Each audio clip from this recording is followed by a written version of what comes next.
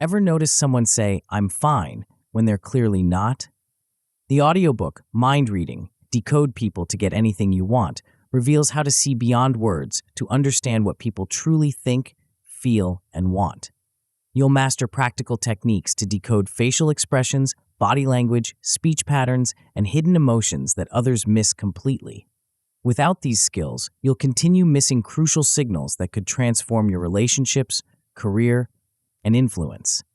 With them, you'll connect more authentically, communicate more persuasively, and achieve outcomes that benefit everyone involved.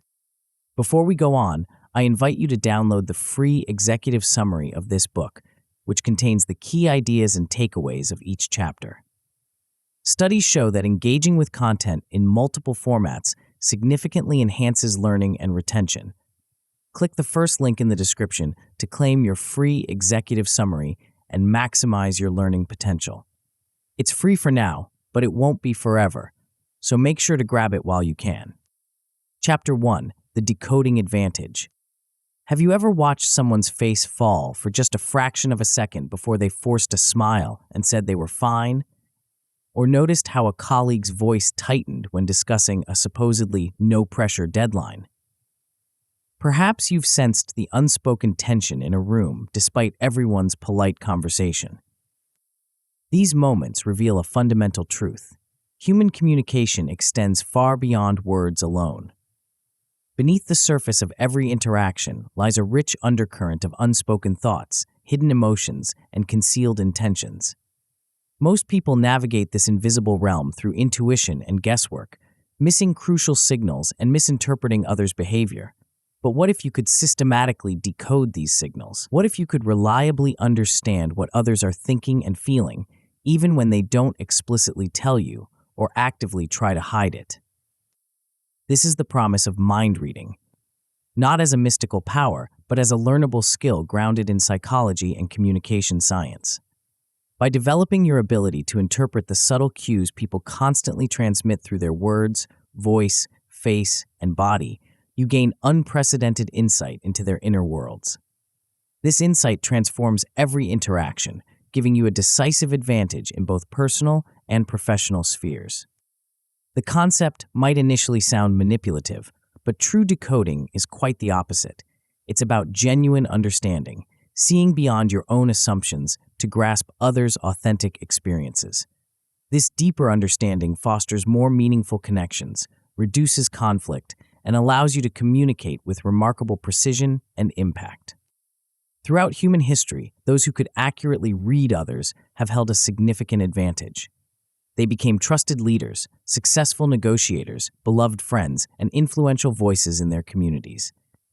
Today, in our increasingly complex social landscape, this skill is more valuable than ever. Consider how often misunderstandings derail projects, damage relationships, or lead to missed opportunities.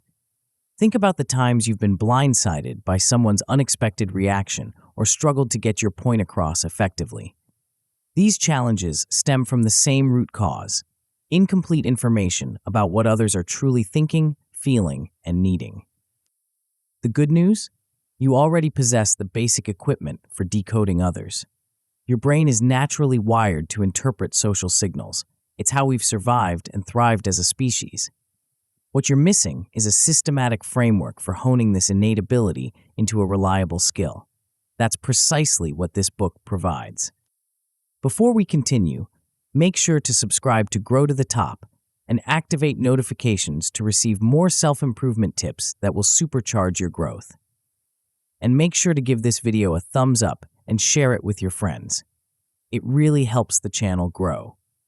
Thank you for your support.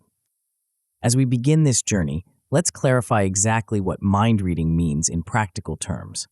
We're not talking about supernatural abilities or psychic powers. We're talking about becoming exceptionally observant, attuned to the subtle signals people constantly transmit, often unconsciously. These signals include the specific words people choose and avoid, how they speak, tone, pace, volume, hesitations, facial expressions, including fleeting microexpressions, body language, posture, gestures, movement patterns, behavioral patterns and inconsistencies, By learning to recognize and interpret these cues within their proper context, you can make increasingly accurate inferences about others' thoughts, feelings, and intentions. This isn't about making wild guesses or jumping to conclusions. It's about gathering evidence, recognizing patterns, and developing informed insights. The benefits of mastering this skill extend to every area of your life. In personal relationships, you'll connect more deeply with loved ones, anticipate their needs, and resolve conflicts before they escalate. Professionally, you'll negotiate more effectively, lead with greater empathy, and persuade with precision. Socially, you'll navigate complex dynamics with confidence, knowing you can accurately assess situations and adapt accordingly. Think of decoding as your personal superpower, one that transforms you from a passive participant in interactions to an active, informed navigator. Instead of being confused by others' behavior or blindsided by their reactions, you'll understand the underlying drivers and respond appropriately. Instead of hoping your message gets through, you'll know how to tailor your communication for maximum impact. The most powerful aspect of this skill is that it compounds over time. Each successful decoding experience builds your confidence and refines your abilities. As your accuracy improves, people increasingly feel understood by you, strengthening your relationships and expanding your influence. This positive cycle accelerates your personal and professional growth in ways that few other skills can match. But make no mistake, developing this ability requires more than simply reading this book. It demands conscious practice, consistent attention, and a willingness to challenge your assumptions. The good news is that every interaction becomes an opportunity to practice. Every conversation, meeting, and social gathering offers a chance to sharpen your skills. Let's explore the science that makes decoding possible. At its core, this skill works because human behavior isn't random, it's driven by underlying mental states. Our actions, words, expressions, and movements reflect our thoughts, feelings, beliefs, and intentions, often in predictable ways. While we can sometimes mask these signals deliberately, complete concealment is nearly impossible. The truth leaks out through channels we don't fully control. This connection between internal states and external behavior forms the foundation of social cognition, how we understand others' minds. Research in this field confirms that humans constantly engage in theory of mind, the process of attributing mental states to others to explain their behavior. We do this automatically, but often imprecisely. By applying psychological principles and systematic observation, we can dramatically improve our accuracy. Consider a simple example. When someone crosses their arms during a conversation, what does it mean? Many people immediately interpret this as defensiveness or disagreement. But this gesture could also indicate that the person is cold, comfortable, or simply doesn't know what to do with their hands. Context matters enormously. If the crossed arms appear when you introduce a controversial topic, accompanied by a furrowed brow and tightened lips, the defensiveness interpretation becomes more plausible. If the room is chilly and others are also hugging themselves, the temperature explanation is more likely. This example highlights three critical principles of effective decoding. First, observation must precede interpretation. Before jumping to conclusions about what someone's behavior means, you need to notice it accurately. This requires present moment awareness and focused attention, skills that have become increasingly rare in our distraction-filled world. Second, context is crucial. The same behavior can have radically different meanings depending on the situation, relationship, cultural background, and individual baseline. Effective decoders consider these contextual factors before drawing conclusions. Third, patterns matter more than isolated cues. Rather than fixating on a single gesture or expression, skilled decoders look for clusters of consistent signals across different channels: words, voice, face, body. When multiple cues point to the same conclusion, confidence in the interpretation increases. These principles transform decoding from guesswork to informed analysis. Instead of making snap judgments based on stereotypes or personal biases, you'll gather evidence systematically and consider alternative explanations. This approach not only improves accuracy, but also reduces the risk of misinterpretation. The good news is that these skills are entirely learnable. Just as you can train your ear to recognize musical notes or your palate to distinguish subtle flavors, you can develop your ability to detect and interpret social signals. The key is deliberate practice, consciously applying these principles in your daily interactions and reflecting on your observations. Psychology and communication science provide valuable frameworks for this practice. Concepts like emotional intelligence, nonverbal communication patterns, and linguistic analysis offer structured ways to understand human behavior. By familiarizing yourself with these frameworks, you'll develop a more sophisticated vocabulary for what you observe, allowing for more nuanced interpretations. For example, understanding the universal facial expressions of basic emotions, happiness, sadness, anger, fear, surprise, disgust, gives you a foundation for recognizing these states in others. Knowing the difference between a genuine smile and a polite social smile helps you distinguish between authentic joy and mere courtesy. Recognizing linguistic patterns like hedging, sort of, kind of, or absolutist terms, always, never, provides clues about someone's confidence level or thinking style. As you progress through this book, you'll build a comprehensive toolkit of such concepts, each enhancing your decoding capabilities. But knowledge alone isn't enough. Mastery requires application. That's why each chapter includes practical exercises designed to develop specific aspects of your decoding skills. Consistent practice of these exercises will transform theoretical understanding into practical ability. The commitment to practice is what separates casual readers from true masters of decoding. Like any worthwhile skill, proficiency comes through repetition and refinement. The good news is that you have countless opportunities to practice every day. Each interaction becomes a learning laboratory where you can test your observations and refine your interpretations. This brings us to an important question. What exactly will you gain from developing these skills? The benefits begin immediately and compound over time.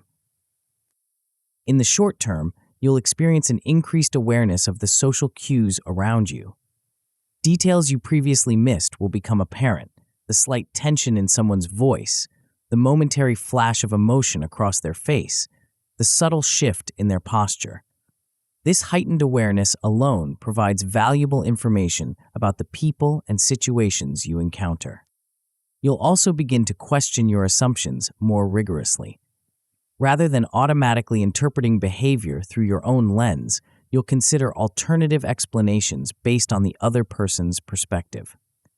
This cognitive flexibility reduces misunderstandings and opens up new possibilities for connection and influence. As your skills develop, you'll experience a deeper transformation in how you interact with the world. Personal relationships become more fulfilling as you understand loved ones on a deeper level, anticipate their needs, and communicate in ways that truly resonate. Conflicts decrease as you recognize potential issues before they escalate and address the real concerns beneath surface disagreements. Professionally, you'll negotiate more effectively by understanding others' true priorities and concerns, not just their stated positions.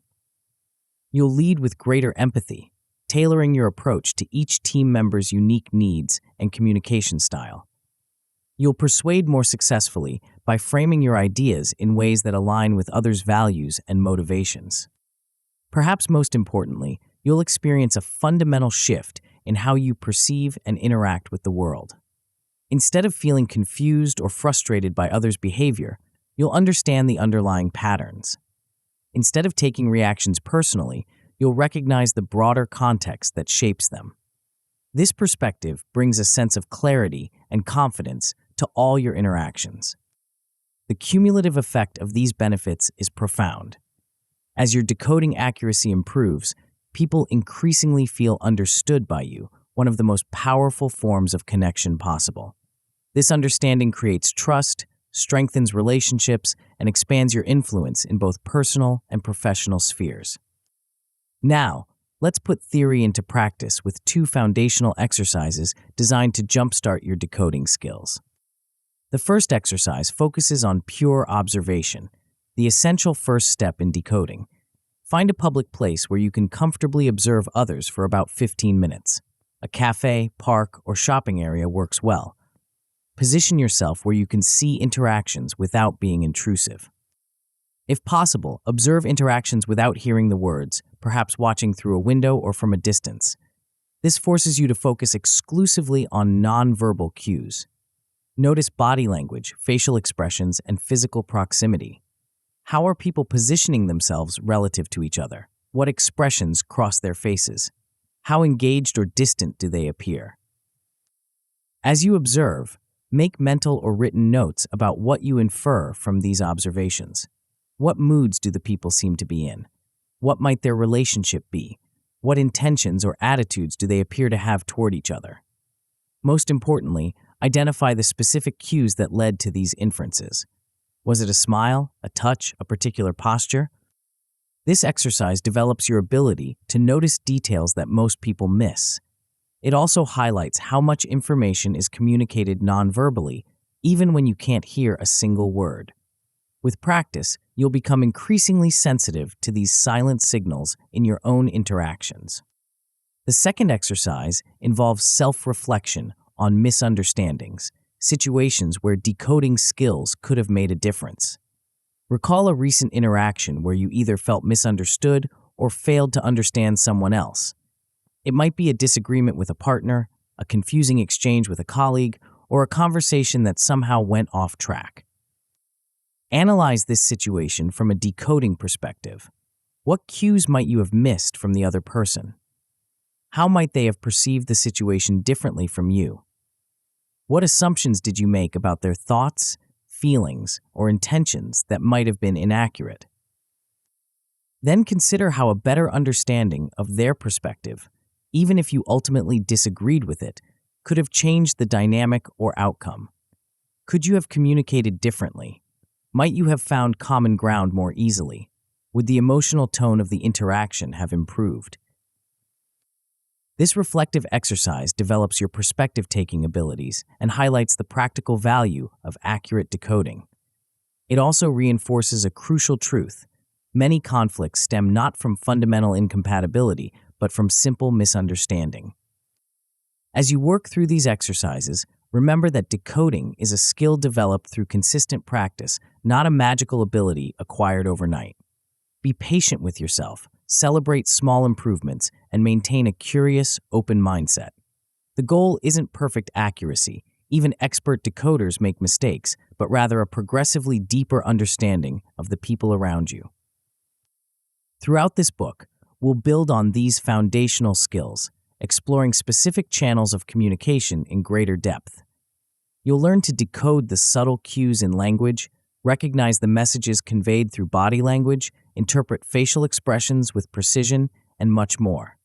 Each chapter will enhance your decoding toolkit, providing new frameworks and techniques for understanding others. The journey we're beginning extends far beyond simply reading these pages. It's about transforming how you perceive and interact with the people in your life.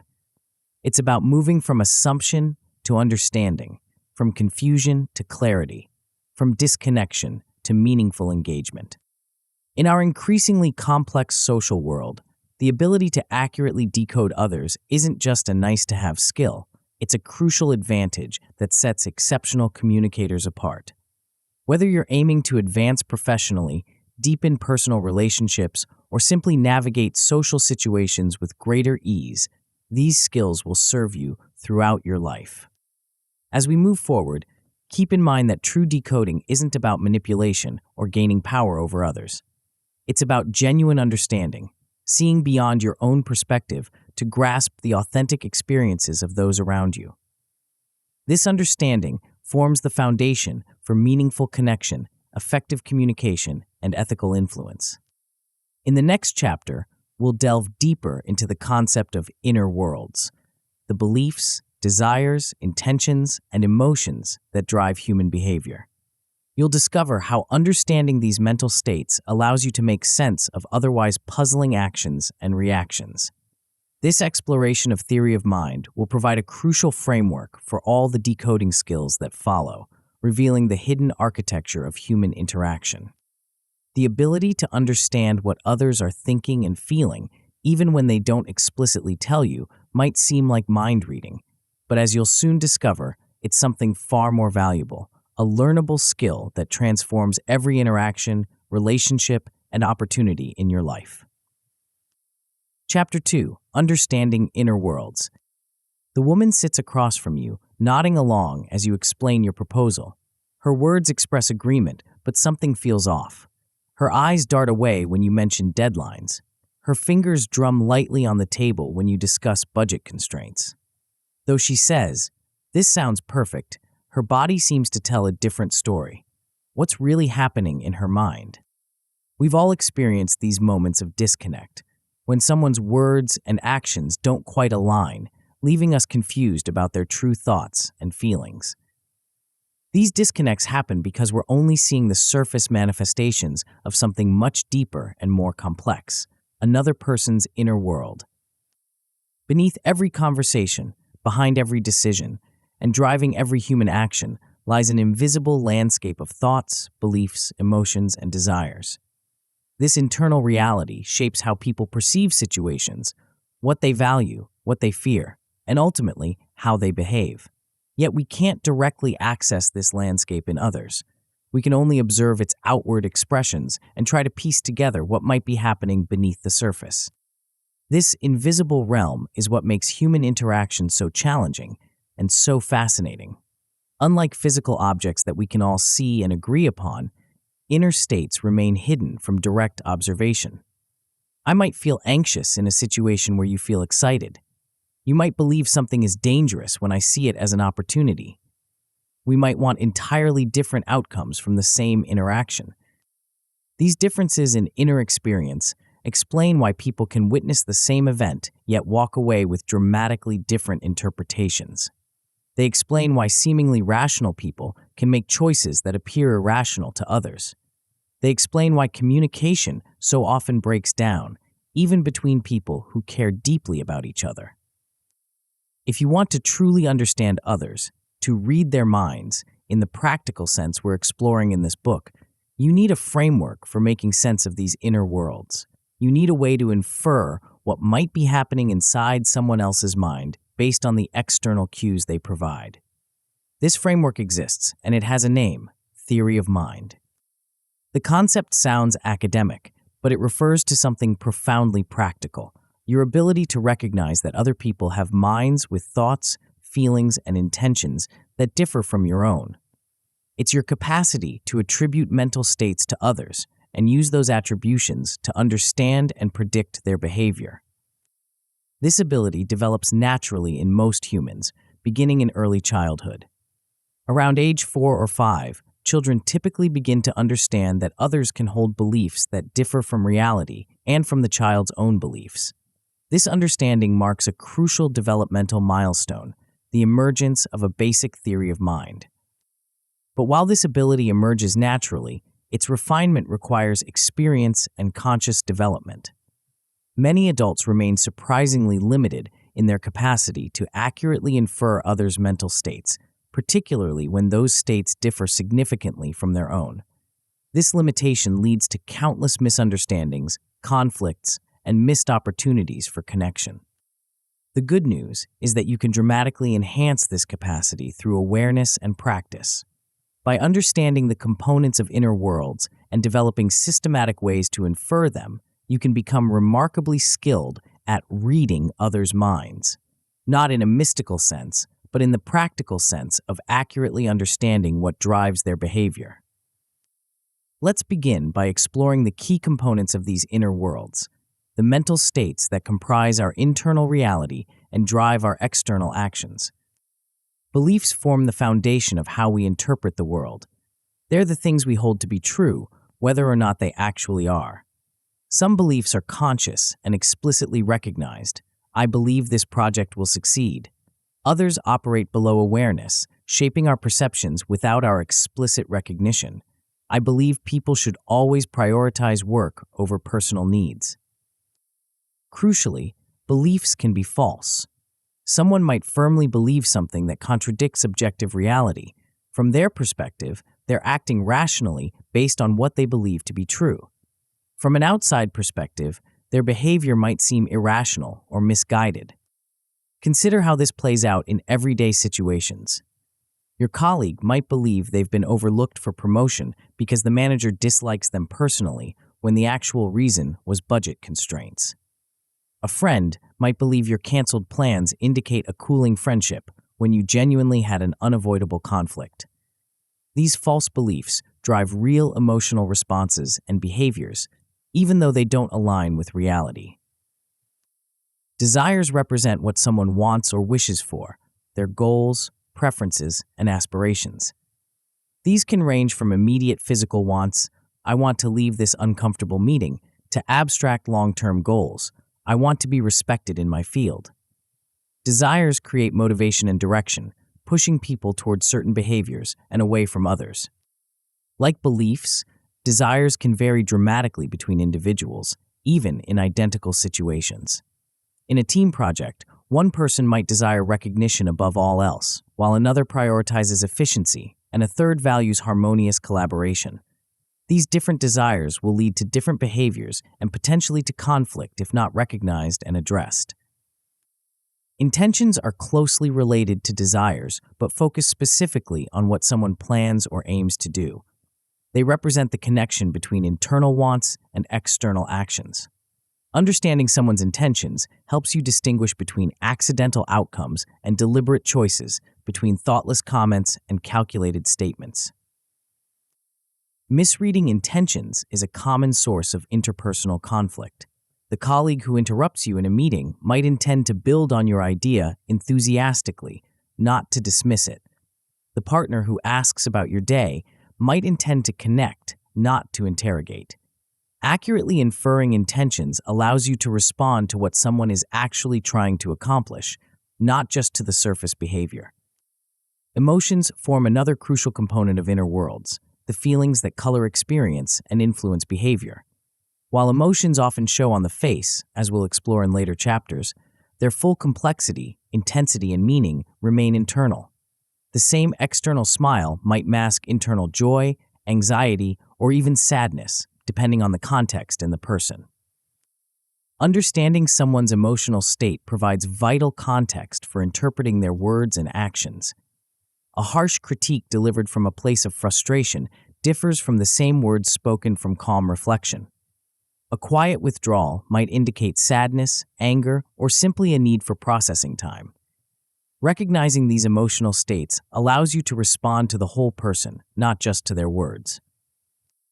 Knowledge, what someone knows or doesn't know, completes our basic map of inner worlds. This includes factual information, procedural knowledge, knowing how to do something, and experiential knowledge. Knowledge gaps often explain behavior that otherwise seems puzzling or inappropriate.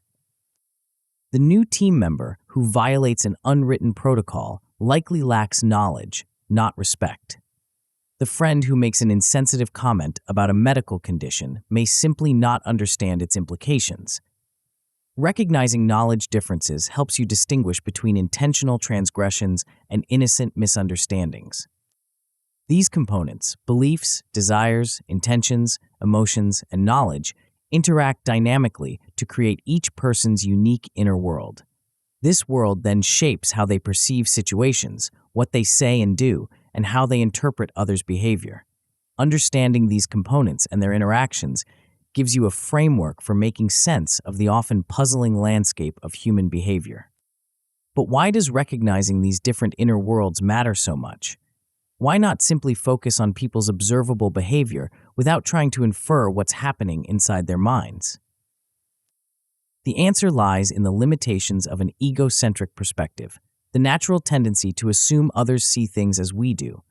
This tendency runs deep in human psychology. Without conscious effort, we automatically project our own beliefs, desires, and interpretations onto others. We assume that what seems obvious to us must be equally obvious to them, that what matters to us must matter to them, that what we would intend by an action must be what they intend. This egocentric default setting creates countless misunderstandings and conflicts. It leads us to misinterpret others' actions based on what those actions would mean if we performed them.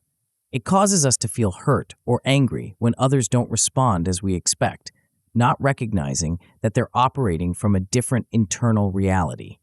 It blinds us to alternative perspectives that might explain behavior in ways we haven't considered. Consider how often you've been puzzled by someone's reaction to something you said or did. Perhaps they took offense at a comment you meant as helpful. Maybe they seemed indifferent to something you found deeply important, or they might have completely misunderstood your intentions despite what seemed like clear communication. In each case, the disconnect likely stemmed from differences in inner worlds. They interpreted your words through their belief system, not yours. They evaluated your actions against their desires and values, not yours. They attributed intentions to you based on what those actions would mean if they performed them, not what they actually meant to you.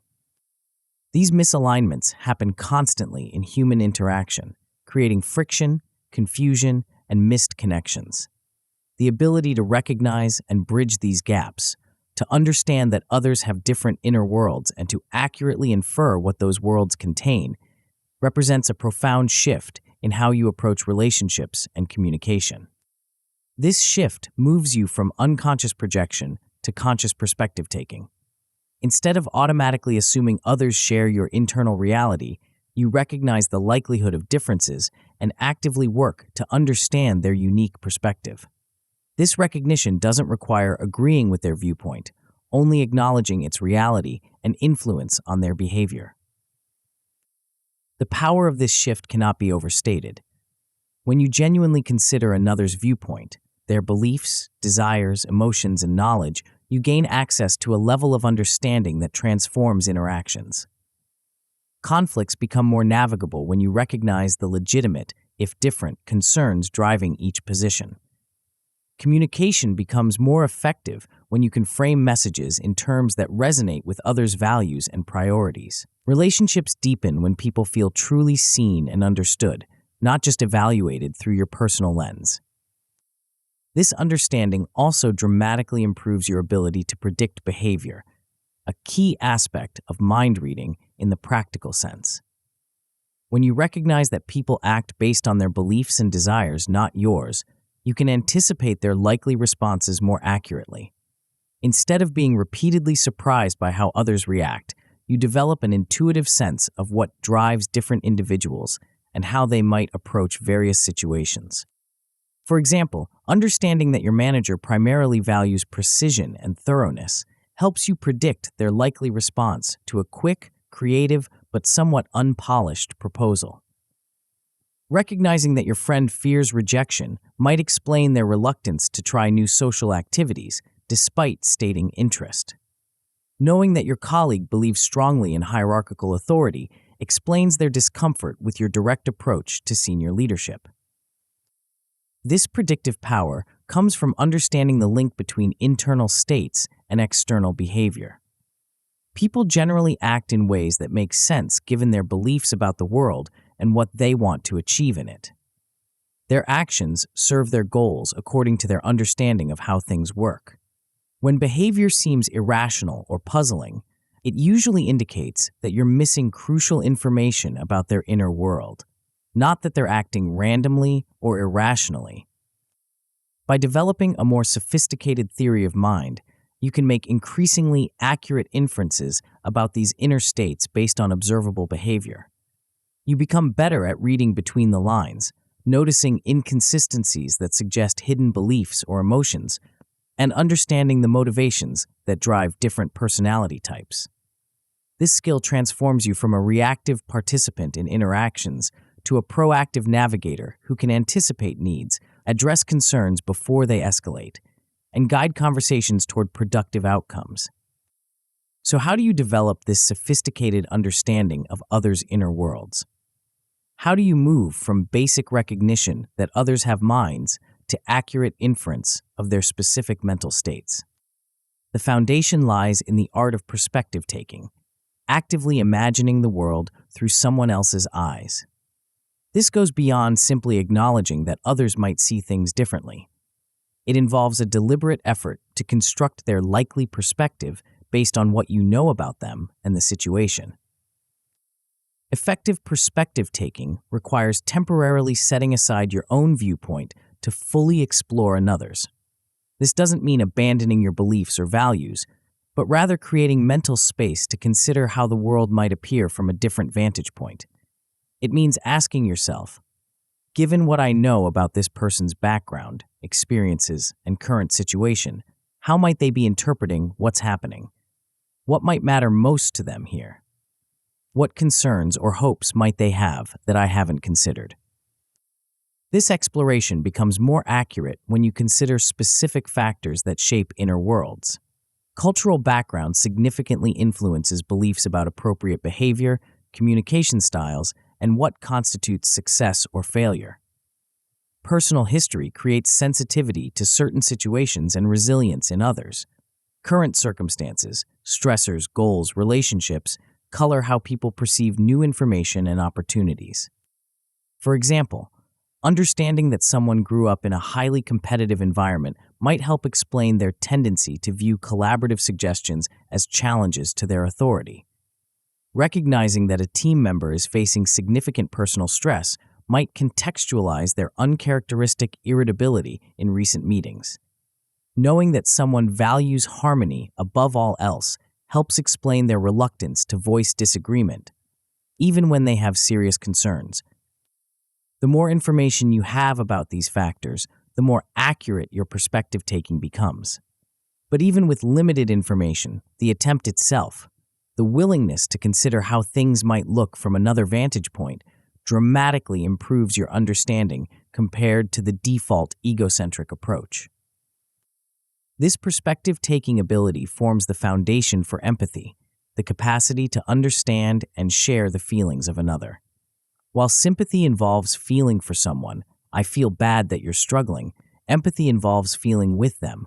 I understand how difficult this must be for you. This distinction matters because empathy creates connection in a way that sympathy alone cannot. True empathy emerges from accurate perspective-taking. When you can genuinely see a situation through someone else's eyes, understanding their beliefs, desires, fears, and hopes, you gain insight into their emotional experience. This understanding allows you to respond to their actual experience, not just to your interpretation of the situation or how you would feel in their place.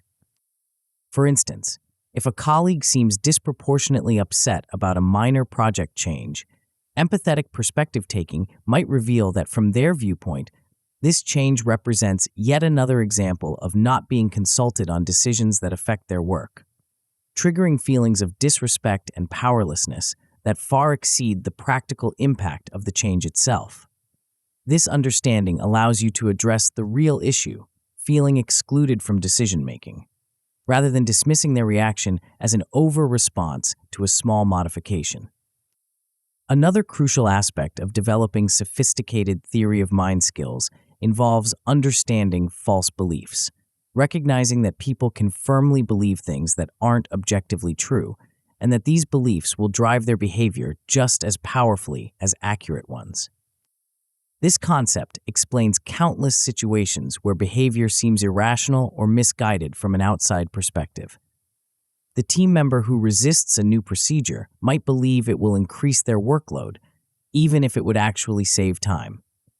The friend who misinterprets your comment might believe you're criticizing their choices, even when you intended no judgment. The partner who repeatedly checks in during your work trip might believe you'll forget important events without reminders, even though you've never missed one. In each case, the person is acting rationally based on what they believe to be true.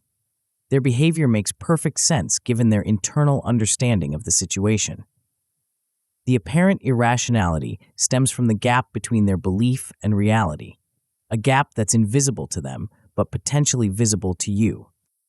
Recognizing these false beliefs and separating them from objective reality in your analysis is essential for accurate decoding. It allows you to understand behavior that might otherwise seem inexplicable or deliberately provocative.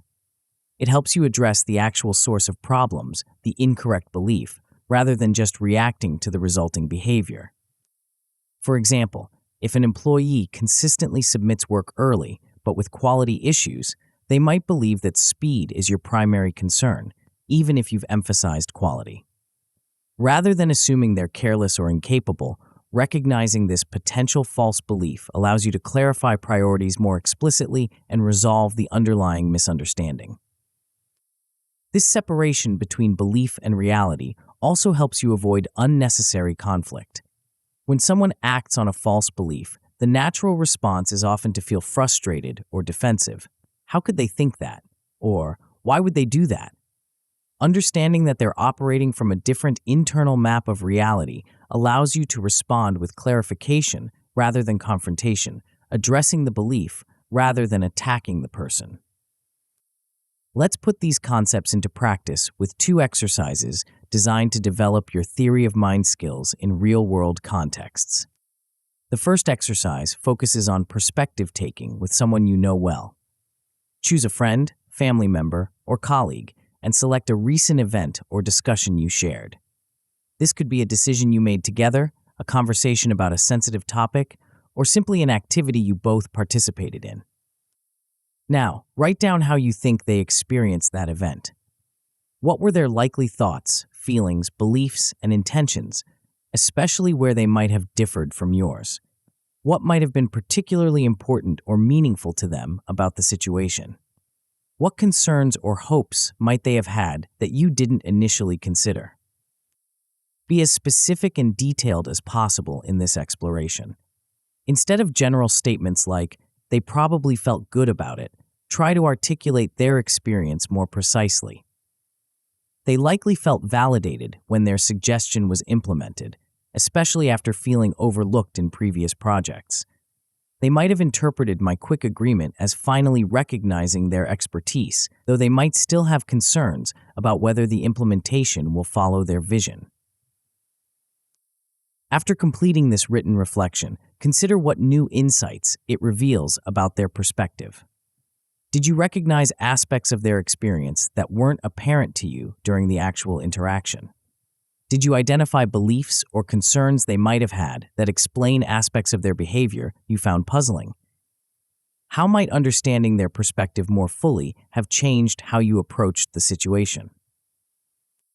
This exercise develops your ability to systematically consider another's inner world, moving beyond your immediate perceptions to explore the full complexity of their experience.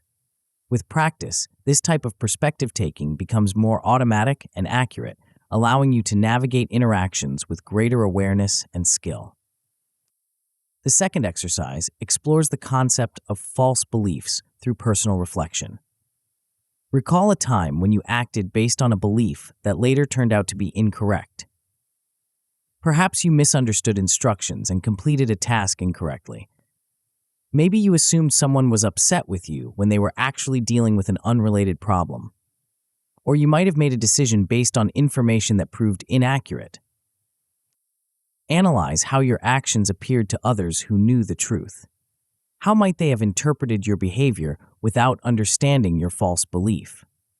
Would your actions have seemed careless, irrational, or even deliberately problematic from their perspective? What explanations might they have generated for your behavior, not knowing what you actually believed?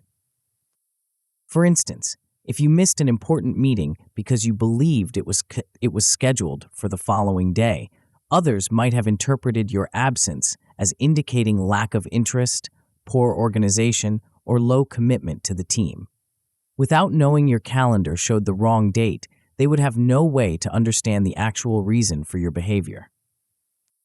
This reflection helps you understand why others might act in ways that seem strange or wrong from your perspective. Just as your behavior made perfect sense given what you believed, even though that belief was incorrect, others' puzzling actions often stem from beliefs that make internal sense to them, even if those beliefs don't align with reality as you understand it. This understanding doesn't mean excusing problematic behavior or avoiding necessary corrections. Rather, it allows you to address issues more effectively by targeting the underlying belief rather than just the resulting action. Instead of labeling someone as difficult or incompetent, you can explore what they might believe that makes their behavior logical from their perspective, then address that belief directly. As you practice these exercises and apply the concepts in your daily interactions, you'll develop increasingly sophisticated theory of mind skills. You'll become more adept at inferring others' mental states from their behavior, recognizing when their inner worlds differ significantly from yours, and understanding how these differences shape their actions and reactions. This growing skill transforms your ability to decode others in several important ways. First, it expands what you look for beyond surface behavior to the underlying mental states that drive that behavior. Instead of simply noting that someone seems resistant to a proposal, you explore what beliefs, desires, or concerns might generate that resistance. Second, it helps you avoid the fundamental attribution error, the tendency to attribute others' behavior primarily to their character or personality while underestimating situational factors. By considering the full complexity of inner worlds, you recognize how circumstances, beliefs, and immediate goals influence behavior, often more powerfully than stable personality traits. Third, it increases your accuracy by providing a structured framework for interpretation. Rather than making vague guesses about why someone acted a certain way, you can systematically consider the beliefs, desires, intentions, emotions, and knowledge that might explain their behavior, evaluating each possibility against available evidence. Finally, it enhances your influence by revealing the actual drivers of others' decisions and reactions. When you understand what truly matters to someone, what they believe, what they want, what they fear, you can communicate in ways that address their real concerns and connect with their authentic priorities, not just with what you assume matters to them. As your theory of mind skills develop, you'll find yourself less frequently surprised by others' reactions, less often confused by their choices, and more capable of navigating complex interpersonal situations with confidence and skill. You'll connect more deeply with those around you because you truly understand them, not just your projection of them. And you'll influence more effectively because you can speak to their actual inner world, not just to your assumption of what that world contains. This understanding of inner worlds, the invisible landscape of beliefs, desires, intentions, emotions, and knowledge that drives human behavior, forms the essential foundation for all the decoding skills we'll explore in subsequent chapters. Without this framework, techniques for reading body language or facial expressions remain superficial, disconnected from the mental states they reflect. With it, these techniques become powerful tools for gaining genuine insight into others' minds. In the next chapter, we'll explore how these inner worlds manifest through one of our most powerful communication channels, language. Beyond the dictionary definitions of words lie rich clues about what people truly think, feel, and want. By learning to decode these linguistic signals, you'll gain access to a wealth of information that most people miss entirely. The power of language extends far beyond what most realize, and those who can decode its hidden messages gain an extraordinary advantage in every interaction. Chapter 3. The Power of Language Clues. I'm fine with whatever you decide. 6 simple words. But what do they really mean? Depending on how they're spoken, this seemingly straightforward statement could communicate genuine flexibility, passive-aggressive resentment, thinly veiled disappointment, or reluctant acquiescence. The same words, yet potentially worlds apart in meaning. This is the fascinating paradox of human communication. We exchange thousands of words daily, yet the literal meaning of those words often represents just the surface layer of the messages we send and receive. Beneath that surface lies a rich undercurrent of information, subtle signals that reveal what we're really thinking, feeling, and intending. Most people focus primarily on what is said, missing the wealth of information contained in how it's said. They take words at face value, overlooking the clues embedded in tone, rhythm, word choice, and structure. This oversight creates a significant blind spot in understanding others, and a powerful advantage for those who know how to listen more completely. Think about the last time you sensed that someone wasn't telling you everything, even though their words seemed straightforward, or when you detected uncertainty in someone who verbally expressed confidence. or when you felt that a person's enthusiastic agreement somehow rang hollow. What you were noticing in these moments wasn't the content of their words, but the subtle signals surrounding them, signals that often reveal more than the words themselves. These signals aren't random or meaningless. They reflect the speaker's internal state, their thoughts, emotions, level of certainty, and sometimes even their unconscious assumptions. By learning to recognize and interpret these signals, you gain access to a layer of communication that most people perceive only vaguely, if at all. This deeper listening transforms your ability to understand others. Instead of relying solely on what people explicitly tell you, you can detect the unspoken messages that accompany their words. You can sense hesitation beneath stated confidence, enthusiasm behind polite agreement, or concern beneath casual dismissal. You can identify when someone is speaking from direct knowledge versus speculation, when they're fully committed versus hedging their bets, or when they're sharing their own perspective versus repeating someone else's. The ability to decode these linguistic signals doesn't require special equipment or mind-reading powers. It simply requires knowing what to listen for and training your attention to notice patterns that most people overlook. The human voice and language patterns contain remarkably reliable indicators of internal states, if you know how to interpret them. Let's begin by exploring why how something is said is often as important as what is said. When we communicate, we're not simply transferring information like computers exchanging data.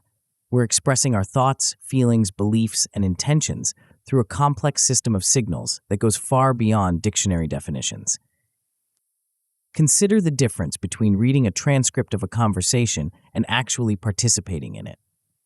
The transcript captures the words, but misses the tone, pace, emphasis, and subtle inflections that color their meaning. It's like looking at sheet music instead of hearing the actual song. The notes are there, but the emotional resonance is lost.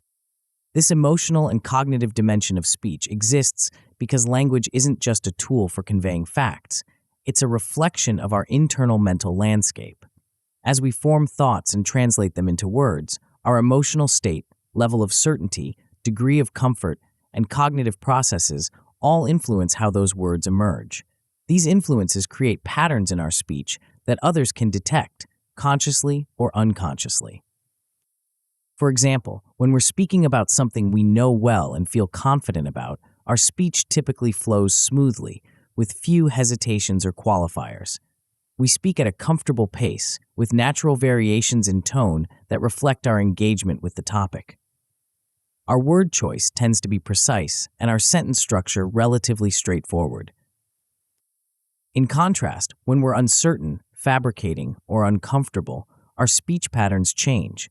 We might hesitate more frequently, use more qualifiers or vague terms, speak at an uneven pace, or adopt a tone that doesn't quite match our words.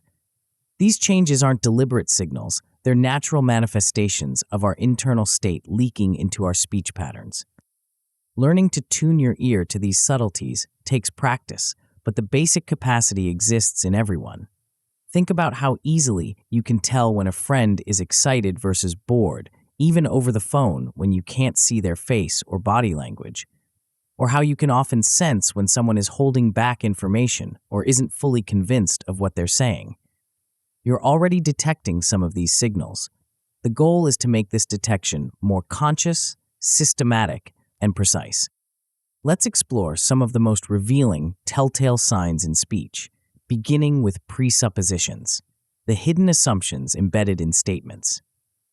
When someone speaks, they often make implicit assumptions that aren't directly stated, but are necessary for their statement to make sense. These presuppositions can reveal beliefs and perspectives that the person might not explicitly acknowledge or even be consciously aware of. For instance, if someone asks, "Have you stopped procrastinating on the project?" this question presupposes that you were procrastinating before. If they say, "This approach will fail just like the last one," they're presupposing that the previous approach failed. If they comment, "At least this client is reasonable," they're presupposing that other clients are not reasonable. These embedded assumptions provide valuable insights into how the person views the situation, what they believe to be true, and what framework they're using to interpret events. By identifying these presuppositions, you can understand their perspective more completely than if you focused only on their explicit statements. Intonation and pitch, the melody of speech, offer another rich source of information about emotional states. Our vocal cords literally vibrate differently depending on our emotions, creating distinctive patterns that human ears are remarkably adept at detecting. Happiness and excitement typically manifest as higher pitch, greater pitch variation, and a more melodic quality to speech. The voice tends to rise and fall more dramatically, creating an engaging, energetic pattern. Sadness, in contrast, often appears as lower pitch, less variation, and a more monotone quality. The voice may sound flat, heavy, or lacking energy. Anger frequently produces increased volume and intensity, with sharp, abrupt changes in pitch. The voice may sound tighter or more strained, reflecting the physical tension that often accompanies anger. Surprise typically creates sudden shifts in pitch, often rising sharply before returning to normal patterns. These vocal patterns are largely universal, though their specific expression and interpretation can vary somewhat across cultures.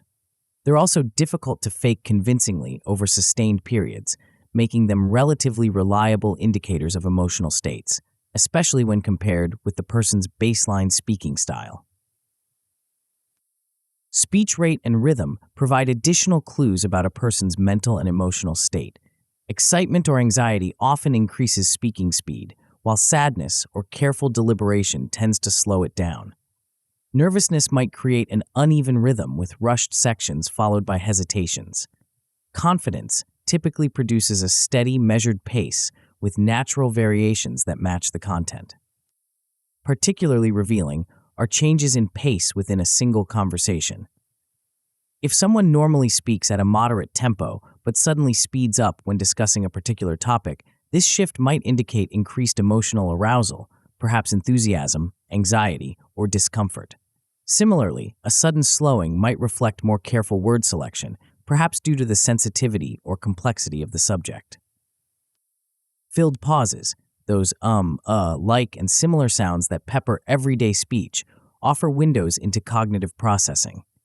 While everyone uses these occasionally, their frequency and timing can reveal when someone is searching for words, experiencing uncertainty, or carrying a heavier cognitive load.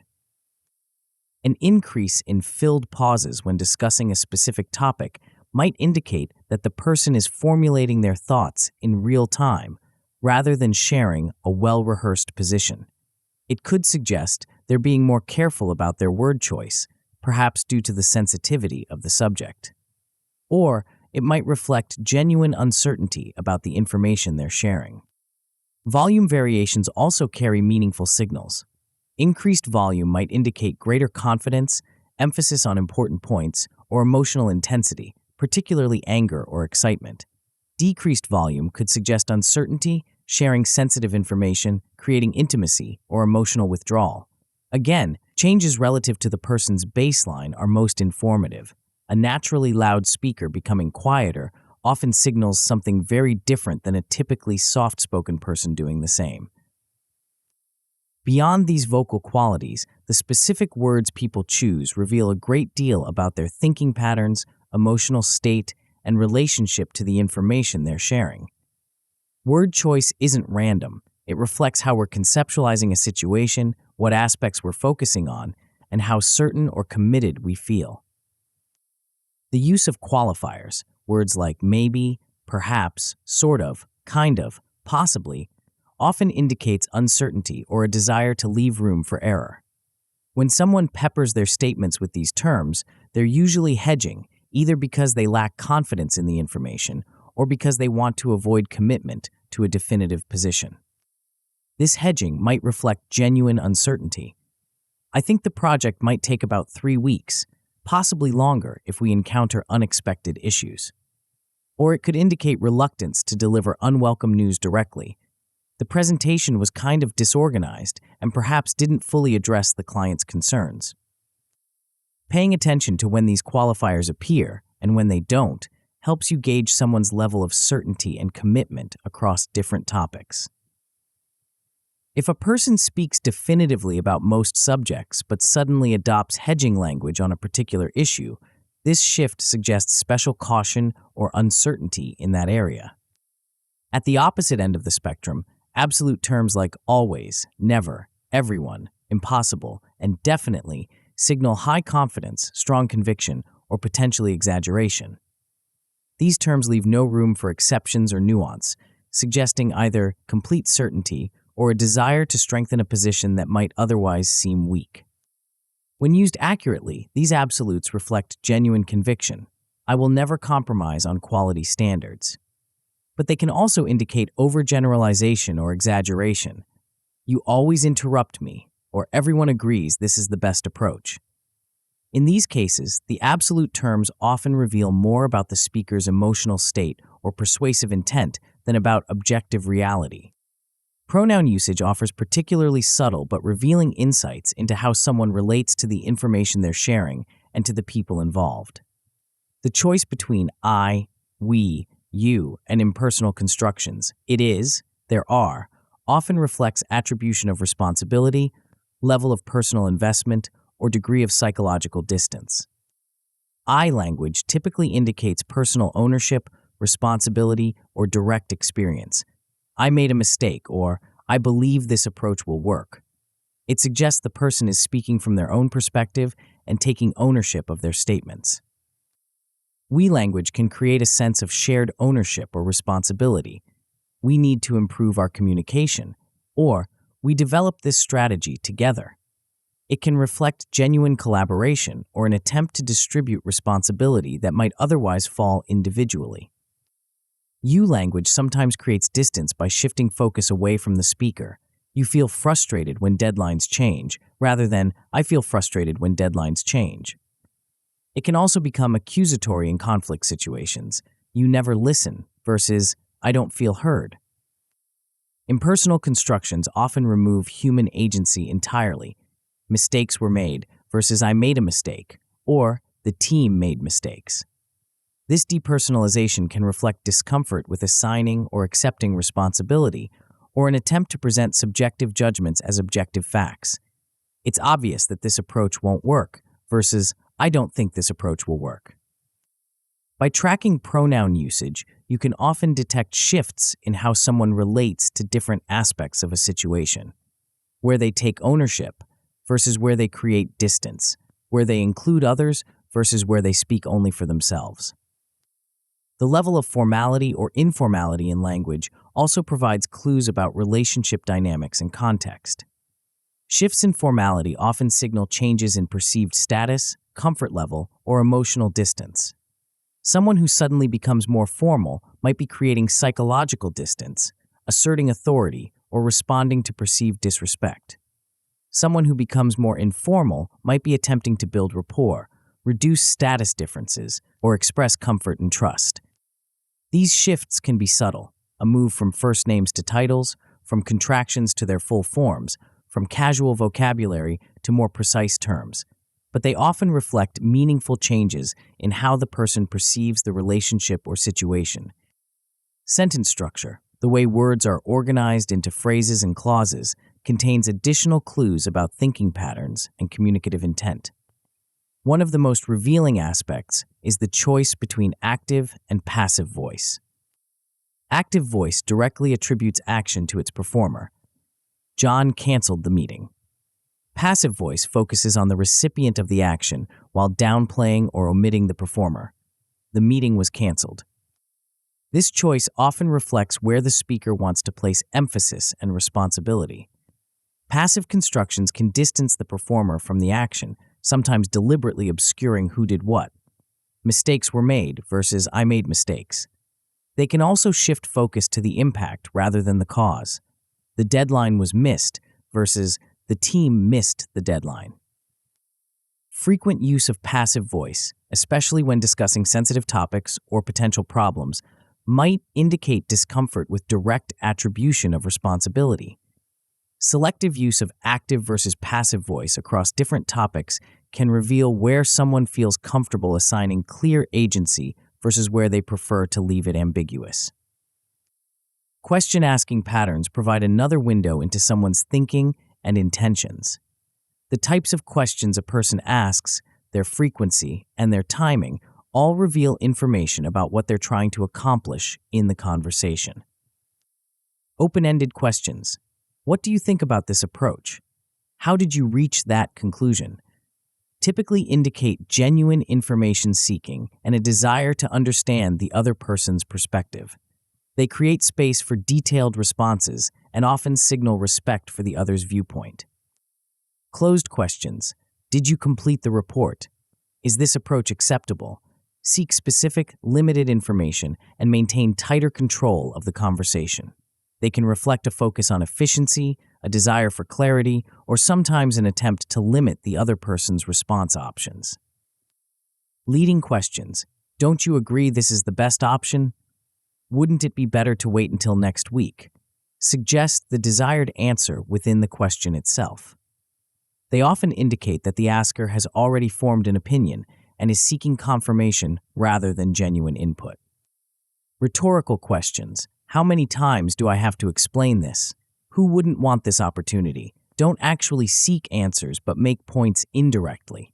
They frequently express frustration, attempt to persuade without direct assertion, or try to make a point seem self-evident.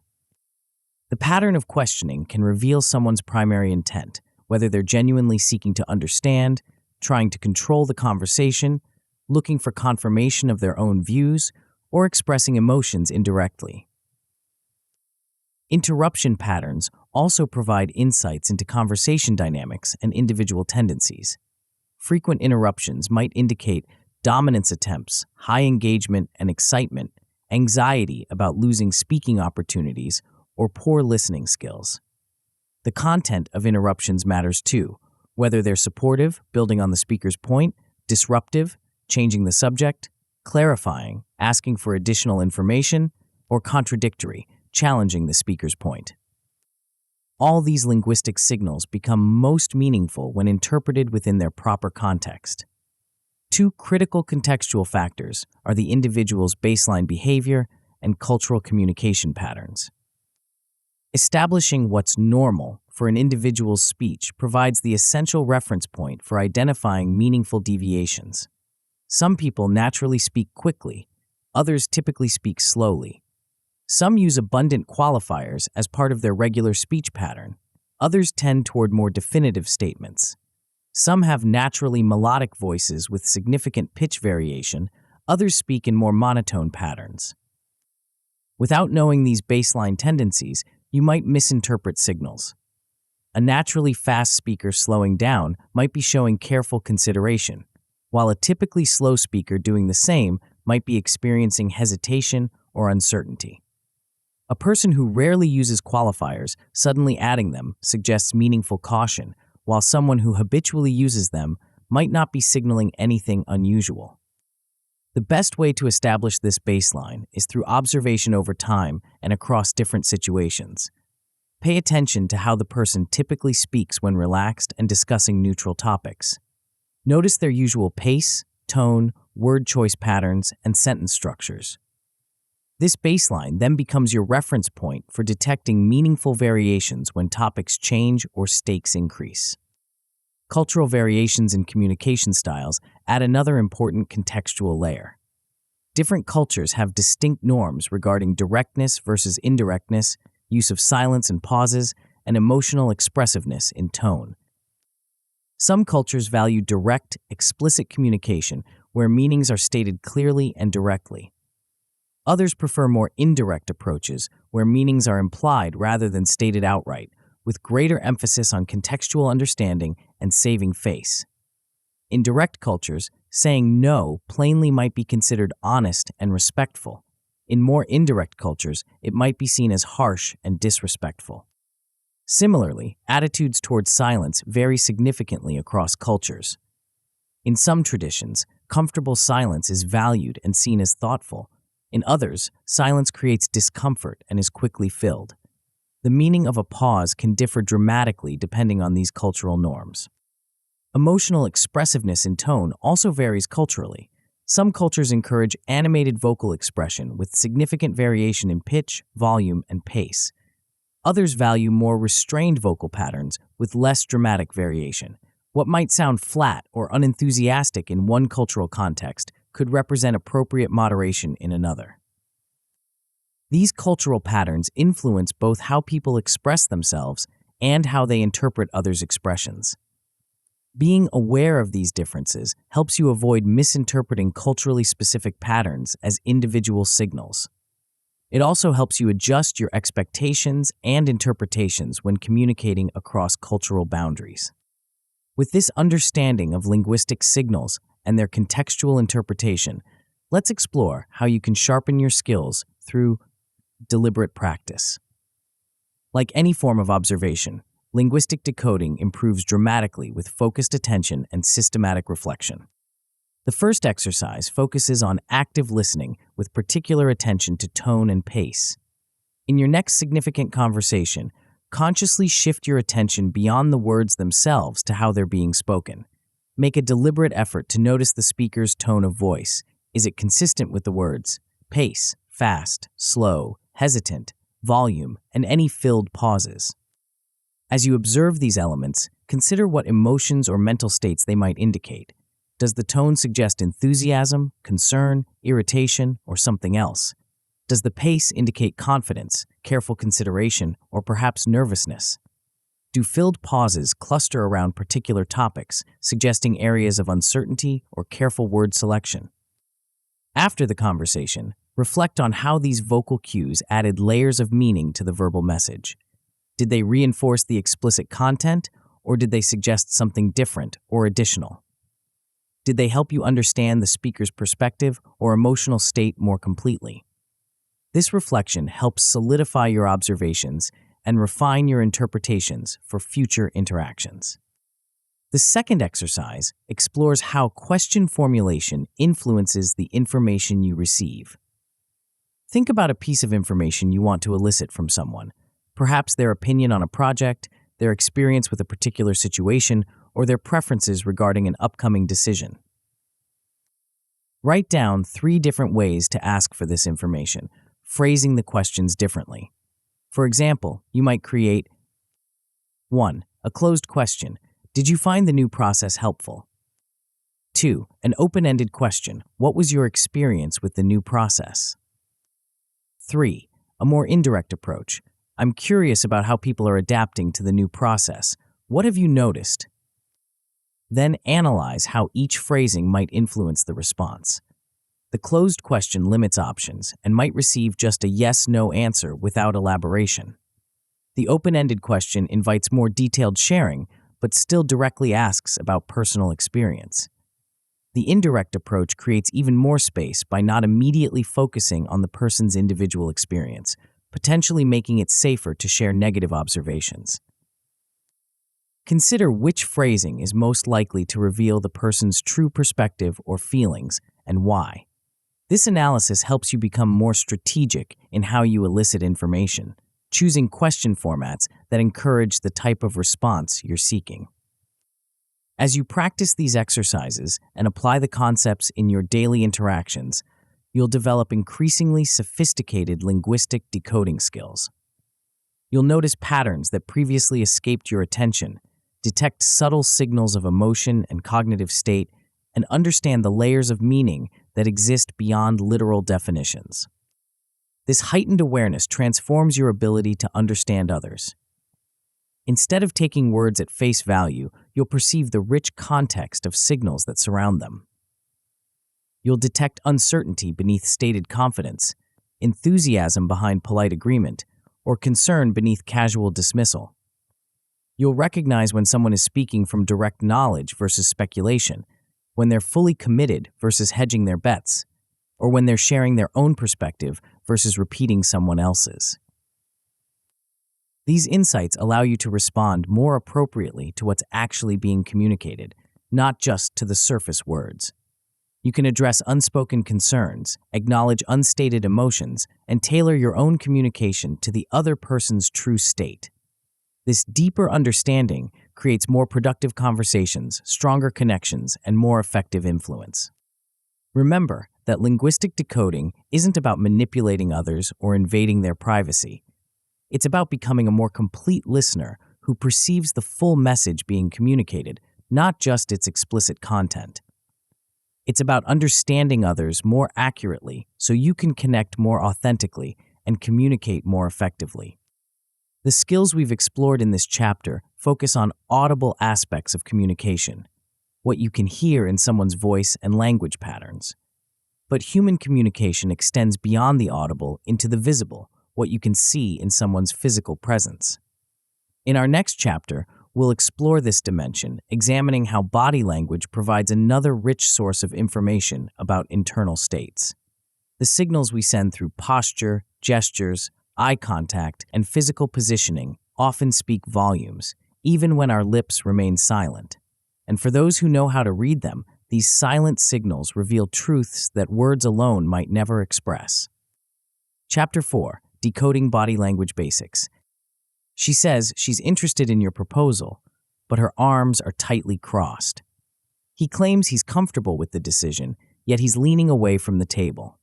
They assure you the meeting is going well, while unconsciously creating more physical distance between themselves and your team. What's really happening in these scenarios? Long before humans developed spoken language, we communicated through our bodies. This primal form of expression remains deeply embedded in our interactions today, operating largely below conscious awareness. While we carefully choose our words, our bodies often tell a different and frequently more honest story about what we're thinking and feeling. This silent language surrounds us constantly, yet most people perceive it only vaguely, if at all. They sense something feels off in an interaction, but can't identify exactly what triggered that feeling. They experience an inexplicable comfort with some people and discomfort with others, without recognizing the nonverbal signals creating those impressions. They miss crucial information being transmitted right before their eyes. Developing your ability to consciously read this silent language gives you access to a rich channel of information that most people overlook. It allows you to detect inconsistencies between what people say and what they feel, to sense changing dynamics in a room before they're verbally acknowledged, and to communicate more effectively by aligning your own nonverbal signals with your message. But what exactly makes body language such a powerful source of information? Why should we pay attention to these physical signals when we already have words to communicate? The answer lies in the largely unconscious nature of many nonverbal behaviors. While we generally choose our words deliberately, our bodies often respond automatically to our emotions and thoughts. These automatic responses are difficult to fake convincingly over time and challenging to suppress completely, making them potentially more reliable indicators of internal states than carefully selected words. Think about how your body responds when you feel suddenly nervous. Perhaps your heart races, your palms sweat, you might fidget more, or your posture becomes more rigid. These physical reactions happen automatically through your autonomic nervous system without conscious direction. While you can control some aspects of your outward appearance, completely masking these responses requires considerable effort and awareness. This unconscious quality creates what researchers call nonverbal leakage, the tendency for true feelings and thoughts to leak out through nonverbal channels, even when we're trying to conceal them verbally. A person might say they're perfectly calm, while their bouncing leg, tense shoulders, or rapid blinking suggests otherwise. They might claim to be interested, while their body orientation, minimal eye contact, or closed posture indicates disengagement. These inconsistencies between verbal and nonverbal messages create what psychologists call incongruence, a mismatch between different channels of communication. When faced with such mismatches, people tend to trust the nonverbal cues more than the words, often without consciously realizing they're doing so. This tendency makes evolutionary sense. Actions have historically been more reliable indicators of intentions than words, which can more easily be used to deceive. Of course, nonverbal behavior isn't just about detecting deception. Even when people are being completely honest, their body language adds crucial layers of meaning to their words. It shows the emotional weight behind statements, reveals levels of confidence or uncertainty, indicates degree of engagement, and expresses attitudes toward others in the interaction. For example, the same verbal agreement, "Yes, I'll handle that task," can be accompanied by nonverbal signals suggesting enthusiasm, leaning forward, animated gestures, sustained eye contact, reluctance, slight body withdrawal, minimal gestures, brief eye contact, or even resentment, tense posture, tight facial muscles, clipped movements. These nonverbal cues don't necessarily mean the person is being dishonest about their willingness to do the task, but they provide important context about how they feel about it. To decode these signals effectively, you need to understand the key channels through which body language communicates. While facial expressions, which we'll explore in depth in the next chapter, are perhaps the most obvious form of nonverbal communication, several other channels provide equally valuable information. Posture, how we hold and position our bodies, offers insights into emotional states, attitudes, and levels of confidence. Our posture is influenced both by how we feel internally and by our relationship to others in the interaction. It can signal openness or defensiveness, confidence or insecurity, engagement or disinterest. For instance, an upright, expansive posture with shoulders back and head held high typically projects confidence and authority. A slumped posture with rounded shoulders and downcast head often suggests low energy, dejection, or submission. Leaning toward someone usually indicates interest and engagement, while leaning away can signal discomfort or disagreement. These postural signals operate continuously throughout interactions, shifting subtly as emotions and attitudes change. They form a dynamic backdrop against which more specific gestures and expressions play out. Gestures, movements of the hands and arms, add emphasis, illustration, and sometimes entirely separate messages to our verbal communication. Some gestures directly support speech by illustrating concepts, indicating sizes or directions, or emphasizing important points. Others operate independently of words, conveying specific meanings that can sometimes replace verbal messages entirely. The timing, amplitude, and fluidity of gestures also provide information about emotional states and comfort levels. Animated, expansive gesturing often indicates enthusiasm and comfort, while restrained, minimal gesturing might suggest caution or disengagement. Jerky, tense movements frequently signal stress or discomfort, while smooth, fluid motions typically indicate ease and confidence. Eye contact serves as a powerful regulator of human interaction, signaling attention, interest, dominance, submission, and emotional states. The duration, frequency, and quality of eye contact can dramatically alter how a message is perceived and how a relationship is experienced. Sustained eye contact generally communicates interest, attention, and confidence, though when overly intense, it can become uncomfortable or even threatening. Avoiding eye contact might indicate shyness, discomfort, deference, or occasionally deception, though this last association should be treated with caution, as we'll discuss later. Shifting eye contact, engaging and breaking at comfortable intervals, typically creates the most natural and comfortable interaction pattern. Even the pupils themselves convey information, dilating in response to interest, attraction, or cognitive effort. While pupil dilation is difficult to observe in many lighting conditions and nearly impossible to control consciously, it represents one of the most automatic and unfiltered nonverbal signals. Proxemics, the use of physical space, reveals information about relationships, comfort levels, and cultural backgrounds. How close people position themselves to others, how they orient their bodies, and how they respond to others entering their space all communicate meaningful information about their internal states and interpersonal attitudes. These distance patterns generally fall into recognizable zones that correspond to relationship types and interaction contexts.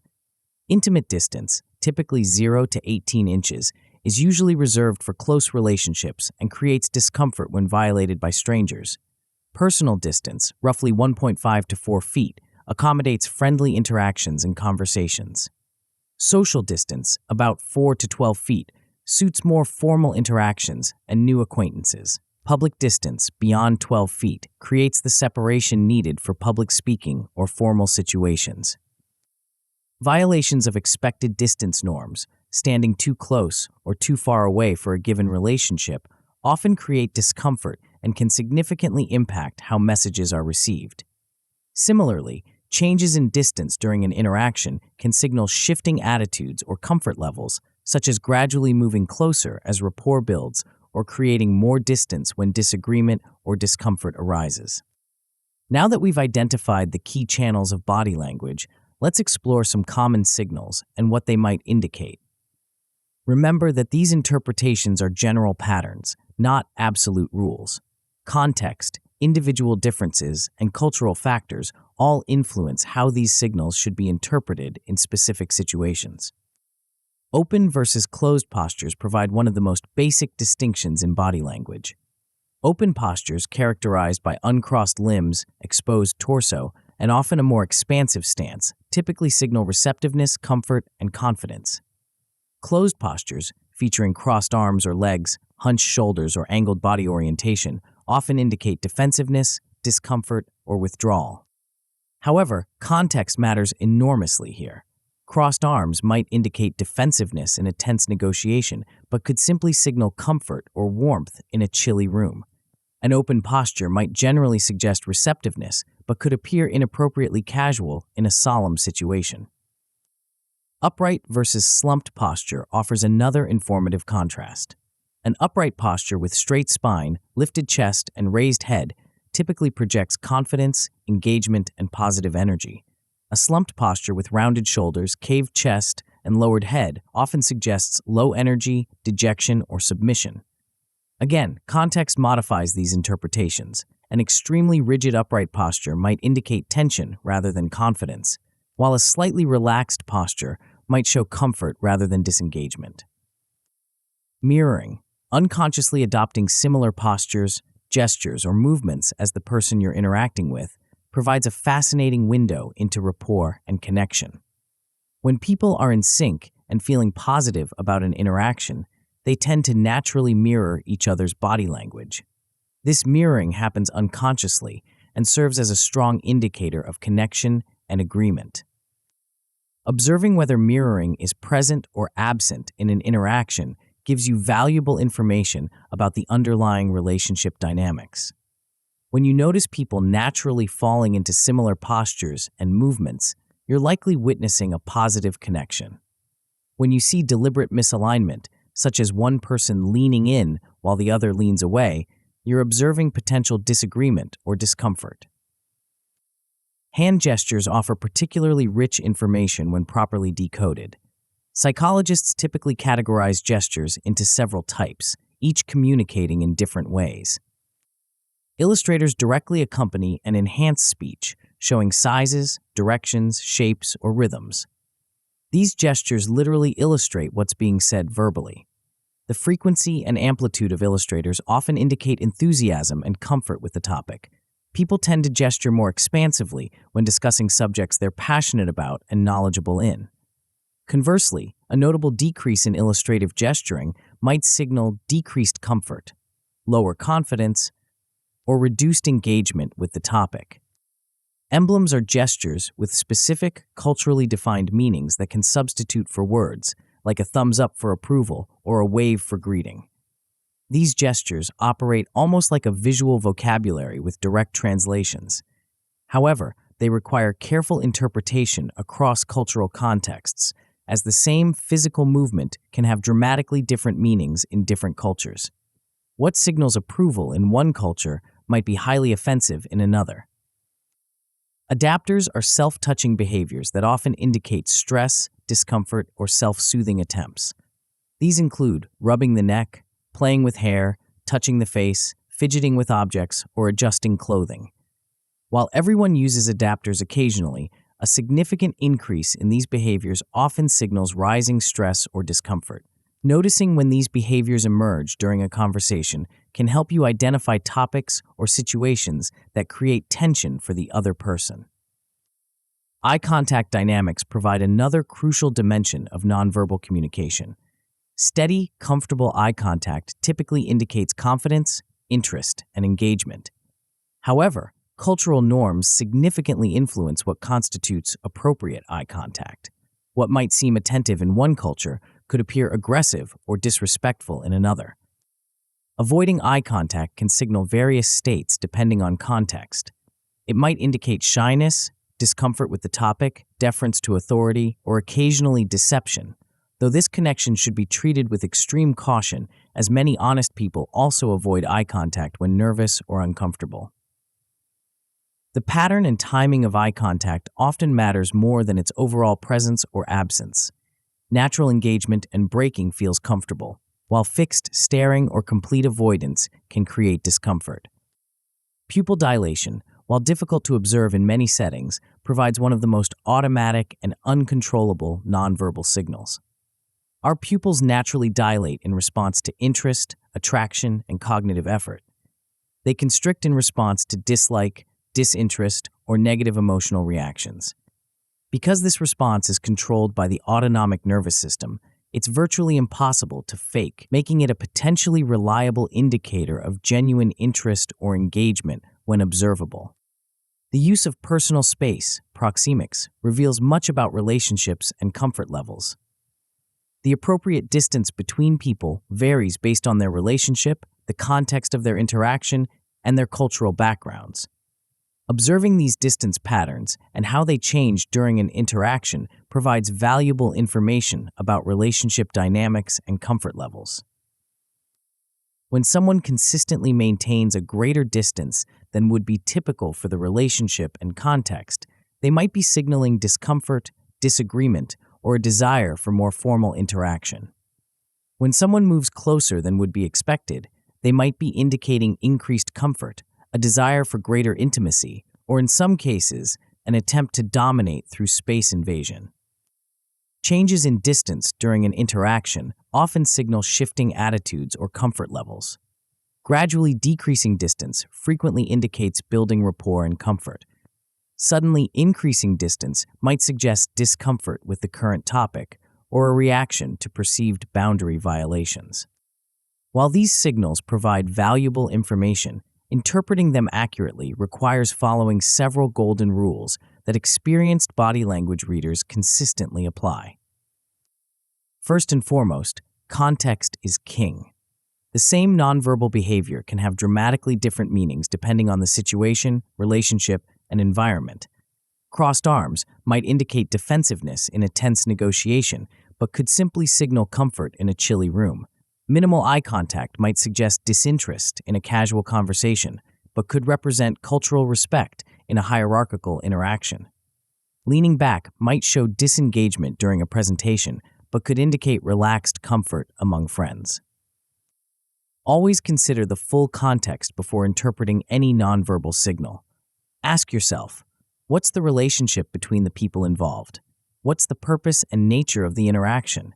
What physical environment are they in?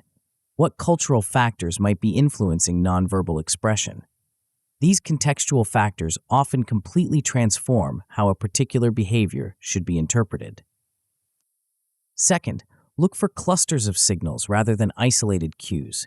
Single nonverbal behaviors can be ambiguous or misleading when taken alone.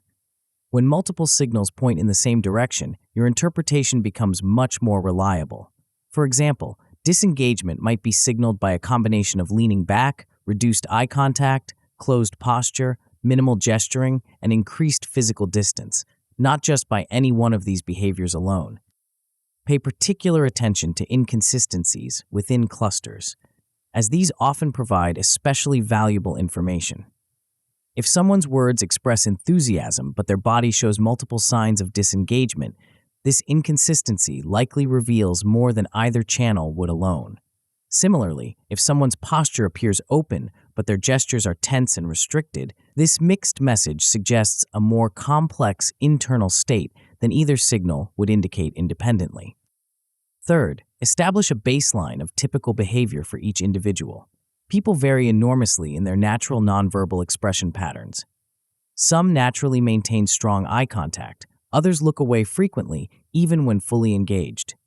Some gesture expansively when comfortable, others remain relatively still regardless of their emotional state. Some naturally stand closer to others. Some prefer more personal space in all interactions. Without knowing what's normal for a specific person, you risk misinterpreting their nonverbal signals. What looks like disengagement in one person might be baseline behavior for another. What appears as unusual tension in someone might be their typical posture. To establish this baseline, observe the person in various situations, particularly when they're relaxed and discussing neutral topics. Notice their typical patterns of posture, gesture, eye contact, and space usage.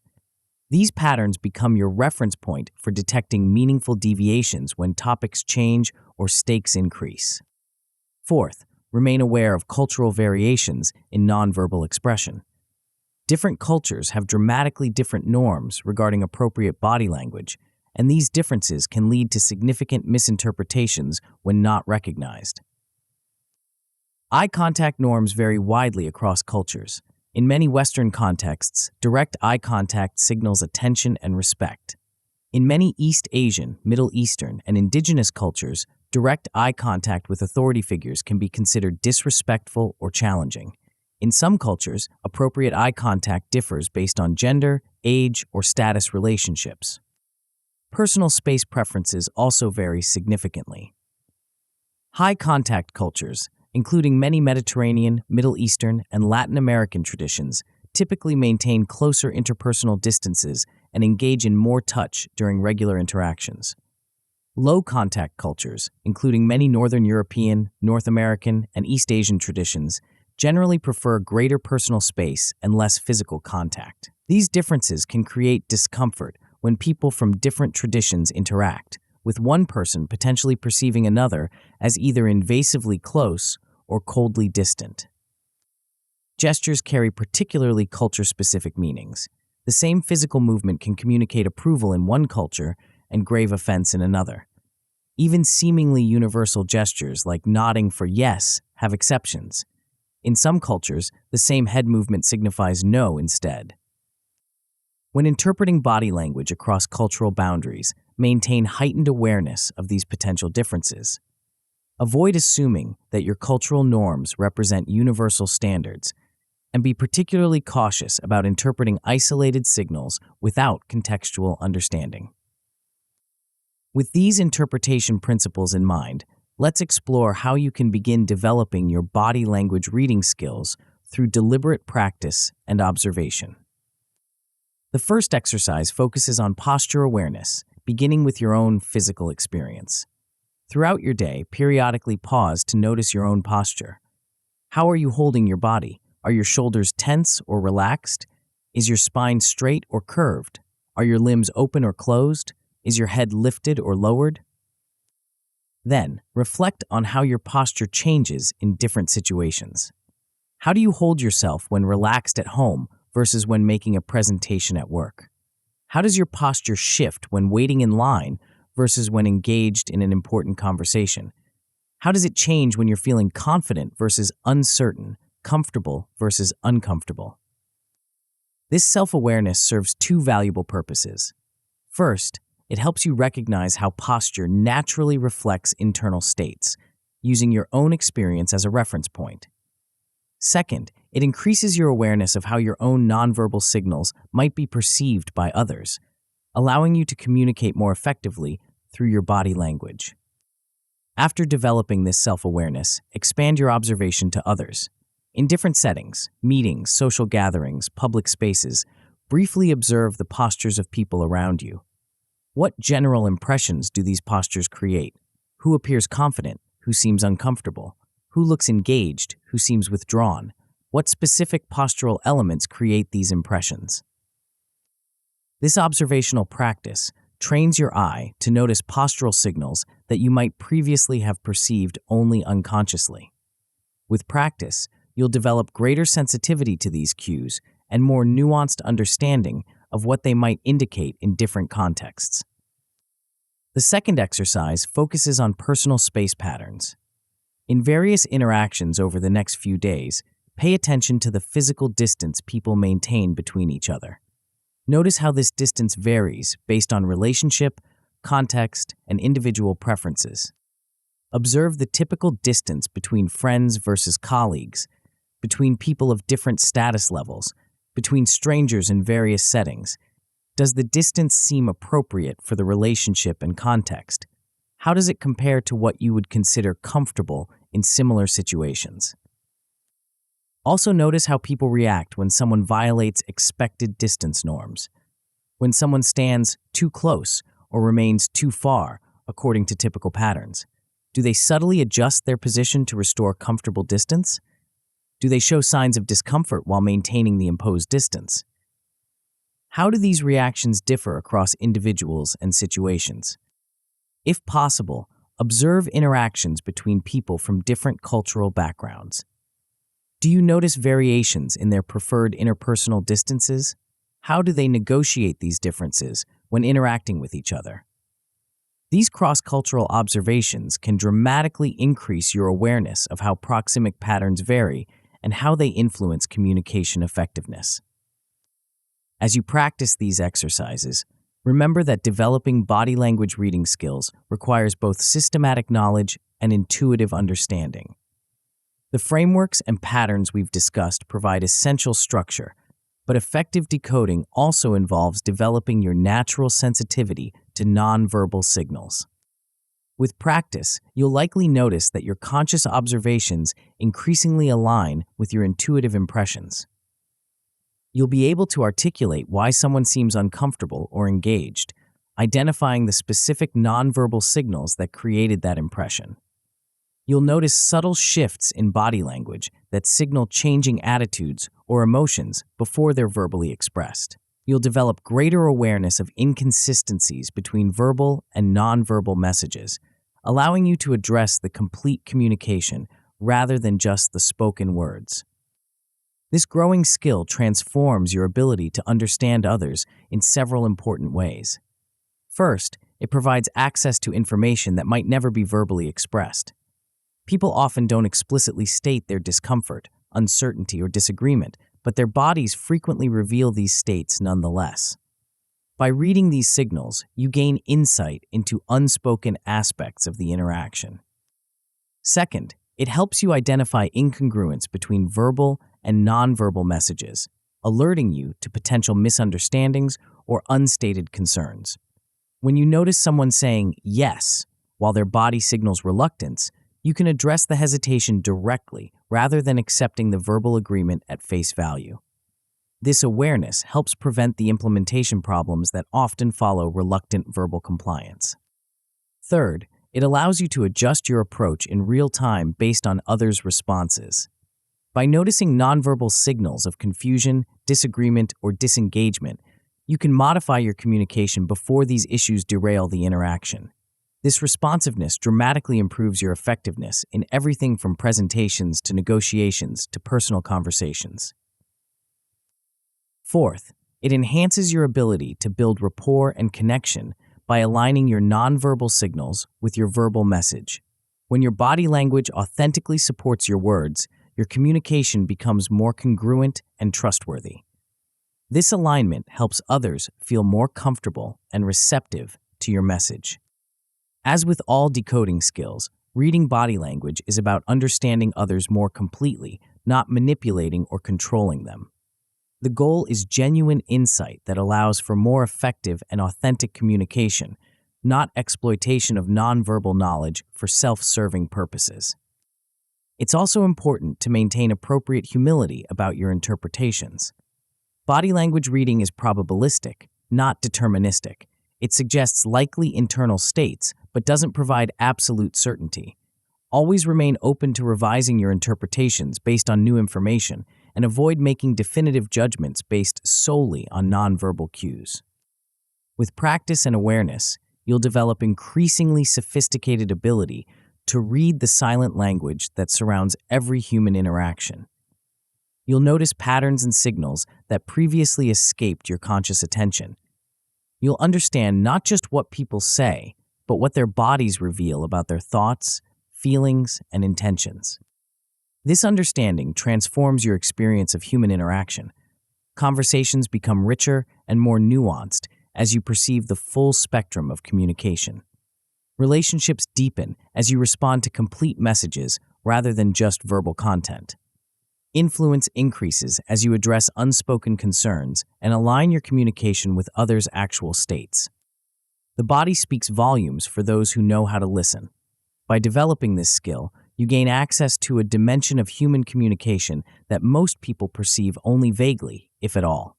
This access provides a significant advantage in every interaction, from casual conversations to high-stakes negotiations. While body language offers rich insights into others' internal states, it represents just one aspect of nonverbal communication. The human face provides an even more detailed map of emotions and reactions, a constantly changing landscape of expressions that reveal fleeting feelings and deeper emotional states. In our next chapter, we'll explore this facial dimension, uncovering how the subtle movements of facial muscles create expressions that signal the full spectrum of human emotion. The face reveals what words often conceal, and learning to read its signals will take your decoding abilities to an entirely new level of precision and insight. Chapter 5: The Expressive Face, Unveiling Emotions. She smiles politely as you present your idea, but for a split second, something else flashes across her face, a momentary narrowing of the eyes, a slight tightening around the mouth. Though gone almost instantly, that fleeting expression revealed more about her true reaction than all her carefully chosen words that followed. The human face is perhaps the most information-rich canvas in all of nonverbal communication. In a space of just a few square inches, a complex arrangement of 43 muscles can generate over 10,000 visible configurations. These configurations, what we call expressions, provide a continuous stream of information about our emotional states, often broadcasting our feelings before we've even had a chance to verbalize them. This remarkable signaling system operates with such speed and subtlety that most of its messages register only in our unconscious mind. We sense someone's disapproval or detect their enthusiasm without quite knowing how we reached that conclusion. We feel an inexplicable discomfort when someone's expression doesn't quite match their words. We trust or distrust based on facial cues we couldn't explicitly identify. Yet these signals follow recognizable patterns that can be consciously learned and interpreted. By understanding the language of facial expressions, you can transform vague impressions into clear insights. You can detect emotions that others might prefer to conceal. You can recognize the complex blends of feelings that often underlie behavior. And you can respond to what people are actually feeling, not just to what they're saying. This ability to read facial expressions accurately represents one of the most powerful aspects of mind reading in the practical sense we're exploring. While body language provides valuable information about attitudes and general states, the face offers more specific emotional data with remarkable precision. It tells us not just that someone feels negative, but whether that negativity is anger, fear, sadness, disgust, or contempt, each suggesting very different internal experiences and likely behaviors. What makes facial expressions particularly valuable as emotional indicators is their universality. Unlike many aspects of nonverbal communication that vary significantly across cultures, the basic facial expressions of emotion appear to be largely consistent throughout the human family. A smile in Tokyo means essentially the same thing as a smile in Toronto or Timbuktu. This consistency suggests something fundamental about these expressions. They aren't merely learned social conventions, but biologically rooted signals that evolved as part of our shared human heritage. This universality was first systematically documented by researcher Paul Ekman, whose groundbreaking work in the 1960s and 1970s transformed our understanding of facial expressions. Ekman traveled to remote regions of Papua New Guinea, where he worked with people who had minimal exposure to Western media or culture. Even in these isolated communities, people could reliably identify the same basic emotional expressions that Westerners recognized, suggesting these expressions weren't culturally determined, but part of our shared human biology. Subsequent research has consistently supported this finding, identifying a core set of emotions that appear to be expressed and recognized similarly across diverse cultures. These core emotions, Happiness, sadness, anger, fear, surprise, disgust, and sometimes contempt form the foundation of our facial expression vocabulary. While cultural factors influence when and how intensely these emotions are displayed, the basic configurations of muscles that create these expressions remain remarkably consistent across humanity. This consistency makes evolutionary sense. As highly social creatures, humans needed reliable ways to communicate emotional states, to coordinate group activities, and maintain social bonds. Facial expressions provided immediate, trustworthy signals about whether someone was experiencing positive or negative emotions, whether they perceived a threat or an opportunity, whether they needed support or preferred distance. These signals helped our ancestors navigate complex social environments long before the development of language. Today, this ancient signaling system continues to operate alongside our verbal communication, sometimes reinforcing our words and sometimes contradicting them. The face often reveals emotions we might prefer to hide, broadcasting brief signals of discomfort, disagreement, or dislike, even as we verbally express the opposite. These momentary leakages provide valuable insights for the observant decoder. But what exactly makes the face such a powerful channel for emotional signals? The answer lies in its unique anatomy and neural connections. The facial muscles responsible for expressions are connected to brain regions involved in emotional processing through dedicated neural pathways. When we experience an emotion, these pathways can trigger the corresponding facial muscles to contract, creating the characteristic expression, often before we're even consciously aware of our emotional reaction. This direct connection between emotional processing and facial movement means that genuine emotional expressions tend to occur automatically and spontaneously. While we can voluntarily control our facial muscles to create or suppress expressions, this conscious control operates through different neural pathways than spontaneous emotional expressions. This dual system creates subtle differences between genuine emotional expressions and deliberately posed ones, differences that skilled observers can learn to detect. The facial muscles themselves are arranged in a complex network that allows for extraordinary expressiveness.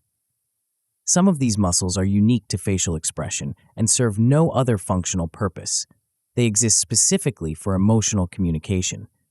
These specialized muscles cluster around key areas of the face: the brows and forehead, the eyes and lids, the nose, and the mouth and jaw. To systematically analyze facial expressions, researchers developed the Facial Action Coding System, FACS, which breaks down expressions into specific muscle movements called action units, AUs. By identifying which AUs are active in a given expression, trained observers can precisely describe facial movements and the emotions they likely represent. For example, a genuine smile involves not just the zygomatic major muscle pulling the lip corners upward, AU12, but also the orbicularis oculi muscle contracting around the eyes to create crow's feet, wrinkles, AU6. Different combinations of these action units create the distinctive expressions associated with each basic emotion. Understanding these muscle movements helps you recognize emotions more accurately by focusing your attention on the most informative aspects of facial expressions. Instead of trying to interpret the face as a whole, which can be overwhelming, you can learn to notice specific configurations that reliably signal particular emotional states. Let's explore the characteristic expressions of each basic emotion, examining the specific muscle movements involved and what they communicate. Happiness is the most easily recognized facial expression across cultures, characterized primarily by the smile. But not all smiles are created equal. A genuine smile of enjoyment, what researchers call a Duchenne smile, named after the 19th century French physician who first described it, involves two key muscle movements. The zygomatic major pulls the corners of the lips upward and outward, and the orbicularis oculi contracts around the eyes, creating crow's feet wrinkles and slightly raising the cheeks. This eye involvement is the crucial difference between a genuine smile and a social or polite smile. When we smile merely to be polite or to mask another emotion, we typically activate only the mouth muscles, creating what's sometimes called a Pan Am smile, referring to the forced smiles of flight attendants. The eyes remain relatively unaffected, without the characteristic crinkling. This distinction matters because it helps you differentiate between genuine positive emotion and mere social courtesy. When someone's entire face participates in their smile, lips curving upward, cheeks raising, eyes crinkling, they're likely experiencing authentic positive feelings. When only the mouth forms the smile while the eyes remain unchanged, they might be simply fulfilling social expectations without feeling actual happiness. Sadness creates a distinctly different configuration. The inner corners of the eyebrows rise, frontalis muscle, AU1, often creating a triangular shape in the forehead. The corners of the lips pull downward, depressor anguli oris, AU15, and the lower lip may protrude slightly in a pout. The eyes might appear slightly drooped, and in intense sadness, the chin muscle may buckle, creating a wrinkled appearance. These movements create the characteristic drooping appearance associated with sadness, a literal downward pull that reflects the emotional heaviness of the feeling. The raised inner brows create a vulnerable, appealing quality that often elicits sympathy from observers, serving the social function of signaling a need for support or comfort. Anger manifests through a dramatically different pattern. The eyebrows lower and draw together, corrugator supercilii, AU4, creating vertical wrinkles between them. The upper eyelids raise while the lower eyelids tense, creating an intense, glaring appearance. The lips either press firmly together or part slightly to reveal clenched teeth, and the nostrils may flare. This configuration creates the characteristic frowning appearance associated with anger. The lowered, drawn-together brows signal the focused attention and potential threat that anger represents. The tensed eyes communicate intensity and directed attention, while the compressed lips suggest contained tension that might be released in action. Fear involves yet another distinctive arrangement. The eyebrows raise and pull together, frontalis and corrugator muscles, AUs 1+4, creating horizontal wrinkles across the forehead. The upper eyelids raise dramatically to expose more of the white of the eye above the iris, while the lower eyelids tense. The lips stretch horizontally, and the mouth may open slightly. This expression maximizes sensory intake. Widened eyes to see potential threats more clearly, opened mouth for increased air intake to support possible flight. The raised brows signal attention and alertness, while the horizontal stretching of the mouth distinguishes fear from surprise, which typically features a more vertically opened mouth. Surprise shares some elements with fear but creates a distinct expression. The eyebrows raise, frontalis muscle, AU1+2, but without drawing together as in fear. The eyes widen dramatically and the jaw drops, creating a vertically opened mouth rather than the horizontally stretched mouth of fear. This expression reflects the sudden, unexpected nature of surprise. The raised brows and widened eyes maximize visual input to process the unexpected stimulus, while the dropped jaw suggests momentary suspension of ongoing activity to process the new information. Unlike fear, which prepares for potential threat response, surprise represents a more neutral initial reaction to unexpected stimuli, which may be followed by either positive or negative emotions depending on how the surprise is evaluated. Disgust creates one of the most distinctive facial configurations. The nose wrinkles, levator labii superioris, AU9, and the upper lip raises. The lower lip may protrude or lower to expose the lower teeth. The cheeks raise, and in intense disgust, the eyes narrow slightly. This expression evolved to protect us from potential contaminants. The wrinkled nose and raised upper lip physically restrict nasal passages to limit intake of offensive odors, while the narrowed eyes protect them from potential irritants.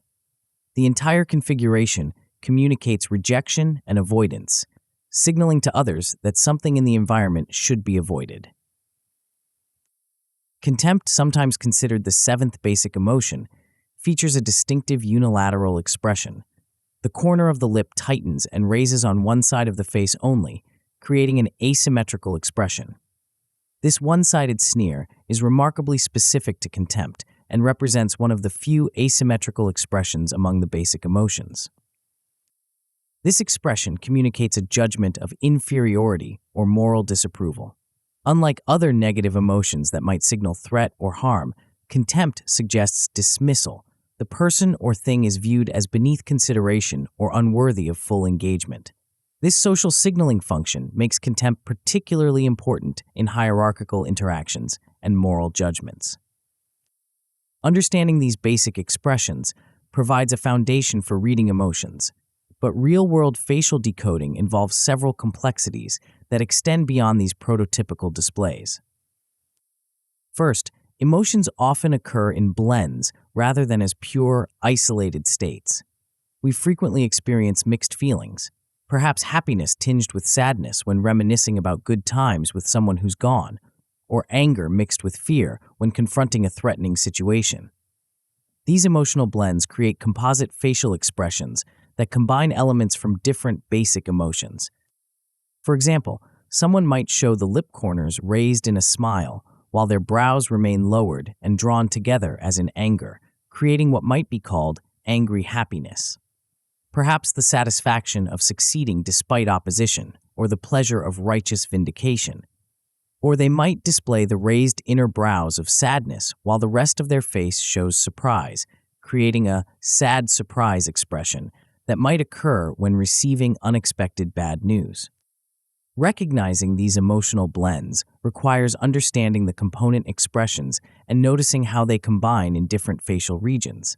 The upper face, brows and eyes, might display one emotion, while the lower face, mouth and cheeks, displays another. Or different elements of the same region might show conflicting signals, such as lips smiling while teeth remain clenched. Context plays a crucial role in interpreting these ambiguous or blended expressions. The situation, the topic being discussed, the person's verbal statements, and their other nonverbal signals all provide important context for understanding what a complex facial expression might indicate. A smile combined with tense brows might mean something very different during a competitive negotiation than during a lighthearted reunion. A second complexity involves masking, the conscious attempt to hide one emotion by displaying another. Social conventions often discourage the open display of certain emotions in particular contexts. We're expected to appear pleased with gifts regardless of our actual reaction, to show interest during presentations even when bored, to suppress anger during professional interactions even when provoked. These social display rules lead people to mask their genuine emotions with more socially acceptable expressions. Disappointment gets covered with a polite smile. Anger gets suppressed behind a neutral expression. Anxiety gets concealed beneath a confident facade. However, these masks often leak, allowing glimpses of the underlying emotion to show through. The genuine emotion might briefly appear before being replaced by the social mask, what researchers call an onset leak, or elements of the true emotion might show in some facial regions while others display the mask, creating a concurrent leak. Or the masked emotion might flash briefly during speech pauses or when the person believes they're not being observed. Learning to spot these leakages requires understanding both the characteristics of genuine expressions and the common patterns of masking. Genuine emotional expressions tend to emerge and fade smoothly, appear symmetrically across the face, and show appropriate timing relative to their triggers. Masked expressions often appear suddenly, may show asymmetry or inconsistency across facial regions, and might not align temporally with apparent triggers.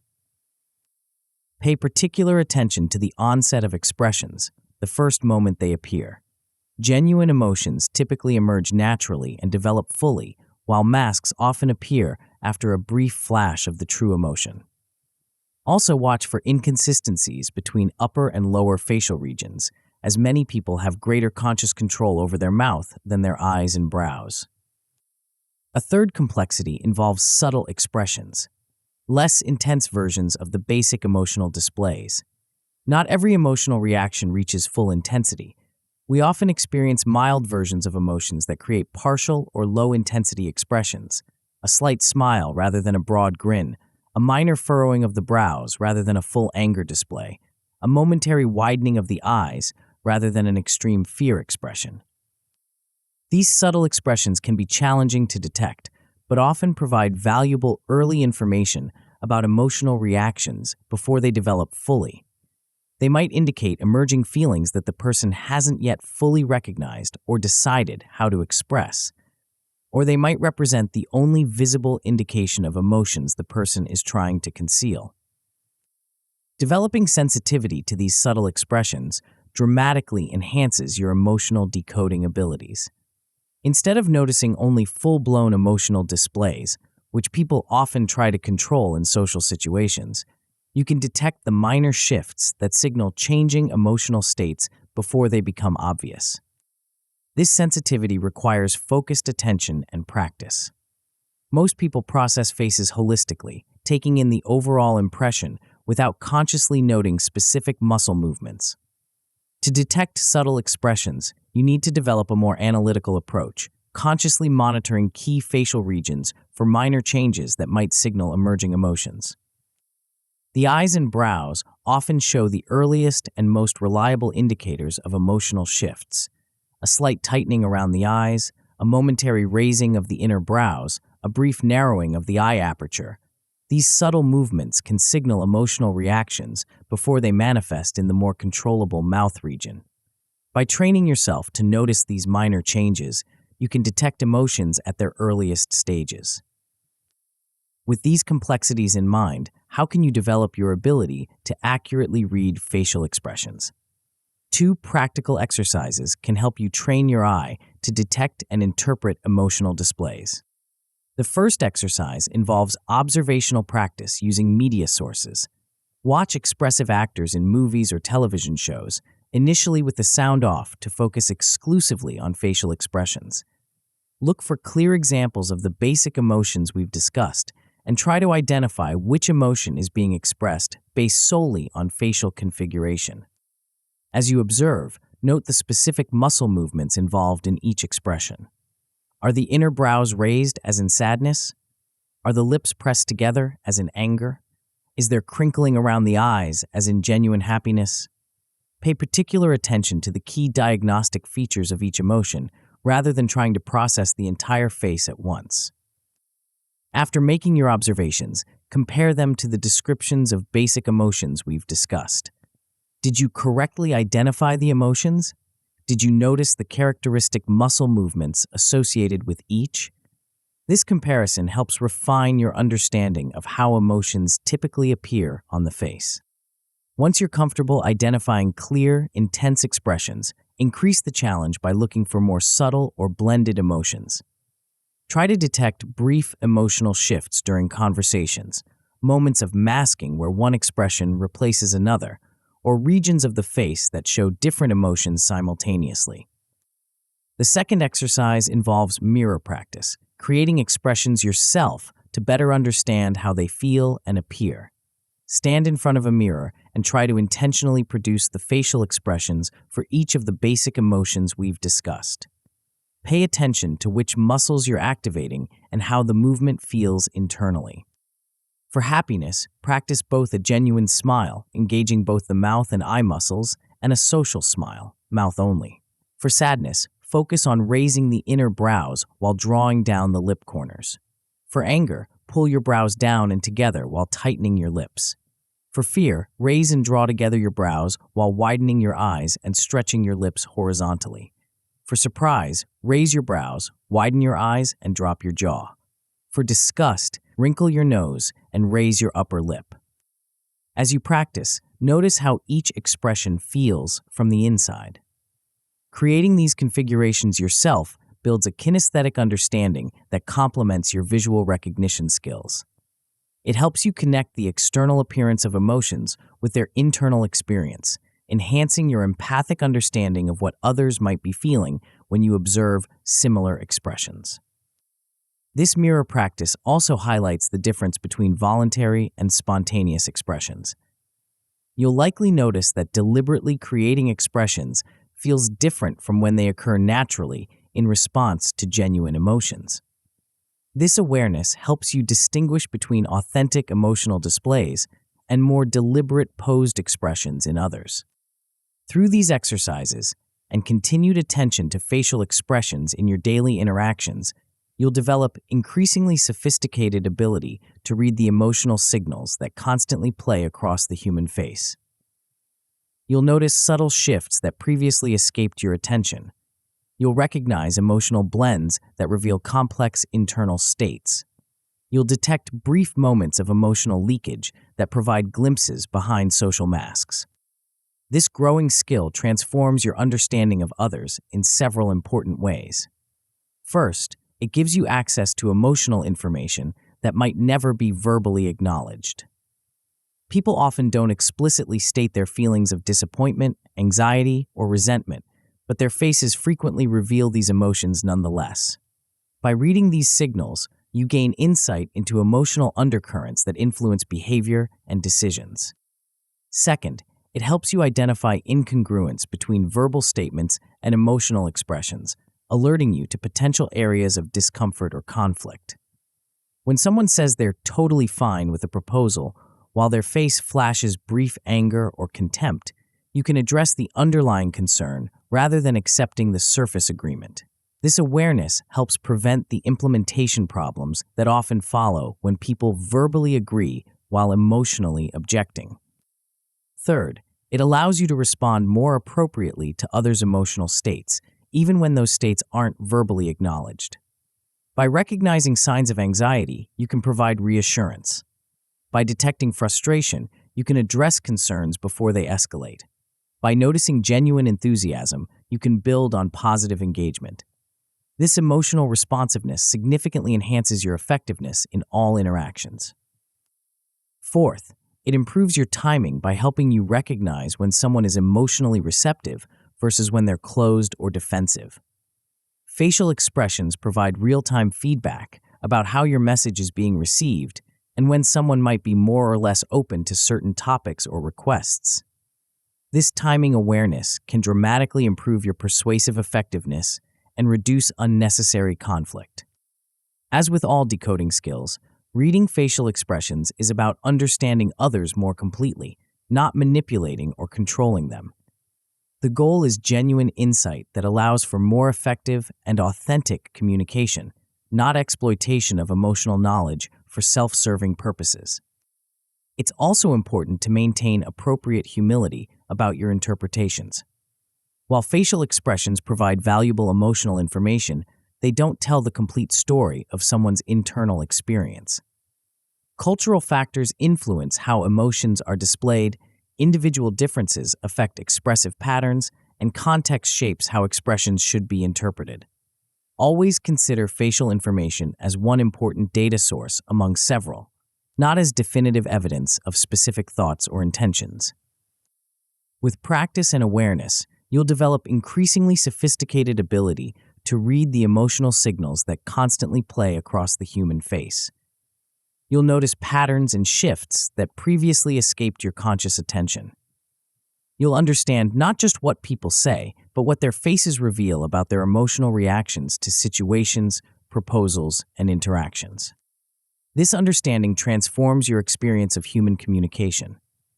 Conversations become richer and more nuanced as you perceive the emotional layers beneath verbal exchanges. Relationships deepen as you respond to complete emotional messages rather than just explicit content. Influence increases as you address unspoken feelings and align your approach with others' emotional states. The face reveals what words often conceal, but even the most expressive face has its limits. Some emotions flash across the face so quickly that they escape conscious detection, visible for mere fractions of a second before being replaced by more controlled expressions. These fleeting signals, almost invisible to the untrained eye, can provide some of the most valuable insights into concealed emotions and true reactions. In our next chapter, we'll venture into this hidden realm of microexpressions, exploring how these ultra-brief emotional displays can reveal what others might prefer to keep hidden. The secrets that slip through in the blink of an eye often tell the most revealing truths of all.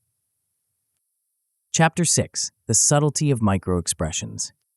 No, I'm not upset at all. As these words leave someone's lips, something curious happens. For just a fraction of a second, so brief you might question whether you saw it at all, their face transforms. The corners of their mouth pull down, their eyebrows momentarily knit together, their eyes narrow slightly, and then almost immediately, their face returns to a neutral expression or perhaps a forced smile. What you've just witnessed is one of the most revealing phenomena in human communication, a fleeting window into someone's true emotional state that opens and closes in the blink of an eye. These momentary glimpses reveal what words often conceal, offering insights so valuable that they've become the focus of intense scientific study and practical application. But what exactly are these brief facial movements? Why do they occur? And how can understanding them transform your ability to decode others' true feelings? The answer lies in understanding one of the most fascinating aspects of human emotional expression, the fact that our faces often betray us, revealing feelings we'd rather keep hidden. Even when we try to maintain a composed exterior, our true emotions can momentarily break through our conscious control, creating brief but telling facial movements that reveal our authentic reactions. These fleeting expressions operate at the intersection of our conscious and unconscious minds.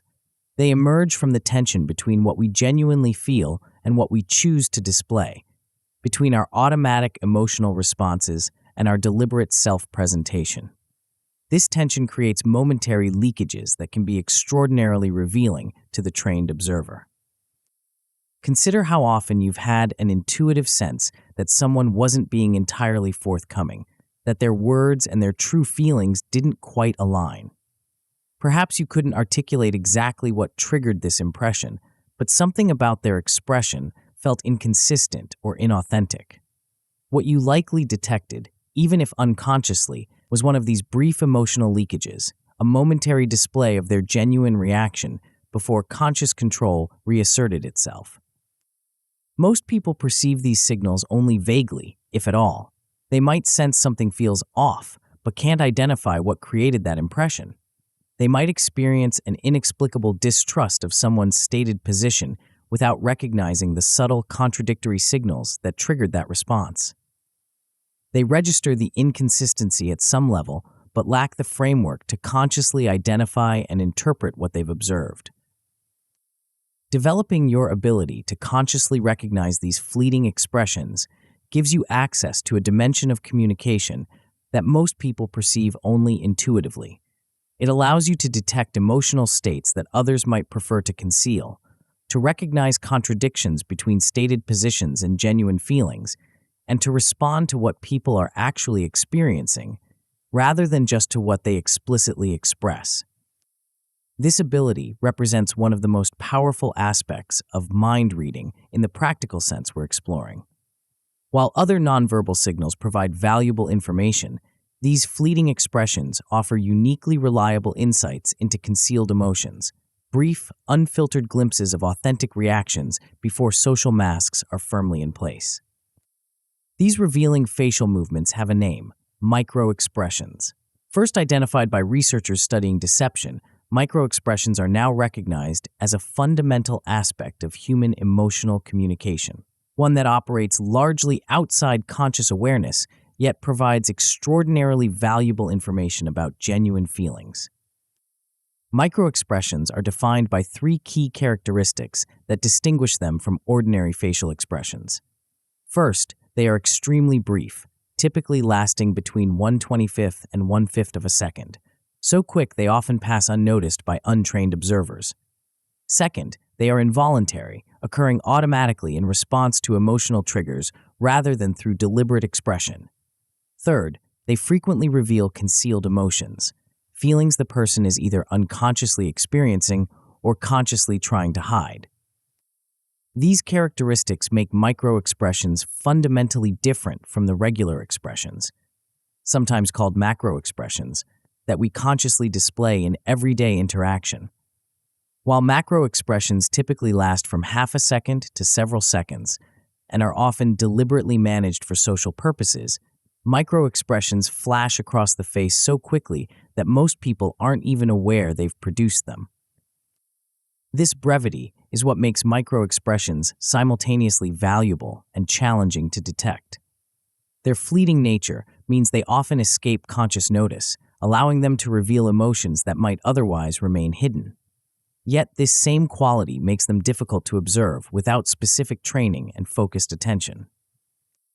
The theory behind microexpressions, often called emotional leakage theory, suggests that when people attempt to suppress or conceal their genuine emotions, these feelings can momentarily leak through their conscious control. This leakage creates brief facial displays of the concealed emotion before the person can reassert control and maintain their desired expression. But why do these leakages occur? Why can't people simply suppress unwanted expressions completely if they're trying to conceal their emotions? The answer lies in the brain's dual pathways for controlling facial expressions. Research in neuroscience has identified two distinct neural systems that govern facial movements, operating through different pathways with different characteristics. Voluntary facial expressions, the ones we deliberately choose to display, are primarily controlled by the pyramidal motor system. This pathway originates in the motor cortex, the brain region responsible for voluntary movement control. It allows us to consciously create expressions, whether genuine or feigned, giving us the ability to smile politely even when we're not happy, or maintain a neutral expression despite feeling strong emotions. In contrast, involuntary emotional expressions, the automatic facial responses to genuine feelings, involve the extrapyramidal motor system. This pathway receives significant input from subcortical areas of the brain associated with emotion, particularly the limbic system. When we experience a sudden emotion, this pathway can trigger the corresponding facial expression automatically, without conscious direction. This dual system creates the conditions for microexpressions to occur. When we experience an emotion but try to suppress its visible expression, the involuntary pathway may briefly activate the corresponding facial muscles before the voluntary system can override it.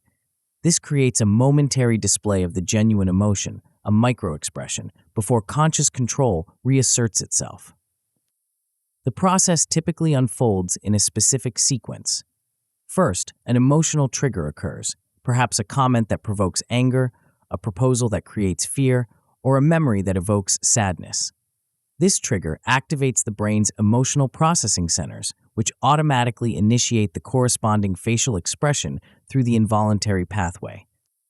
If the person wishes to conceal this emotional reaction, whether for social reasons, strategic purposes, or personal comfort, their conscious mind quickly intervenes.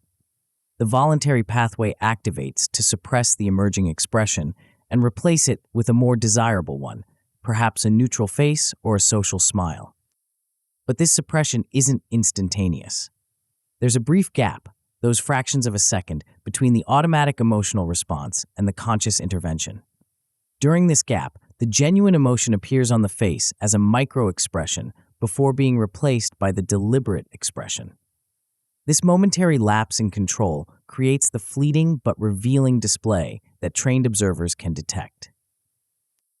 Importantly, this process often occurs without the person's awareness.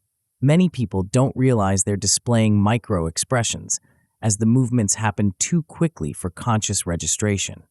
This unconscious quality makes micro-expressions particularly valuable as indicators of genuine emotion. They're difficult to fake and challenging to completely suppress, even for those practiced in controlling their expressions. Understanding this neurological basis helps explain why microexpressions can be such reliable indicators of concealed emotions. They emerge from automatic processes that operate faster than conscious control, creating brief but authentic displays before social masks can be fully applied. These fleeting expressions become particularly meaningful when they contradict what someone is verbally expressing. Such contradictions often signal areas of discomfort, conflict, or concealment that might not otherwise be apparent. For instance, someone might say they are completely comfortable with a proposal while briefly displaying a microexpression of fear or anxiety. They might claim to love the idea while showing a flash of disgust or contempt. They might insist they're not upset at all while momentarily revealing anger or sadness. These contradictions between verbal statements and microexpressions provide valuable insights into potential issues that might otherwise remain hidden. They alert you to areas where someone might have unstated concerns, unacknowledged reservations, or conflicting feelings about the matter at hand. Consider how this might play out in a typical interaction.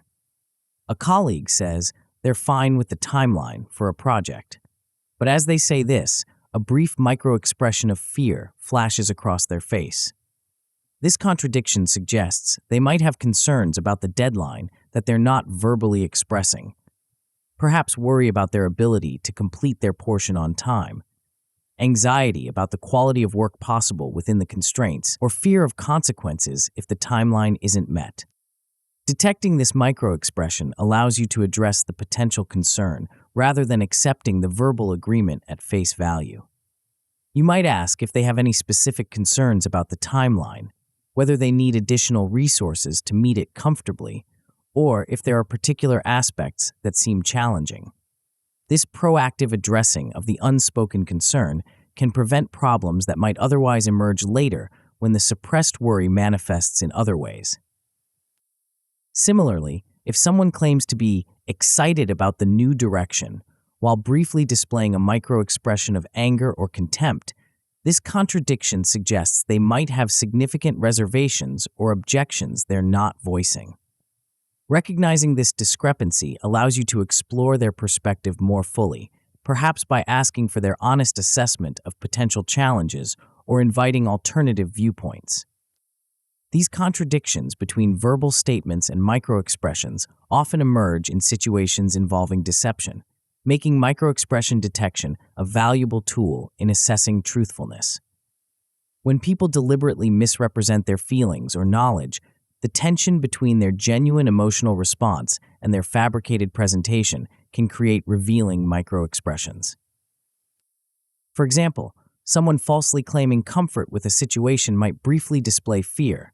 Someone pretending agreement might flash contempt. Someone hiding knowledge of wrongdoing might show brief guilt or fear when the topic arises. These emotional leakages can provide important clues about potential deception or concealment. However, and this is crucial, microexpressions indicate only the presence of an emotion, not the reason for that emotion, or whether deception is actually occurring. A person might display fear when discussing a topic not because they're lying, but because they're afraid of not being believed, even though they're telling the truth. They might show anger not because they're being deceptive, but because the accusation itself feels unjust. They might exhibit sadness not because they're hiding something, but because the topic connects to painful memories unrelated to the current discussion. This limitation means microexpressions should never be used as the sole basis for judging truthfulness. They provide valuable information about emotional states that might warrant further exploration, but they don't definitively indicate deception or reveal the specific thoughts behind the emotion. They're best viewed as potential indicators that raise questions rather than as answers in themselves. When you do detect a microexpression, the next challenge is identifying which specific emotion it represents. Microexpressions typically take the form of the same basic universal emotions we explored in the previous chapter: happiness, sadness, anger, fear, surprise, disgust, and contempt. They involve the same characteristic muscle movements, but appear and disappear much more rapidly. A microexpression of anger shows the same lowered, drawn-together brows and tightened lips as a full anger expression, but might last only a tenth of a second. A microexpression of fear displays the same raised brows, widened eyes, and horizontally stretched lips as sustained fear, but vanishes almost immediately. A microexpression of disgust features the same nose wrinkle and raised upper lip as a longer disgust display, but flashes by in an instant. Recognizing which specific emotion a microexpression represents requires familiarity with these characteristic configurations and the ability to detect them even in their briefest form. This identification helps you understand not just that someone is concealing an emotion, but what particular feeling they're experiencing, crucial information for responding appropriately to their unstated concerns. However, Detecting microexpressions presents significant challenges due to their defining characteristics. Their extreme brevity makes them difficult to spot in real-time conversation. At a fifth of a second or less, they can literally occur in the blink of an eye, and often do, as people tend to blink when experiencing emotional shifts, creating another challenge for observation. This speed means that microexpressions often register only subliminally for untrained observers. You might sense something happened, but couldn't consciously identify what changed in the person's expression. Or you might miss the microexpression entirely while focusing on other aspects of the interaction, such as the content of what's being said or your own response. Detecting these fleeting expressions requires focused attention specifically directed toward facial movements. Rather than processing the face holistically as we typically do in everyday interaction, you need to consciously monitor for brief changes in key areas, particularly the brows, eyes, and mouth, where emotional expressions are most clearly displayed. This focused attention demands mental resources that might otherwise be directed toward other aspects of the interaction, creating a practical challenge. How do you simultaneously engage in conversation, process content, formulate responses, and monitor for split-second facial movements? This multitasking becomes easier with practice, but remains demanding even for experienced observers. Another challenge involves distinguishing genuine microexpressions from other brief facial movements that might appear similar but have different significance. Facial twitches, tics, or partial expressions related to speech can sometimes resemble microexpressions but don't necessarily indicate concealed emotions. For example, many people briefly furrow their brows when trying to remember something or concentrating intensely. This movement might resemble an anger microexpression, but actually indicates cognitive effort rather than negative emotion. Similarly, speech-related movements around the mouth can sometimes look like emotional expressions, but are simply part of articulation.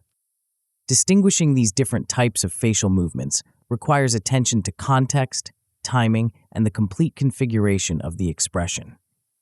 Genuine microexpressions typically involve the full facial pattern associated with a basic emotion, appear in response to emotionally relevant triggers, and often contrast with the person's verbal statements or deliberate expression. Given these challenges, can people actually learn to reliably spot microexpressions in everyday interaction? Research suggests the answer is yes, though with important qualifications. While perfect detection remains elusive even for experts, studies indicate that targeted training can significantly improve recognition abilities. Specialized training programs developed by researchers like Paul Ekman have demonstrated that people can learn to identify microexpressions with greater accuracy through deliberate practice. These programs typically involve viewing examples of microexpressions at normal speed and in slow motion, gradually training the eye to detect the characteristic patterns even in their briefest form. Such training often produces measurable improvements in recognition ability, with participants becoming more sensitive to brief expressions and more accurate in identifying which specific emotions they represent. However, even with training, microexpression detection remains probabilistic rather than certain. It improves your chances of noticing these fleeting signals, but doesn't guarantee you'll catch every one. The good news is that even imperfect detection can provide valuable insights. Noticing some microexpressions is far better than missing all of them, and even partial improvement in recognition ability can significantly enhance your understanding of others' emotional states. Moreover, the process of training your attention toward facial movements generally increases your sensitivity to all expressions, not just microexpressions. You become more attuned to subtle emotional signals of all kinds, enhancing your overall ability to read others' feelings accurately. So how can you develop this ability to detect fleeting expressions? 2 practical exercises can help you train your perceptual skills and increase your sensitivity to brief facial movements. The first exercise involves focused observation using specialized training materials. Numerous online resources and programs offer examples of microexpressions specifically designed for recognition training. These typically include videos showing microexpressions at both normal speed and slowed down, allowing you to see the complete configuration before practicing identification at realistic speeds. Dedicate short, focused sessions, about 10 to 15 minutes, to practicing with these materials. Brief, concentrated practice tends to be more effective than longer sessions where attention might wander. During these sessions, focus intensely on the facial changes, noting which specific muscles move and how the configuration relates to the basic emotions we've discussed. Start with slowed examples to familiarize yourself with the patterns, then gradually work with increasingly realistic speeds. Don't be discouraged if recognition is difficult at first. This is a challenging skill that develops gradually with consistent practice. The goal initially isn't perfect identification, but improved ability to notice that some rapid facial movement occurred, even if you can't immediately label which emotion it represented. As your recognition improves, challenge yourself with more difficult examples, briefer expressions, more subtle intensity, or expressions embedded within longer interactions rather than isolated examples. This progressive practice helps develop skills that transfer more effectively to real-world situations. The second exercise involves heightened awareness during your everyday interactions. Rather than using specialized training materials, this practice focuses on increasing your sensitivity to brief facial movements in natural settings. In your daily conversations, make a conscious intention to be more aware of quick changes in others' facial expressions, especially during moments of potential emotional significance. When discussing sensitive topics, delivering important news, asking challenging questions, or presenting new ideas, pay particular attention to the immediate facial response before a more controlled reaction emerges. Focus especially on the eyes, brows, and mouth, the regions where emotional expressions are most clearly displayed. Don't stare intensely in a way that might make others uncomfortable, but cultivate a general sensitivity to movements in these areas while maintaining normal eye contact. Even if you can't definitively identify a specific microexpression, notice whether paying closer attention gives you more subtle information about the interaction. Do you detect brief changes that seem inconsistent with the person's words or their subsequent expression? Do you notice momentary reactions that quickly disappear? These observations, even if not precisely labeled, can provide valuable insights into emotional undercurrents. After important interactions, reflect on what you observed. Did you notice any fleeting expressions that seemed significant?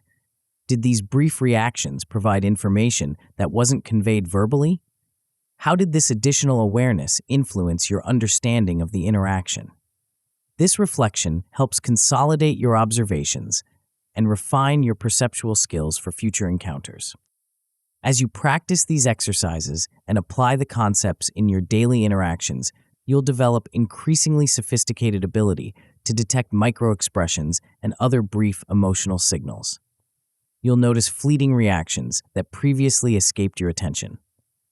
You'll become more sensitive to the momentary contradictions between automatic emotional responses and controlled expressions.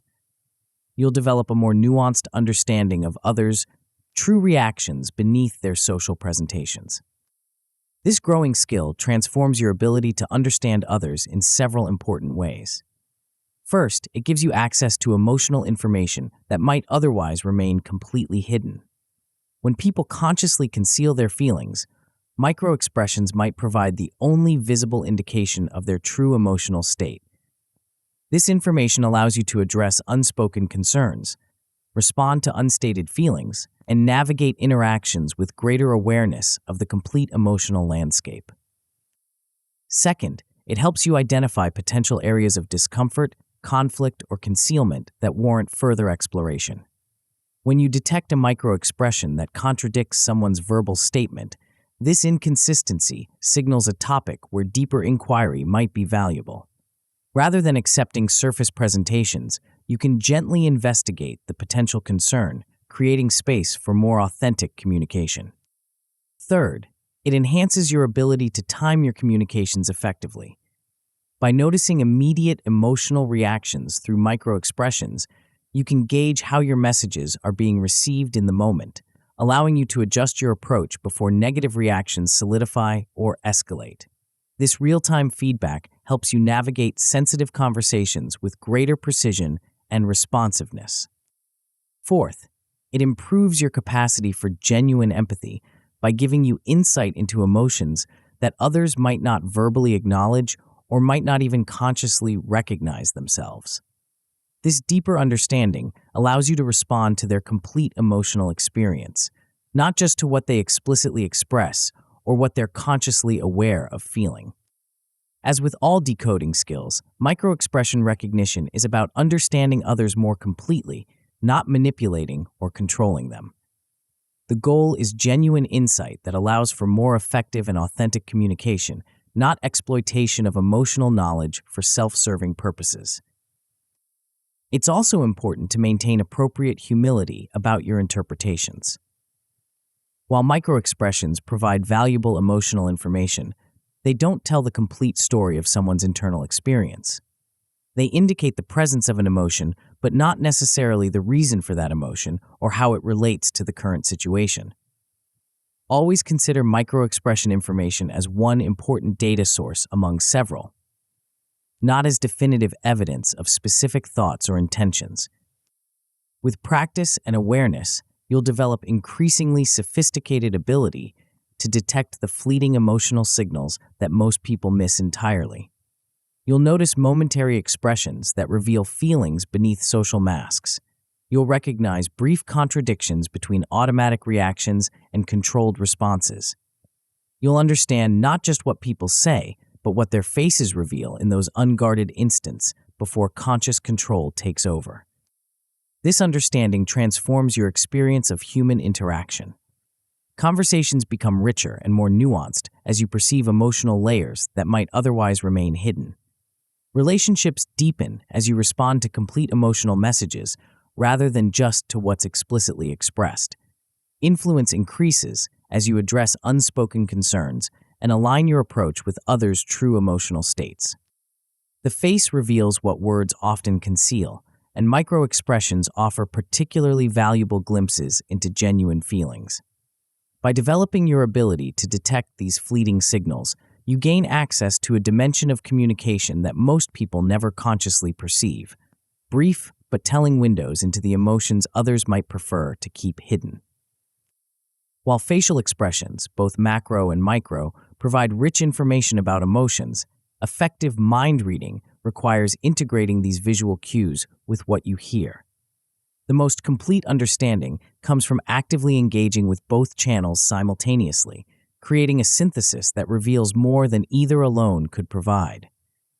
In our next chapter, we'll explore how to elevate your listening beyond mere hearing, transforming it into an active decoding process that captures the full spectrum of what's being communicated, both explicitly and implicitly. The difference between hearing words and truly listening for meaning might be the most powerful decoding skill of all. Chapter 7. Listening Beyond Words, Active Decoding. You're sitting across from someone who's speaking. Their words flow into your ears. You nod occasionally, maybe murmur, "uh-huh," at appropriate intervals. You're hearing everything they say. But are you truly listening? Most people would answer yes without hesitation. After all, if you can repeat what someone said, surely you were listening. Yet there's a profound difference between merely registering sounds and truly understanding the complete message being communicated. A difference that separates ordinary conversationalists from exceptional mind readers. This difference isn't about hearing ability. It's about how deeply you engage with what's being communicated. It's about whether you're passively receiving words or actively decoding the full spectrum of meaning being transmitted. It's about transforming a basic biological function, hearing, into a powerful tool for understanding others at their deepest level. Think about how often you've been in conversations where you were physically present but mentally elsewhere, planning your response while the other person was still speaking, judging their points before fully understanding them, or simply letting your mind wander to unrelated topics. Or perhaps you were focused primarily on the literal content of their words, while missing the emotional undertones, unstated needs, or implicit messages embedded within them. These common patterns represent missed opportunities for genuine understanding. They create the illusion of communication while leaving both parties feeling partially unheard and misunderstood. They limit your ability to truly decode what others are thinking and feeling, even when they're directly attempting to tell you. But what if you could transform these interactions? What if you could develop the ability to extract the complete message from every conversation, not just the explicit content, but the underlying emotions, unstated needs, hidden assumptions, and true intentions? What if you could make others feel so deeply understood that they share thoughts and feelings they rarely express to anyone else? This transformation begins with recognizing a fundamental truth. Most people don't actually listen, at least not in the complete, active sense that leads to genuine understanding. They hear words, but miss meanings. They register content, but overlook context. They focus on formulating their response rather than fully absorbing what's being communicated. These common pitfalls create significant barriers to understanding others. Distraction, whether from external sources like devices or internal preoccupations, prevents full engagement with the speaker's message. Interrupting cuts off the natural flow of their thoughts, often before they've reached their most important points. Planning your response while they're still speaking diverts mental resources away from understanding their perspective. Judging their statements prematurely filters their message through your existing beliefs rather than truly considering their viewpoint. Each of these habits limits your ability to decode others' thoughts, feelings, and intentions. They create a superficial form of interaction where you respond primarily to your interpretation of what was said rather than to the complete message the speaker intended to convey. They leave significant information, often the most valuable insights, untapped and unrecognized. The alternative approach, what we call active listening, represents a fundamentally different way of engaging in conversation. Rather than passively receiving words, you become a deliberate, engaged participant in the communication process, working to extract the full meaning from both verbal and nonverbal signals. The goal of active listening extends far beyond simply hearing words accurately.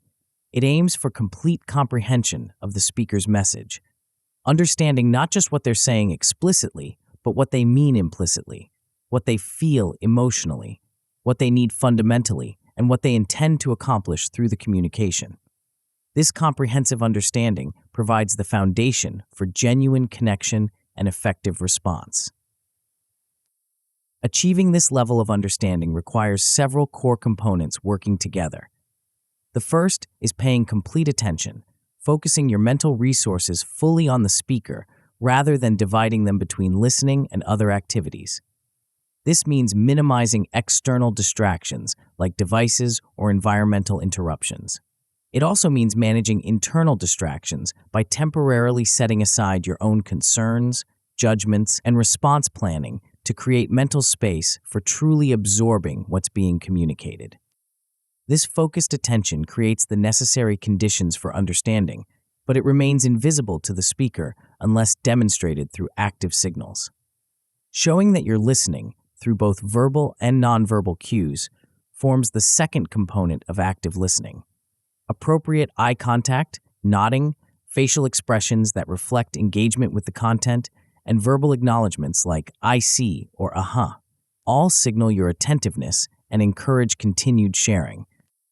These demonstrations serve multiple purposes. They reassure the speaker that their message is being received, encouraging more complete communication. They help maintain your own focus by physically engaging you in the listening process. And they begin building the rapport that facilitates deeper sharing and more authentic exchange. The third component involves providing substantive feedback that confirms and deepens understanding. This includes techniques like clarifying ambiguous points, paraphrasing to verify comprehension, asking questions that encourage elaboration, and summarizing key themes. These actions transform listening from a passive activity to an active, collaborative process of creating shared understanding. This feedback loop distinguishes truly active listening from its more superficial counterparts. Rather than assuming you've understood correctly, you verify your comprehension and invite correction or elaboration. Rather than accepting vague or ambiguous statements at face value, you seek greater clarity and specificity. This collaborative approach dramatically improves the accuracy of your understanding while demonstrating genuine interest in the speaker's perspective. The fourth component involves deferring judgment until you've fully understood the speaker's message. This doesn't mean you must ultimately agree with their viewpoint, but it does require temporarily suspending your evaluative response to create space for complete understanding. By separating the processes of understanding and evaluating, you can more accurately grasp what's being communicated before determining your position on it. This suspension of judgment often proves challenging, as humans naturally evaluate information as they receive it. However, premature judgment significantly impairs understanding by filtering the speaker's message through your existing beliefs rather than truly considering their perspective. By consciously deferring evaluation until after you've fully comprehended their viewpoint, you create the mental space necessary for genuine understanding. The final component involves responding thoughtfully once you've understood the complete message. This response might include sharing your own perspective, asking follow-up questions, offering support or solutions, or simply acknowledging what's been shared. The key distinction is that this response emerges from genuine understanding rather than from a predetermined script or a partial grasp of the message. Together, these components create a fundamentally different listening experience, one that extracts far more information from conversations and builds much deeper connection than conventional approaches. They transform listening from a passive reception of words to an active decoding of complete messages, including the thoughts, feelings, and intentions that might never be explicitly stated. Let's explore specific techniques that enhance this active decoding process, beginning with paraphrasing, restating the speaker's message in your own words to verify understanding. This seemingly simple technique proves remarkably powerful for ensuring accurate comprehension and demonstrating engaged attention. Effective paraphrasing captures the essence of what's been said rather than merely repeating the exact words. It distills the core message into a concise restatement that confirms your understanding while giving the speaker an opportunity to correct any misinterpretations. Phrases like, "So if I understand correctly, you're saying," or, "In other words, your concern is," provide useful entry points for these restatements. The benefits of paraphrasing extend beyond mere accuracy checking. When done thoughtfully, it demonstrates that you're genuinely engaged with the speaker's message, not just passively receiving words. It shows that you're making an effort to understand their perspective, which often encourages them to share more completely. And it creates natural pauses in the conversation that allow for reflection and deeper consideration of what's being discussed. Perhaps most importantly, paraphrasing gives the speaker the experience of being understood, one of the most powerful forms of validation possible in human interaction. When someone hears their thoughts or feelings accurately reflected back to them, they typically feel a sense of connection and recognition that encourages further openness and authentic communication. Another powerful technique involves asking clarifying questions that encourage elaboration and greater specificity. These questions serve multiple purposes in the active listening process. They help resolve ambiguities or vague statements that could lead to misunderstanding. They signal your interest in truly comprehending the speaker's perspective, and they often lead the conversation toward deeper, more meaningful territory than would emerge without this gentle guidance. Open-ended questions prove particularly valuable for encouraging elaboration. Questions like, "Can you tell me more about that?" or "How did you feel when that happened?" invite the speaker to expand on their initial statements, often revealing important details or perspectives that wouldn't otherwise emerge. Unlike closed questions that can be answered with a simple yes or no, open-ended inquiries create space for the speaker to share more completely. Specific clarification questions help resolve potential misunderstandings before they create problems. When someone uses ambiguous terms or makes statements that could be interpreted in multiple ways, seeking greater specificity prevents the miscommunication that often results from assuming shared understanding. Questions like, "When you say soon, what time frame are you thinking of?" Or, "Could you help me understand what you mean by unprofessional in this context?" create clarity that benefits both parties. The timing and tone of these questions significantly impact their effectiveness. Asked with genuine curiosity rather than challenging skepticism, they invite deeper sharing rather than defensive responses. Positioned after demonstrating that you've understood what's already been shared, they build on established rapport rather than suggesting you weren't listening to the initial statements. Reflecting feelings represents another powerful dimension of active listening, one that addresses the emotional component of communication that often goes unacknowledged in conventional conversations.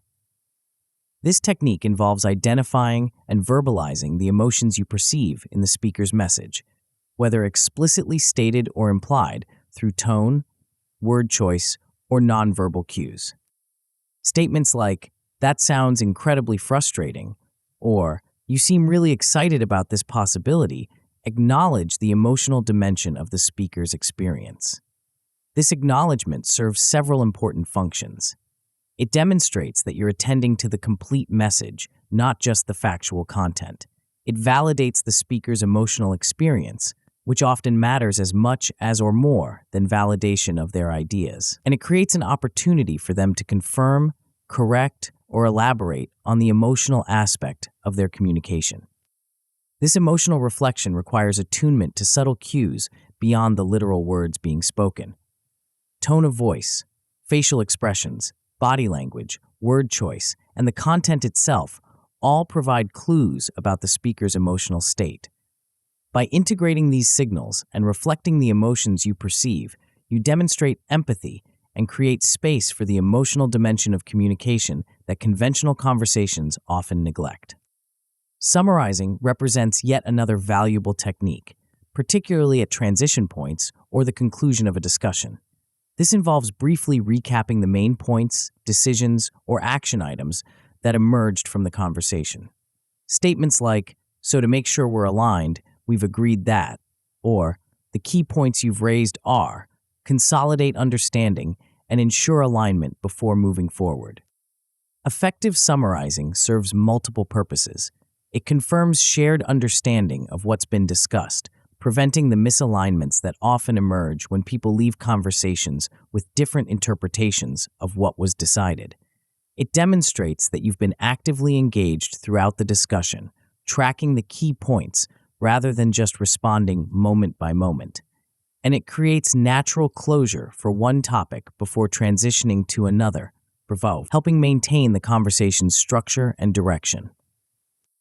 The timing of summaries significantly impacts their effectiveness. Brief summaries at key transition points help maintain clarity throughout a complex discussion. More comprehensive summaries at the conclusion ensure alignment before ending the conversation. In either case, the summary should be concise rather than exhaustive, capturing the essential points without unnecessarily prolonging the discussion. Perhaps counterintuitively, silence also functions as a powerful active listening technique when used intentionally. In conventional conversations, silence often creates discomfort, prompting people to fill it with whatever comes to mind rather than allowing space for deeper reflection or continued sharing. By contrast, active listeners use silence strategically, recognizing its value in creating space for the speaker to think, feel, and express themselves more completely. Comfortable silence after someone has spoken allows them to continue their thought process without interruption.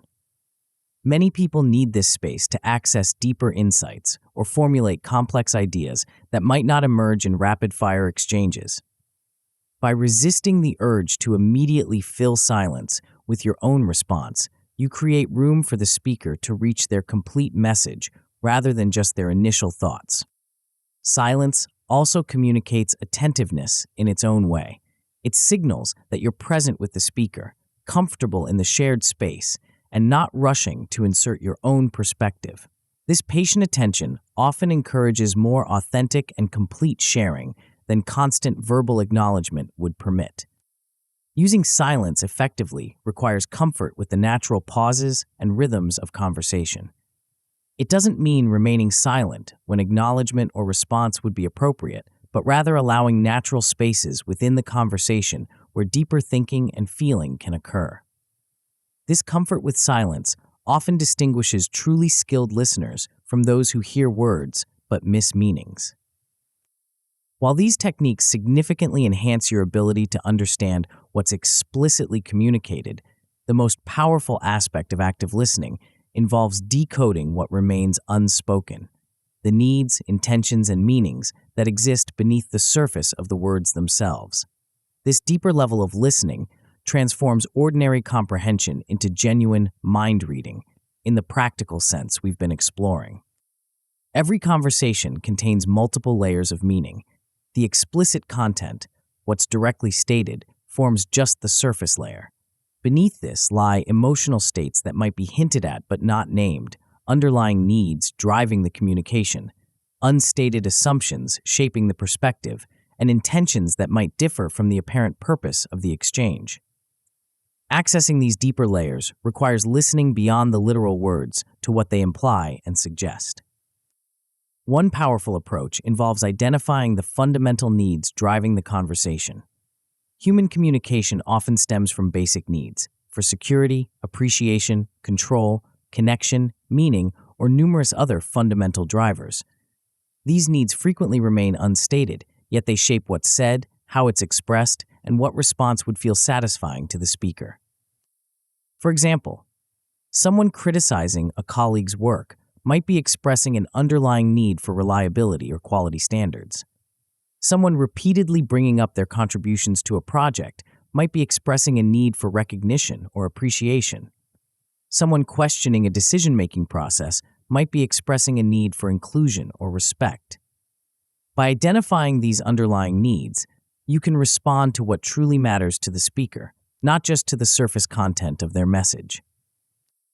Listening for hints, implications, and recurring themes provides another window into unstated meanings. People often communicate important points indirectly through repeated references, analogies, or seemingly casual comments that actually hold significant meaning. By tracking these patterns across a conversation, you can often identify concerns or priorities that the speaker hasn't explicitly named, but that significantly influence their perspective. Equally revealing is what remains unsaid, the conspicuous absences or avoided topics that might indicate areas of discomfort, conflict, or particular sensitivity. When someone discusses a project's timeline and budget in detail, but never mentions quality standards, this omission might reveal an area of concern or a different priority hierarchy than you might assume. These gaps in the explicit communication often provide valuable insights when recognized and thoughtfully explored. The most complete understanding emerges when you integrate verbal content with nonverbal cues and contextual knowledge. By combining what someone says with how they say it, tone, pace, emphasis, what their body communicates, expressions, posture, gestures, and what you know about the situation and relationship, you develop a much richer understanding than any single channel could provide. Particularly informative are inconsistencies between these different channels, when words convey one message while tone or body language suggests another. These incongruences often indicate areas where the explicit communication doesn't fully capture the speaker's complete experience or perspective. By gently exploring these inconsistencies, you can often access deeper levels of meaning that might otherwise remain hidden. For example, if someone verbally agrees to a proposal while their tone sounds hesitant and their body language shows signs of discomfort, this inconsistency suggests unstated reservations that might not be expressed directly. Rather than accepting the verbal agreement at face value, you might acknowledge the seeming hesitation and create space for any concerns to be voiced. I notice you agreed, but I'm wondering if you have some reservations you'd like to discuss. This integration of multiple information channels, verbal content, paralinguistic cues, body language, facial expressions, and contextual knowledge creates a comprehensive understanding that far exceeds what could be gained from words alone. It transforms listening from a one-dimensional activity to a multidimensional process of decoding the complete message being communicated through all available channels. Developing these active listening skills requires deliberate practice and ongoing refinement. 2 specific exercises can help you build these abilities in your everyday interactions. The first exercise focuses on paraphrasing practice. In your next few conversations, make a conscious effort to paraphrase at least one key point the other person makes. Use lead-in phrases like, "so it sounds like," or "let me make sure I understand, you're feeling thinking," or, in other words, followed by your restatement of their message in your own words. As you practice, observe how the speaker responds to your paraphrasing. Do they confirm your understanding, correct misinterpretations, or add important nuances you missed? Does the interaction feel more connected or clear after this exchange? How does it feel for you to focus on understanding before responding? These observations help refine your paraphrasing technique while demonstrating its impact on communication quality. Start with straightforward statements before attempting to paraphrase more complex or emotionally nuanced messages. As your skill develops, challenge yourself to capture not just the factual content, but also the emotional tone and underlying meaning of what's being expressed. This progression builds your capacity to reflect increasingly complete aspects of the speaker's message. The second exercise develops your ability to identify emotions while listening. During a conversation where someone is sharing an experience or opinion, actively try to identify the emotions they might be feeling, whether explicitly stated or implied through their communication. Focus not just on their words, but on their tone of voice, pitch, pace, volume, facial expressions, and body language. What emotions seem present in their complete communication? Are they expressing enthusiasm, concern, frustration, hope, disappointment, or other emotional states that color their perspective on the topic? If appropriate in the context, try reflecting the emotion you perceive back to them. That sounds really challenging. Or, you seem excited about this possibility. Observe how they respond to this reflection. Do they confirm your perception, correct it, or elaborate on their emotional experience? This feedback helps calibrate your emotional recognition while demonstrating the impact of emotional acknowledgement on conversational depth. As with paraphrasing, begin with situations where emotions are relatively clear before attempting to identify more subtle or mixed emotional states. This gradual progression builds your sensitivity to the emotional dimension of communication that often goes unacknowledged in conventional conversations. Through these exercises and continued attention to the principles we've discussed, you'll develop increasingly sophisticated active listening skills. You'll notice layers of meaning that previously escaped your attention. You'll understand not just what people say, but what they mean, feel, need, and intend through their communication. You'll connect more deeply with others because you truly understand them, not just your interpretation of their words. This growing skill transforms your interactions in several important ways. First, it dramatically improves the accuracy of your understanding. By verifying comprehension, seeking clarification, and integrating multiple information channels, you significantly reduce the misinterpretations and assumptions that plague conventional communication. This accuracy prevents the cascading problems that often emerge from initial misunderstandings. Second, it creates much deeper connection and trust. When people feel genuinely understood, not just heard but comprehended at the level of their thoughts, feelings, and needs, they typically experience a profound sense of validation and recognition. This experience builds trust and often leads to greater openness, creating a positive cycle of increasingly authentic communication. Third, it gives you access to information and insights that would otherwise remain inaccessible. Many people share their deeper thoughts, feelings, and perspectives only when they feel truly understood and respected. By creating this experience through active listening, you often gain access to the person's authentic viewpoint rather than just their surface presentation. Fourth, it significantly enhances your influence by allowing you to respond to what truly matters to the other person.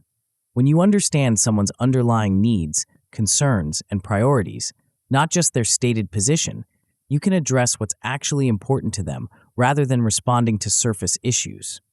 This deeper responsiveness makes your communication far more effective and persuasive. Fifth, it transforms potential conflicts into opportunities for deeper understanding and creative resolution. Many conflicts stem from feeling misunderstood rather than from genuine incompatibility of needs or interests.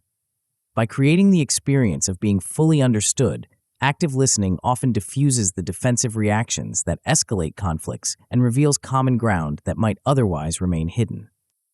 These benefits make active listening one of the most powerful skills in your mind-reading toolkit. While other decoding abilities help you interpret specific signals, active listening creates the foundation for comprehensive understanding by integrating multiple information channels into a coherent picture of the other person's complete message.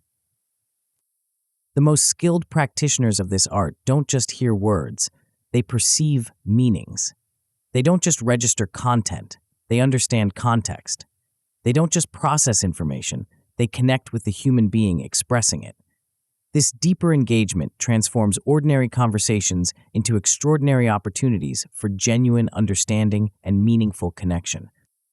As you develop this skill, you'll likely notice a fascinating shift in how others respond to you. People typically share more authentically with those who truly listen.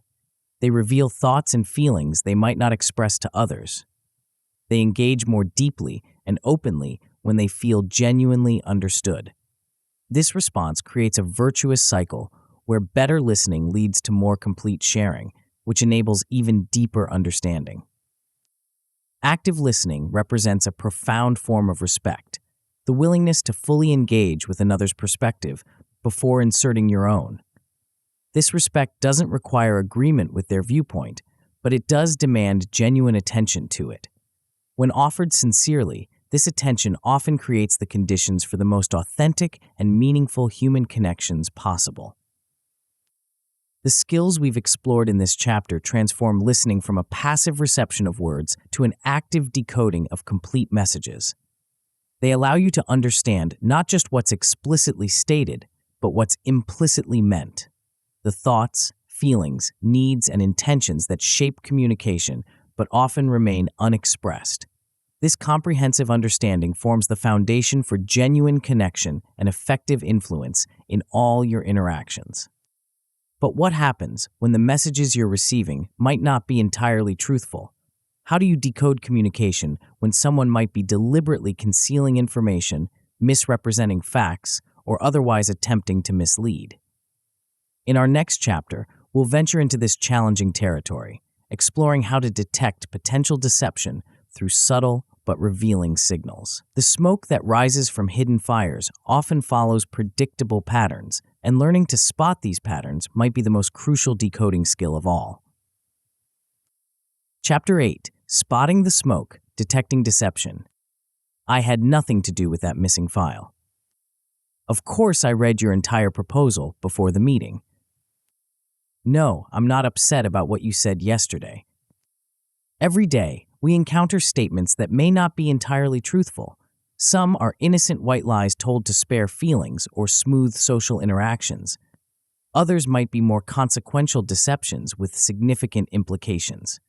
But how can you tell when someone isn't being truthful? Is there a reliable way to separate fact from fiction in human communication? The ability to detect potential deception represents one of the most sought-after aspects of mind reading. Popular culture is filled with images of human lie detectors who can instantly spot dishonesty through a telltale eye twitch or nervous gesture. Television shows feature characters who can identify lies with perfect accuracy after a quick glance at someone's face or body language. These portrayals suggest that deception leaves obvious traces for those who know what to look for, clear signals that announce this person is lying to the trained observer. But what if the reality is both more complex and more nuanced? What if deception detection isn't about finding a single universal tell, but rather about recognizing patterns of inconsistency that might suggest something isn't quite right? What if the goal isn't absolute certainty about truthfulness, but rather increased awareness of when further investigation might be warranted? This more realistic approach to deception detection focuses not on definitive proof, but on potential indicators, the smoke that might suggest a hidden fire. Just as smoke doesn't guarantee a blaze, but certainly warrants investigation, certain behavioral patterns don't prove deception, but might justify closer attention and additional inquiry. Learning to spot these patterns can significantly enhance your ability to navigate situations where complete honesty might be lacking. However, this skill comes with important ethical considerations. False accusations of dishonesty can damage relationships and reputations. Misinterpreting normal anxiety as deception can lead to unfair judgments. Approaching interactions with unwarranted suspicion can create a toxic atmosphere of distrust. These potential harms make it crucial to approach deception detection with both skill and caution, understanding its possibilities while respecting its limitations. With these considerations in mind, let's explore why detecting deception proves so challenging, even for those with specialized training. Research consistently shows that humans perform surprisingly poorly at distinguishing truth from lies based on behavioral cues alone. Across numerous studies, average accuracy rates hover around 54%, barely better than the 50% you'd achieve by flipping a coin. This poor performance persists even among professionals whose jobs involve deception detection. Law enforcement officers, judges, therapists, and others who regularly make truthfulness assessments typically perform only slightly better than untrained individuals. Even those with extensive experience and confidence in their abilities often achieve accuracy rates far lower than they believe. Why is detecting deception so difficult? Several factors contribute to this challenge.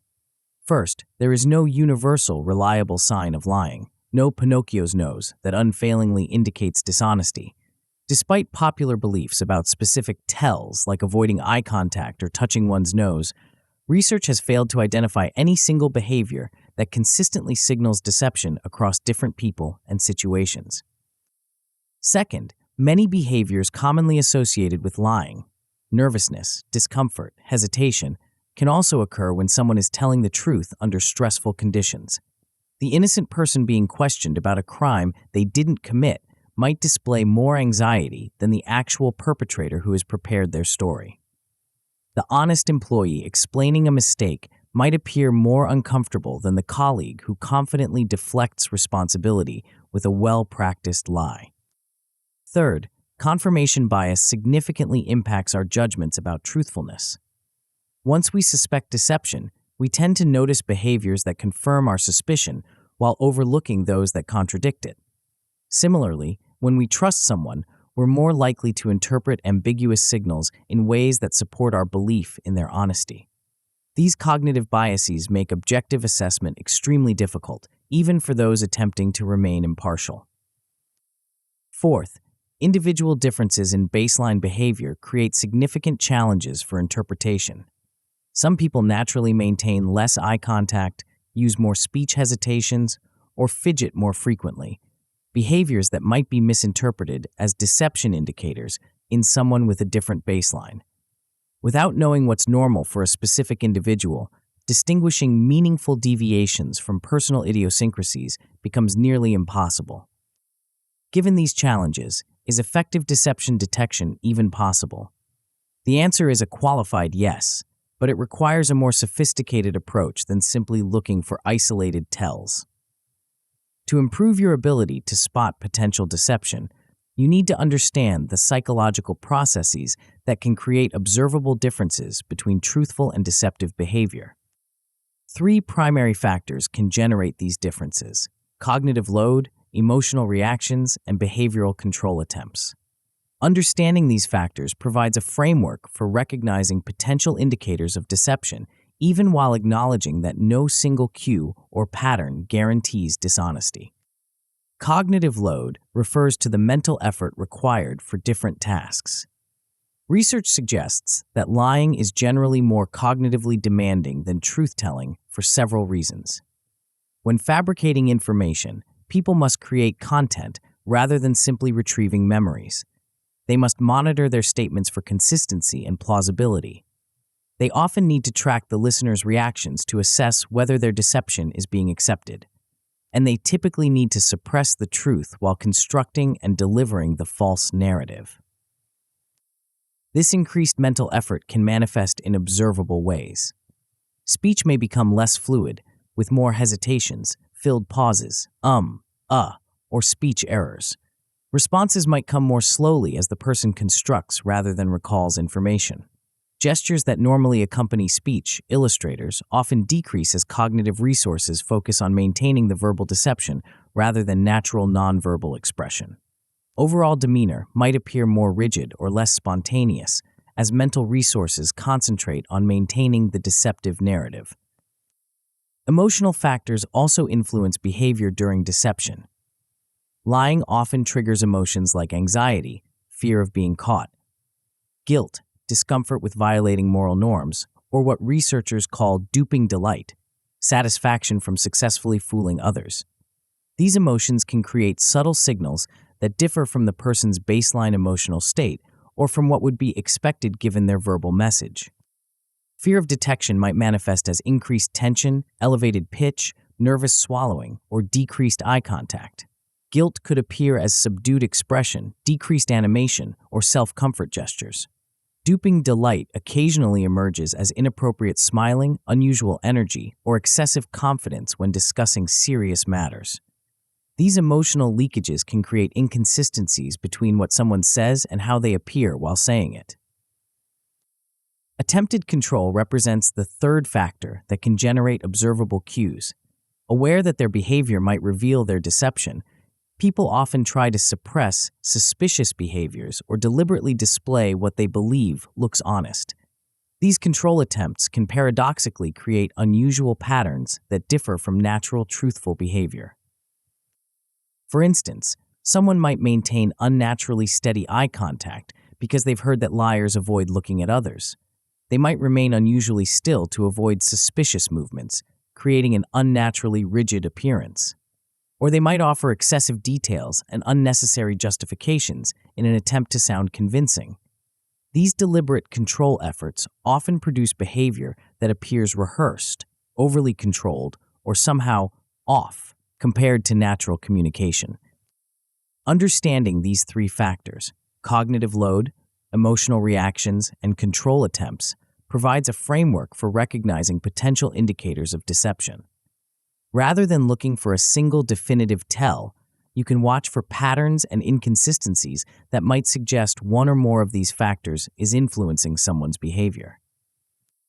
With this framework in mind, let's explore specific verbal and nonverbal patterns that might indicate potential deception, while emphasizing that these should be considered cautiously and in context. Verbal inconsistencies often provide the most reliable indicators of potential deception. Contradictions within someone's account or between their story and known facts represent significant red flags. These contradictions might involve timeline discrepancies, logically impossible sequences, or statements that conflict with established information. While honest mistakes and memory errors can create some inconsistencies, patterns of contradiction warrant closer attention. The level of detail in an account can also provide insights. Deceptive statements often show unusual patterns of detail, either vague generalities where specific information would be expected, or excessive detail about peripheral matters while glossing over central events. Truthful accounts typically include a natural balance of general statements and specific details, with more emphasis on central rather than peripheral aspects of events. Speech patterns may change during deception due to cognitive load or emotional factors. Increased hesitations, stammers, or filled pauses, might indicate the additional mental effort of fabricating rather than recalling information. Changes in speech rate, either unusually slow, suggesting careful word selection, or unusually fast, suggesting rehearsal or anxiety, can also signal potential issues when they deviate from the person's baseline speaking style. Unusual language choices sometimes accompany deception. These might include distancing language, that person, rather than using names, that incident, rather than specific descriptions, lack of first-person pronouns, avoiding I statements, or overuse of qualifying phrases, to the best of my recollection, as far as I know. While these patterns don't prove dishonesty, they can suggest psychological distance from the statement that might warrant further exploration. Nonverbal inconsistencies can provide additional indicators, particularly when they contradict the verbal message. A mismatch between words and body language, such as saying yes while slightly shaking the head or claiming to be comfortable while displaying tension, creates an incongruence that might signal internal conflict. These contradictions often occur briefly and subtly, requiring close attention to detect. Fleeting microexpressions that contradict the stated emotion represent particularly valuable signals. Someone claiming to be pleased about a decision might briefly flash anger or disgust. Someone insisting they're not concerned might momentarily display fear. These rapid expressions, lasting fractions of a second, can reveal emotional reactions that conflict with the verbal message, suggesting potential deception or at least unstated reservations. Changes in eye contact compared to the person's baseline behavior might indicate discomfort or increased cognitive load. While the popular belief that liars always avoid eye contact is false, and in some cultures, direct eye contact would be inappropriate regardless of truthfulness, significant deviations from someone's normal pattern can be meaningful. This might involve either decreased eye contact or sometimes overly fixed staring, depending on the individual's control attempts. Self-adapters, touching or manipulating one's own body or objects, often increase during stress or discomfort. These might include face touching, hair adjusting, neck rubbing, fidgeting with objects, or similar self-soothing behaviors. While these movements strongly indicate anxiety or tension, they don't specifically signal deception. The person might be nervous for many reasons unrelated to dishonesty. However, a marked increase in these behaviors during particular topics might identify areas of discomfort worth exploring further. Illustrators, the gestures that naturally accompany speech to emphasize or illustrate points, often decrease during deception. This reduction typically occurs because cognitive resources focus on maintaining the verbal deception rather than producing natural nonverbal accompaniment. When someone who normally gestures animatedly suddenly becomes still while discussing specific topics, this change might reflect increased cognitive load associated with fabrication rather than recall. Facial expressions, particularly smiles, can provide valuable information when carefully observed. Genuine smiles, Duchenne smiles, involve both the mouth and the eyes, creating characteristic crow's feet wrinkles. Fake or social smiles typically engage only the mouth muscles, creating a discrepancy between upper and lower facial regions. When someone displays these polite but non-genuine smiles while expressing positive emotions verbally, this inconsistency might suggest their stated feelings don't match their actual experience. Overall demeanor sometimes shifts during deception in ways that seem subtly off compared to the person's usual presentation. They might appear unusually rigid or controlled, excessively casual about serious matters, or inappropriately formal about minor issues. They might seem rehearsed rather than spontaneous, or display emotion that seems performed rather than genuinely felt. These impressions often result from the combined effect of multiple small inconsistencies rather than any single definitive signal. While these potential indicators can help identify areas that might warrant further investigation, they come with significant caveats that must be carefully considered to avoid false accusations or unfair judgments. Perhaps most importantly, baseline behavior provides the essential reference point for meaningful interpretation. Without knowing how someone typically speaks, moves, and expresses themselves when relaxed and truthful, you cannot reliably identify meaningful deviations. What looks like a suspicious behavior in one person might be entirely normal for another. Low eye contact, speech hesitations, or frequent self-touching might be baseline behaviors for some individuals, making these useless as deception indicators for those people. Establishing this baseline requires observation across multiple situations, particularly in low-stakes contexts where the person has little reason to be deceptive. Notice their typical speech patterns, gesture frequency, eye contact habits, and overall demeanor when discussing neutral topics. This baseline then becomes your reference point for detecting potentially meaningful changes when topics become more sensitive or consequential. Context also dramatically influences behavior in ways that must be considered before inferring deception. High-stakes situations naturally increase anxiety regardless of truthfulness. Job interviews, performance evaluations, discussions of sensitive topics, or any interaction with significant consequences will typically produce stress responses that might resemble deception cues, even in completely honest individuals. Cultural differences in communication styles create another crucial contextual factor. Eye contact norms, personal space preferences, emotional expressiveness, and many other nonverbal behaviors vary significantly across cultures.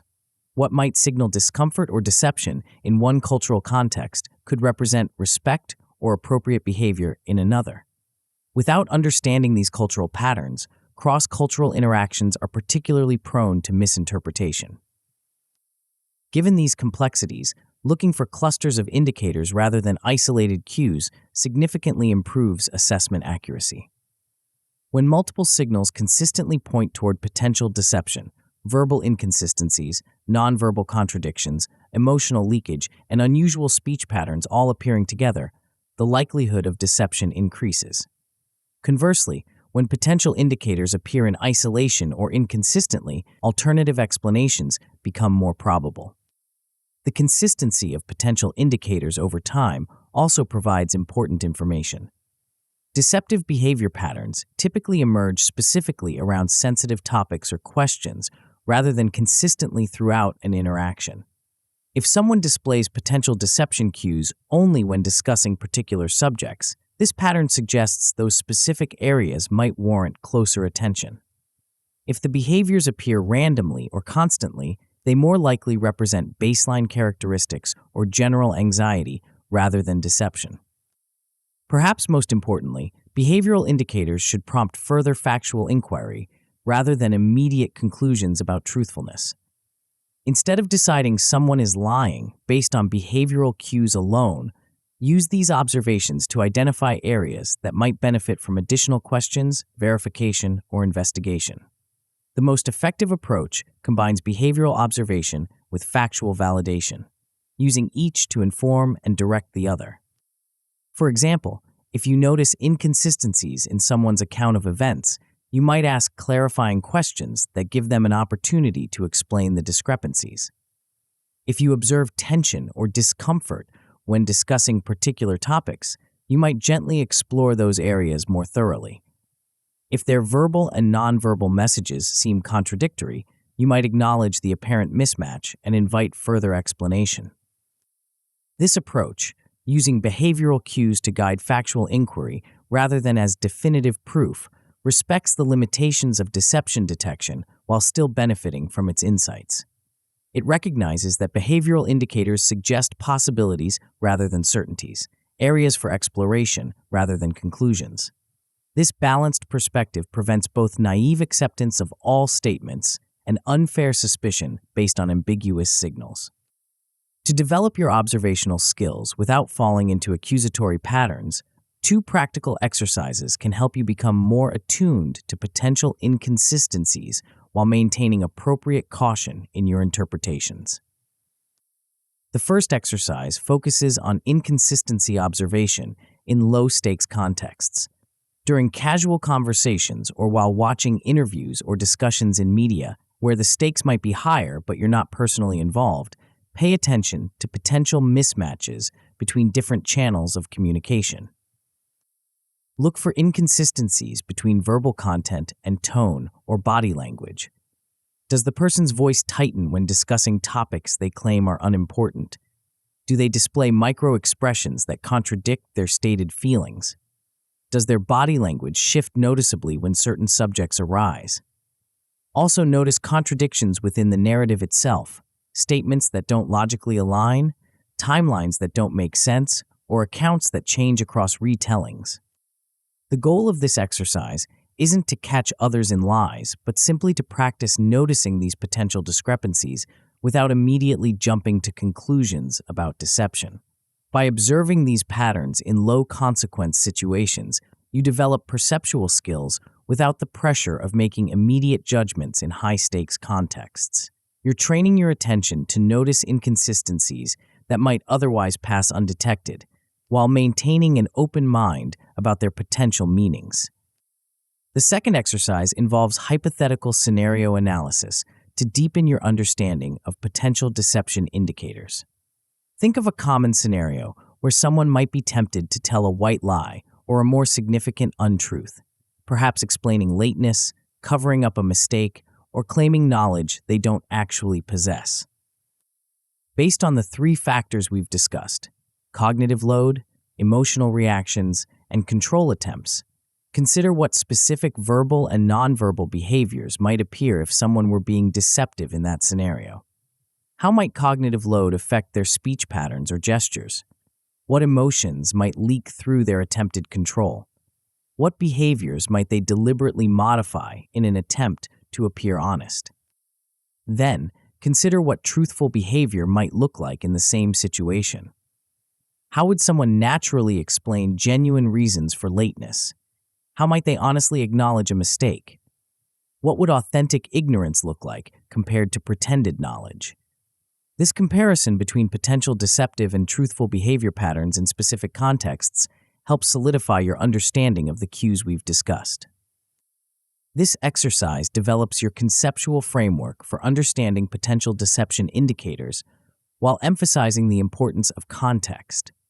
By thinking through specific scenarios rather than abstract principles, you create mental models that can guide your observations in real situations. You also develop a more nuanced understanding of how truthful behavior in challenging situations might differ from deceptive behavior in similar contexts. As you practice these exercises and apply the concepts in your daily interactions, you'll develop increasingly sophisticated ability to spot potential indicators of deception. You'll notice inconsistencies that previously escaped your attention. You'll become more sensitive to the subtle contradictions between different communication channels. You'll develop a more nuanced understanding of how cognitive load, emotional factors, and control attempts can create observable differences between truthful and deceptive behavior. This growing skill transforms your ability to navigate potentially deceptive situations in several important ways. First, it helps you identify areas that might warrant further investigation before making decisions or commitments. By recognizing potential issues early, you can seek additional information or verification rather than proceeding based on potentially unreliable statements. Second, it allows you to address concerns constructively rather than accusatorily.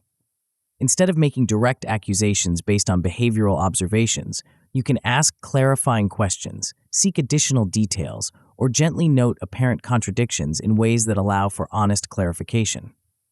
This approach maintains relationships while still addressing potential issues. Third, it protects you from manipulation by making you more aware of inconsistencies that might otherwise go unnoticed. When you can detect the subtle smoke signals that suggest potential deception, you become less vulnerable to those who might take advantage of unquestioning acceptance. This awareness creates appropriate caution without descending into unhealthy suspicion. Fourth, it improves your ability to distinguish between genuine discomfort and potential deception. Many of the signals we've discussed indicate emotional distress or cognitive difficulty, which can occur for many reasons unrelated to dishonesty. By understanding these nuances, you can respond with appropriate sensitivity rather than unfounded suspicion. As with all decoding skills, deception detection is about understanding human communication more completely, not manipulating or controlling others. The goal is to navigate interactions with appropriate awareness rather than to catch others or prove their dishonesty. This perspective maintains ethical boundaries while still benefiting from increased perceptual sensitivity. It's also essential to maintain appropriate humility about your interpretations.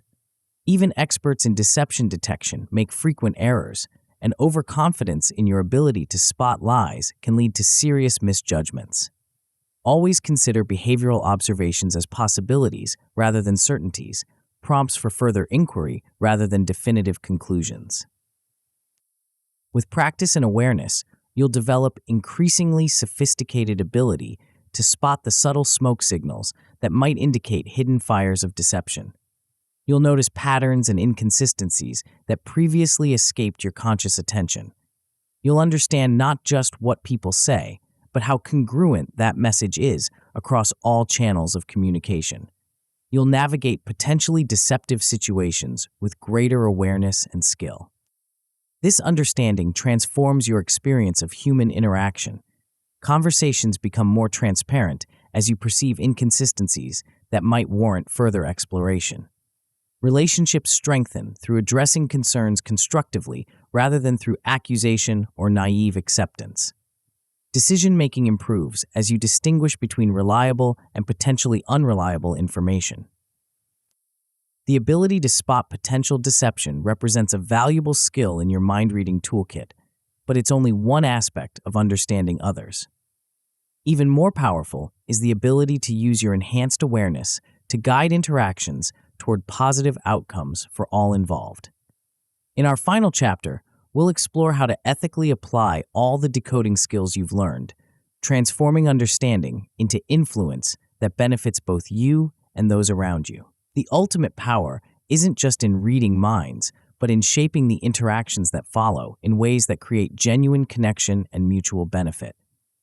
The path from insight to impact requires one final, crucial element that makes all the difference between manipulation and authentic influence. Chapter 9, Ethical Influence, Guiding Interactions. You've spent 8 chapters developing an extraordinary ability, learning to decode the subtle signals that reveal others' thoughts, feelings, and intentions.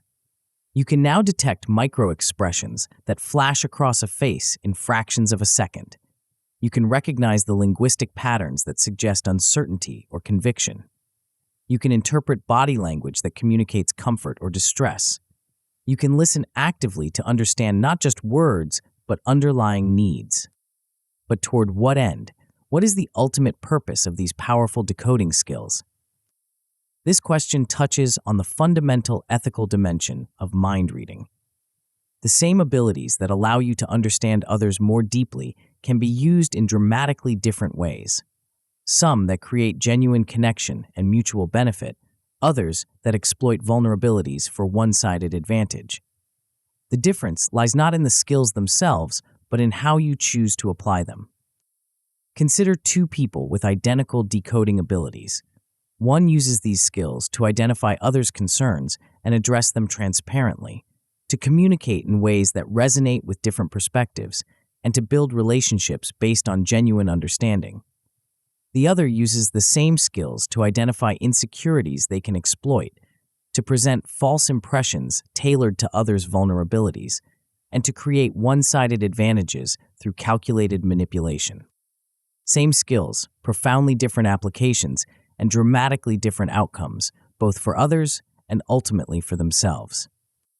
This final chapter explores how to apply your decoding abilities ethically and effectively to create positive outcomes in all your interactions.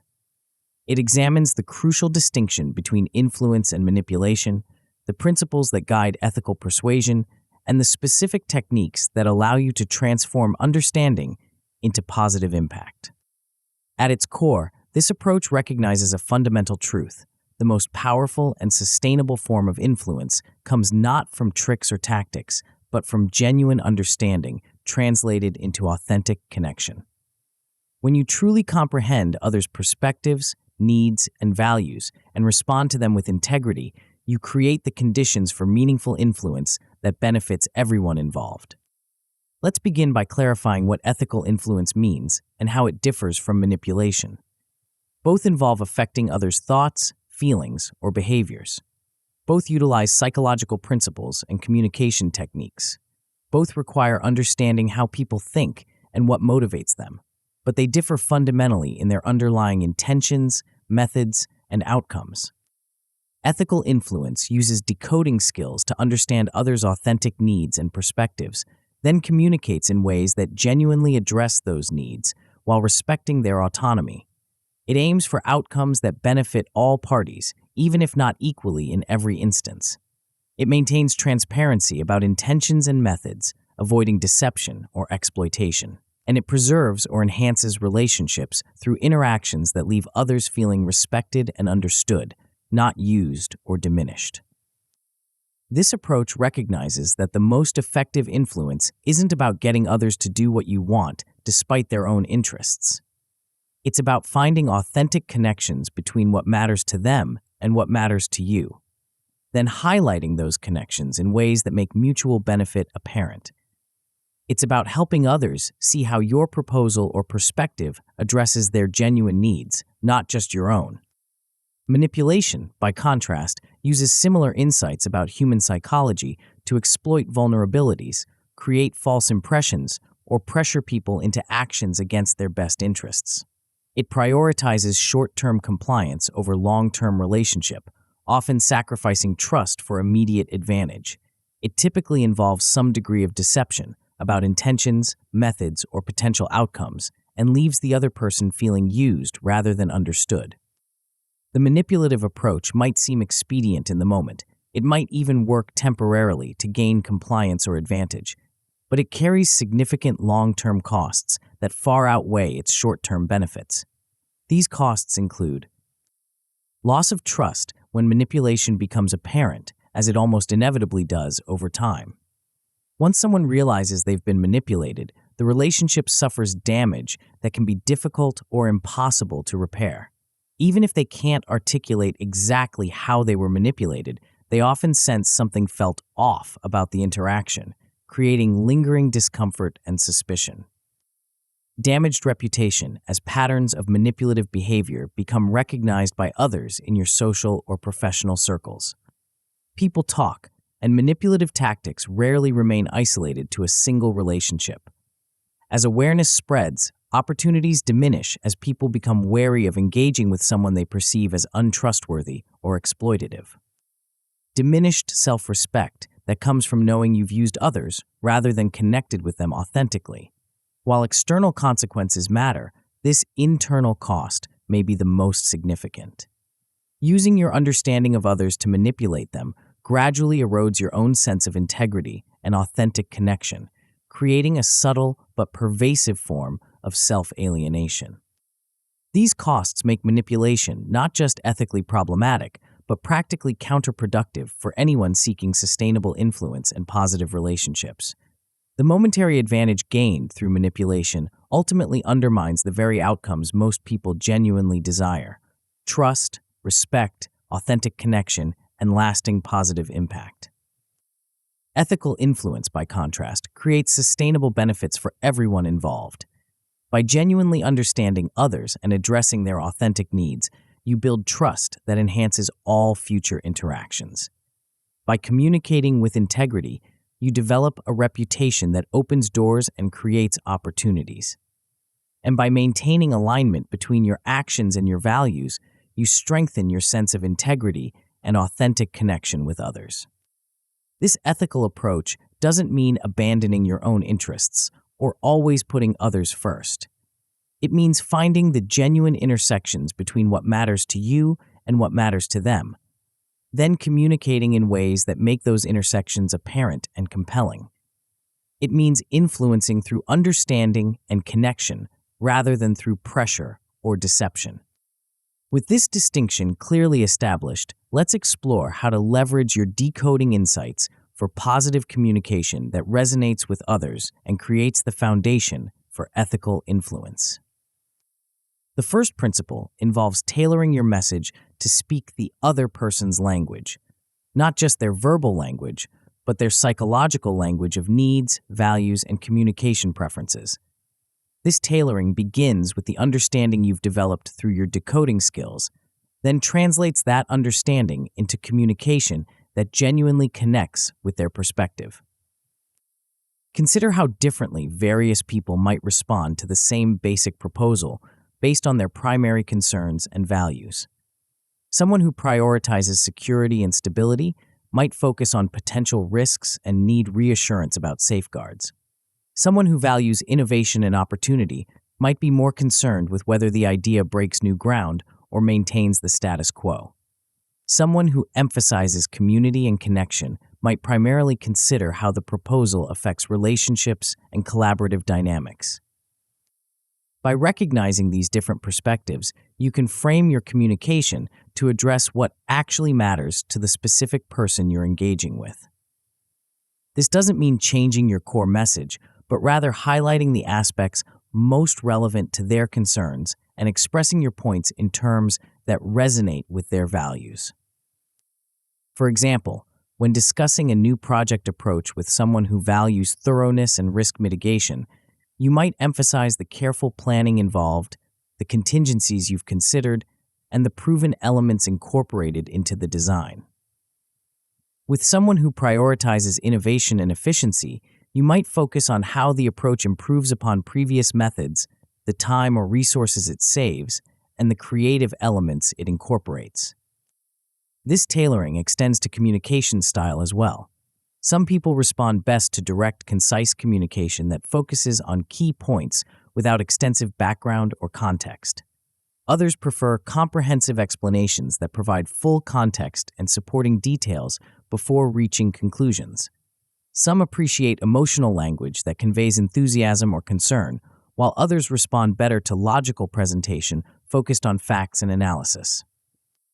By matching your communication style to their preferences, you reduce unnecessary friction and help your message reach its destination more effectively. This adaptation isn't about manipulation, but about removing barriers to genuine understanding. It's like speaking French to someone who understands French, rather than insisting they understand your English. A matter of effective communication, not deception. Timing and setting also significantly impact how messages are received. Introducing complex ideas when someone is rushed, stressed, or distracted virtually guarantees poor reception, regardless of the idea's merit. Similarly, raising sensitive topics in inappropriate settings, like public spaces for private matters or casual settings for serious discussions, creates unnecessary obstacles to effective communication. Your decoding skills help you recognize when someone is receptive versus when they're preoccupied or defensive. By choosing moments of receptivity for important conversations and creating appropriate settings for sensitive discussions, you demonstrate respect for the other person while increasing the likelihood of genuine engagement with your message. Beyond tailoring your communication style and timing, addressing underlying needs and concerns forms another crucial aspect of effective influence. Often, what people explicitly state as their position differs from the deeper needs driving that position. By identifying and addressing these underlying needs, you can often find solutions that satisfy the fundamental concerns even when the initial positions seemed incompatible. For instance, someone might firmly oppose a proposed change, stating various practical objections. Through active listening and careful observation, you might discover their resistance actually stems from feeling excluded from the decision-making process, rather than from the specific content of the change itself. By acknowledging this underlying concern for inclusion and modifying the process to incorporate their input, you might resolve the apparent opposition without necessarily changing the core proposal. This approach requires going beyond surface statements to understand the fundamental needs driving the conversation. Is the person seeking security, recognition, autonomy, connection, meaning, efficiency? By identifying these deeper motivations through both what they say and what they show through nonverbal cues, you can address what truly matters rather than getting caught in surface-level disagreements that miss the underlying issues. Acknowledging and validating others' viewpoints, even when you disagree with them, creates another powerful avenue for connection and influence. This validation doesn't require agreeing with their conclusions, only recognizing the legitimacy of their perspective, given their experiences and information.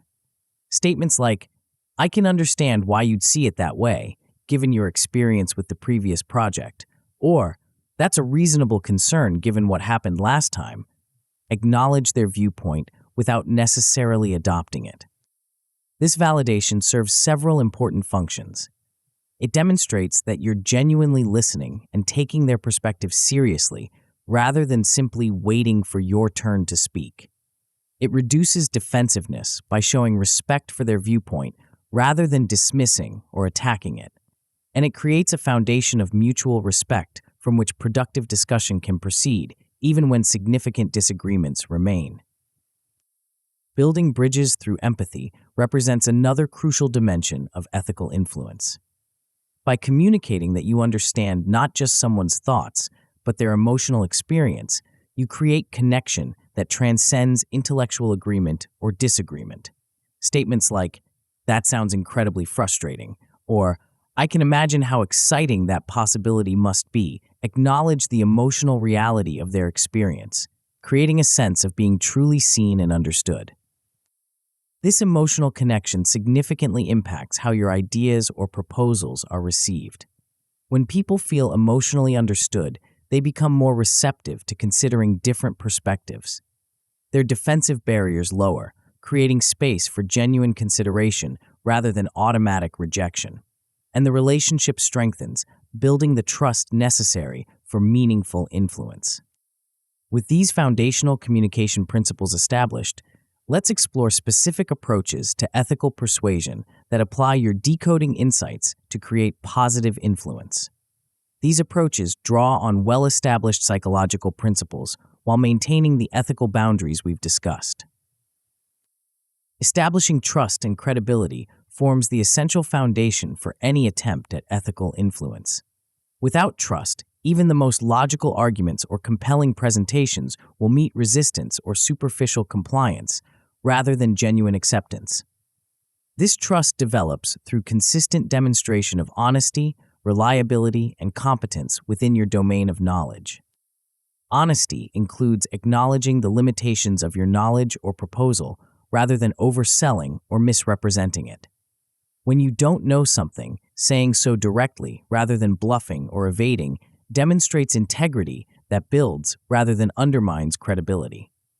When your idea has potential drawbacks or uncertainties, acknowledging these realistically shows respect for the other person's intelligence while establishing your trustworthiness. Reliability involves consistency between your words and actions over time. When you do what you say you'll do, meet the commitments you make, and maintain consistent principles across different situations, you build a foundation of trust that enhances your influence in all future interactions.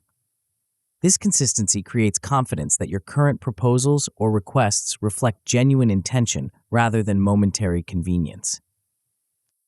Competence within your domain establishes the expertise dimension of credibility. By demonstrating genuine knowledge and skill relevant to the matter at hand, you create confidence in your recommendations or perspectives. This doesn't require claiming expertise beyond your actual knowledge. In fact, clearly distinguishing between what you know with confidence and what represents your best assessment of uncertain matters enhances rather than diminishes your credibility. Finding common ground and mutual benefit creates another powerful avenue for ethical influence. By highlighting shared goals and values, you establish connection that transcends differences in specific positions or perspectives. Statements like, "We both want this project to succeed," or "I know we share a commitment to finding the most efficient approach," emphasize the common purpose that unites rather than the differences that divide.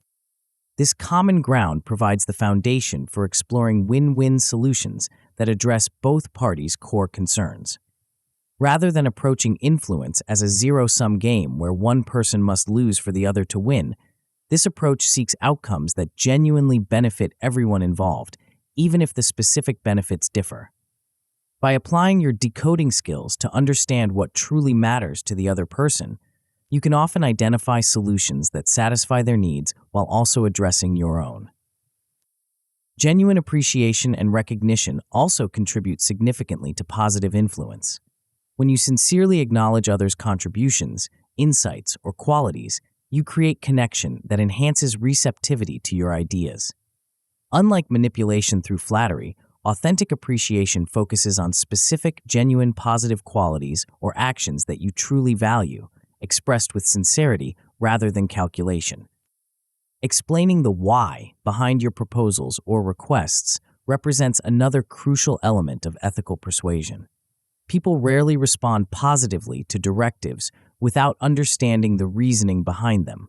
By articulating the logical reasons and benefits of your viewpoint clearly and completely, you demonstrate respect for the other person's intelligence while providing the information they need to make informed decisions. This explanation should include how your proposal aligns with their existing commitments or values, creating consistency that facilitates acceptance. When people can see how a new idea connects with principles they already embrace, they experience less psychological resistance to considering or adopting it. Your decoding skills help you identify which values or commitments matter most to them, allowing you to highlight the most meaningful connections. When appropriate, factually explaining unique benefits or limited opportunities can also enhance influence, provided this explanation remains honest and proportionate. If a particular option truly offers rare advantages or exists within genuine time constraints, acknowledging these facts helps the other person make fully informed decisions. The key ethical distinction involves presenting actual scarcity or uniqueness rather than manufacturing false urgency or exclusivity to pressure decisions. Perhaps most fundamentally, respecting choice and autonomy distinguishes ethical influence from manipulation. This respect involves presenting options rather than demands, avoiding pressure tactics or coercion, and genuinely accepting that others have the right to make different choices than you would prefer. It recognizes that sustainable influence comes through willing engagement rather than forced compliance, and that relationships matter more than winning any particular point. This respect doesn't mean abandoning your perspective or refraining from making your case effectively. It means doing so in ways that honor the other person's agency and dignity, recognizing that meaningful influence occurs when others freely choose directions you've helped them recognize as valuable, not when they reluctantly comply with pressure they resent. Let's explore how to put these principles into practice through 2 exercises designed to develop your ethical influence skills in real-world contexts. The first exercise focuses on needs identification for influence. Think of a specific situation where you want to persuade or influence someone, perhaps a colleague regarding a project approach, a friend about an activity, or a family member about a decision. Based on what you know or can infer using your decoding skills, what are their likely underlying needs, values, or concerns related to this situation? Consider what they might prioritize based on previous interactions, expressed values, or observed patterns. Do they emphasize security and risk avoidance, recognition and appreciation, efficiency and practical results, fairness and equal treatment, innovation and new possibilities, connection and relationship? Understanding their priority hierarchy helps you frame your communication to address what actually matters to them. Next, consider how you can frame your request or proposal to genuinely connect with and address one or more of those needs or values. This isn't about manipulating through false promises, but about authentically highlighting aspects of your idea that legitimately address their concerns. How does your proposal actually provide security if that's their priority? How does it recognize contributions if that matters most to them? How does it improve efficiency if that's their primary concern? This framing doesn't require changing your core message, only emphasizing the elements most relevant to their specific priorities. It's about helping them see the genuine connections between what you're proposing and what matters to them. Connections that might not be immediately apparent without this thoughtful translation.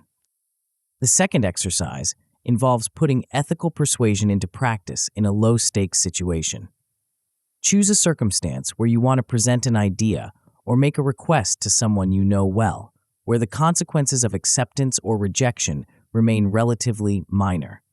This low-stakes context allows you to practice your skills without the pressure of significant outcomes riding on your effectiveness.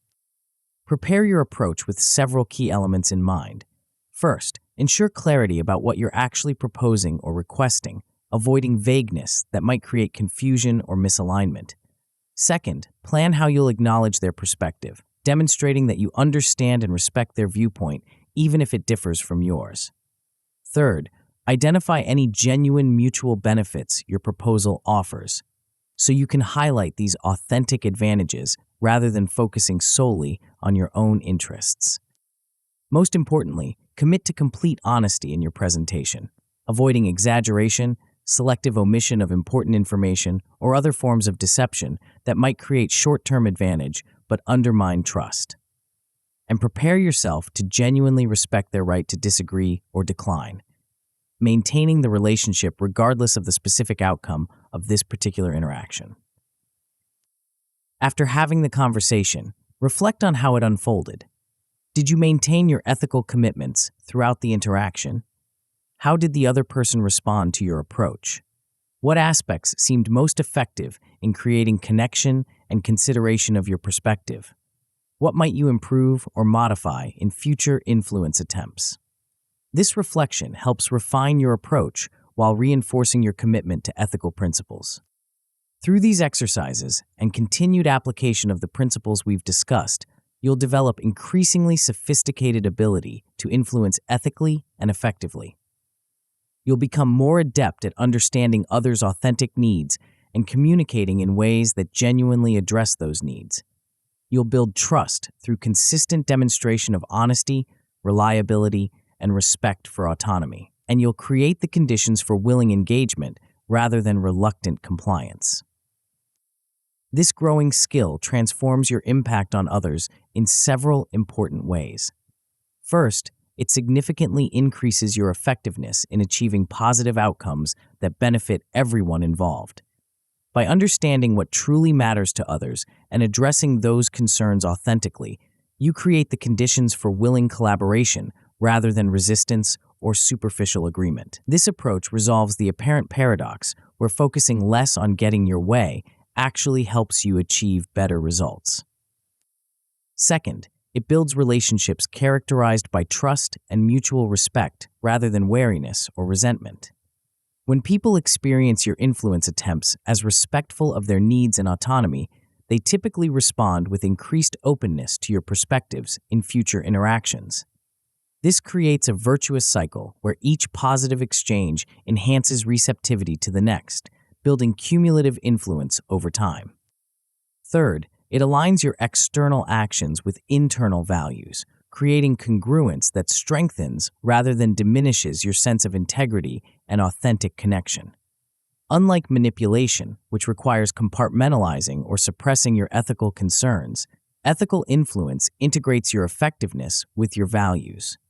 This integration creates sustainable impact without the internal conflict or relationship damage that accompanies manipulative approaches. Fourth, it develops your reputation as someone who can be trusted to consider others' interests alongside your own, creating opportunities that might never be extended to those perceived as self-serving or manipulative. This reputation opens doors, builds alliances, and creates a network of relationships that amplifies your positive impact far beyond what you could achieve through direct influence alone. Perhaps most profoundly, ethical influence transforms the nature of your interactions from transactional exchanges focused on immediate outcomes to relational connections that create value beyond any specific result.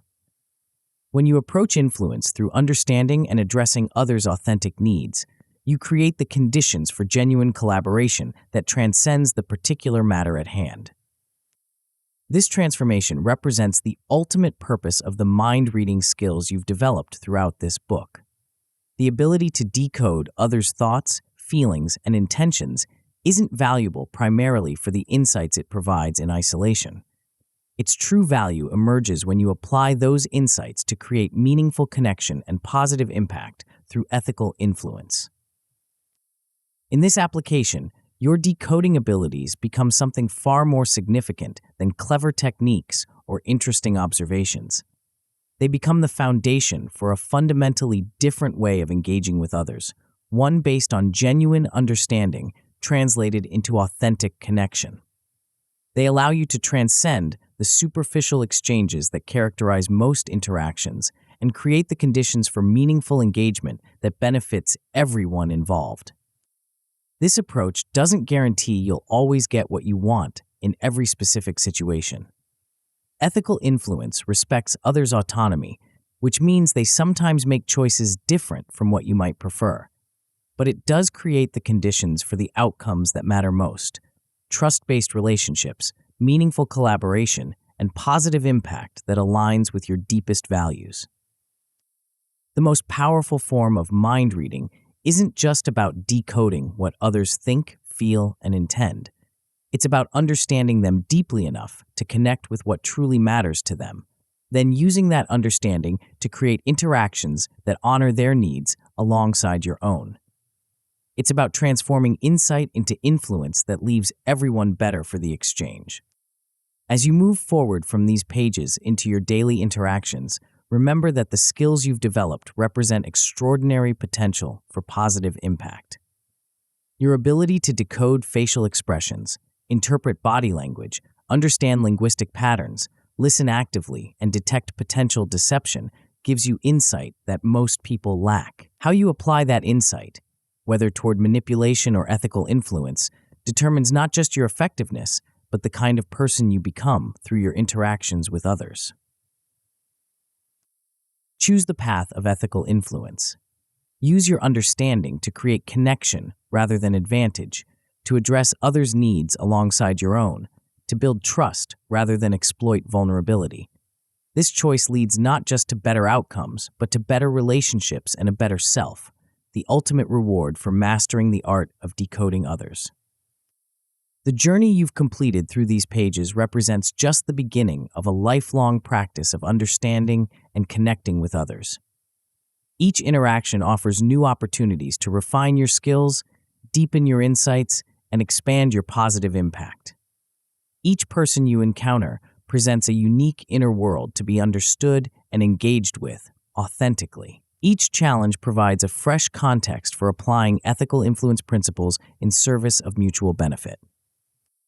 In this continuing journey, your greatest asset isn't any specific technique or observation skill, though these certainly matter. Your greatest asset is the fundamental orientation you bring to your interactions, the commitment to understanding others deeply and using that understanding ethically. This orientation transforms decoding from a collection of clever tricks into a powerful force for positive connection and meaningful impact. The true mastery of mind reading lies not in seeing through others, but in seeing into them, perceiving their authentic needs, values, and experiences with clarity and compassion. From this perception flows the possibility of connection that transcends surface differences and creates the foundation for collaboration that serves everyone involved. This connection represents the highest application of the skills you've developed and the most valuable outcome possible from your journey through these pages. Yet, understanding others is only half the equation. The ability to express yourself effectively completes this powerful connection. Many people who excel at reading others still struggle when it's their turn to speak. They sense what others think and feel, but can't articulate their own thoughts in a way that resonates. This communication gap prevents them from fully applying the insights they've gained.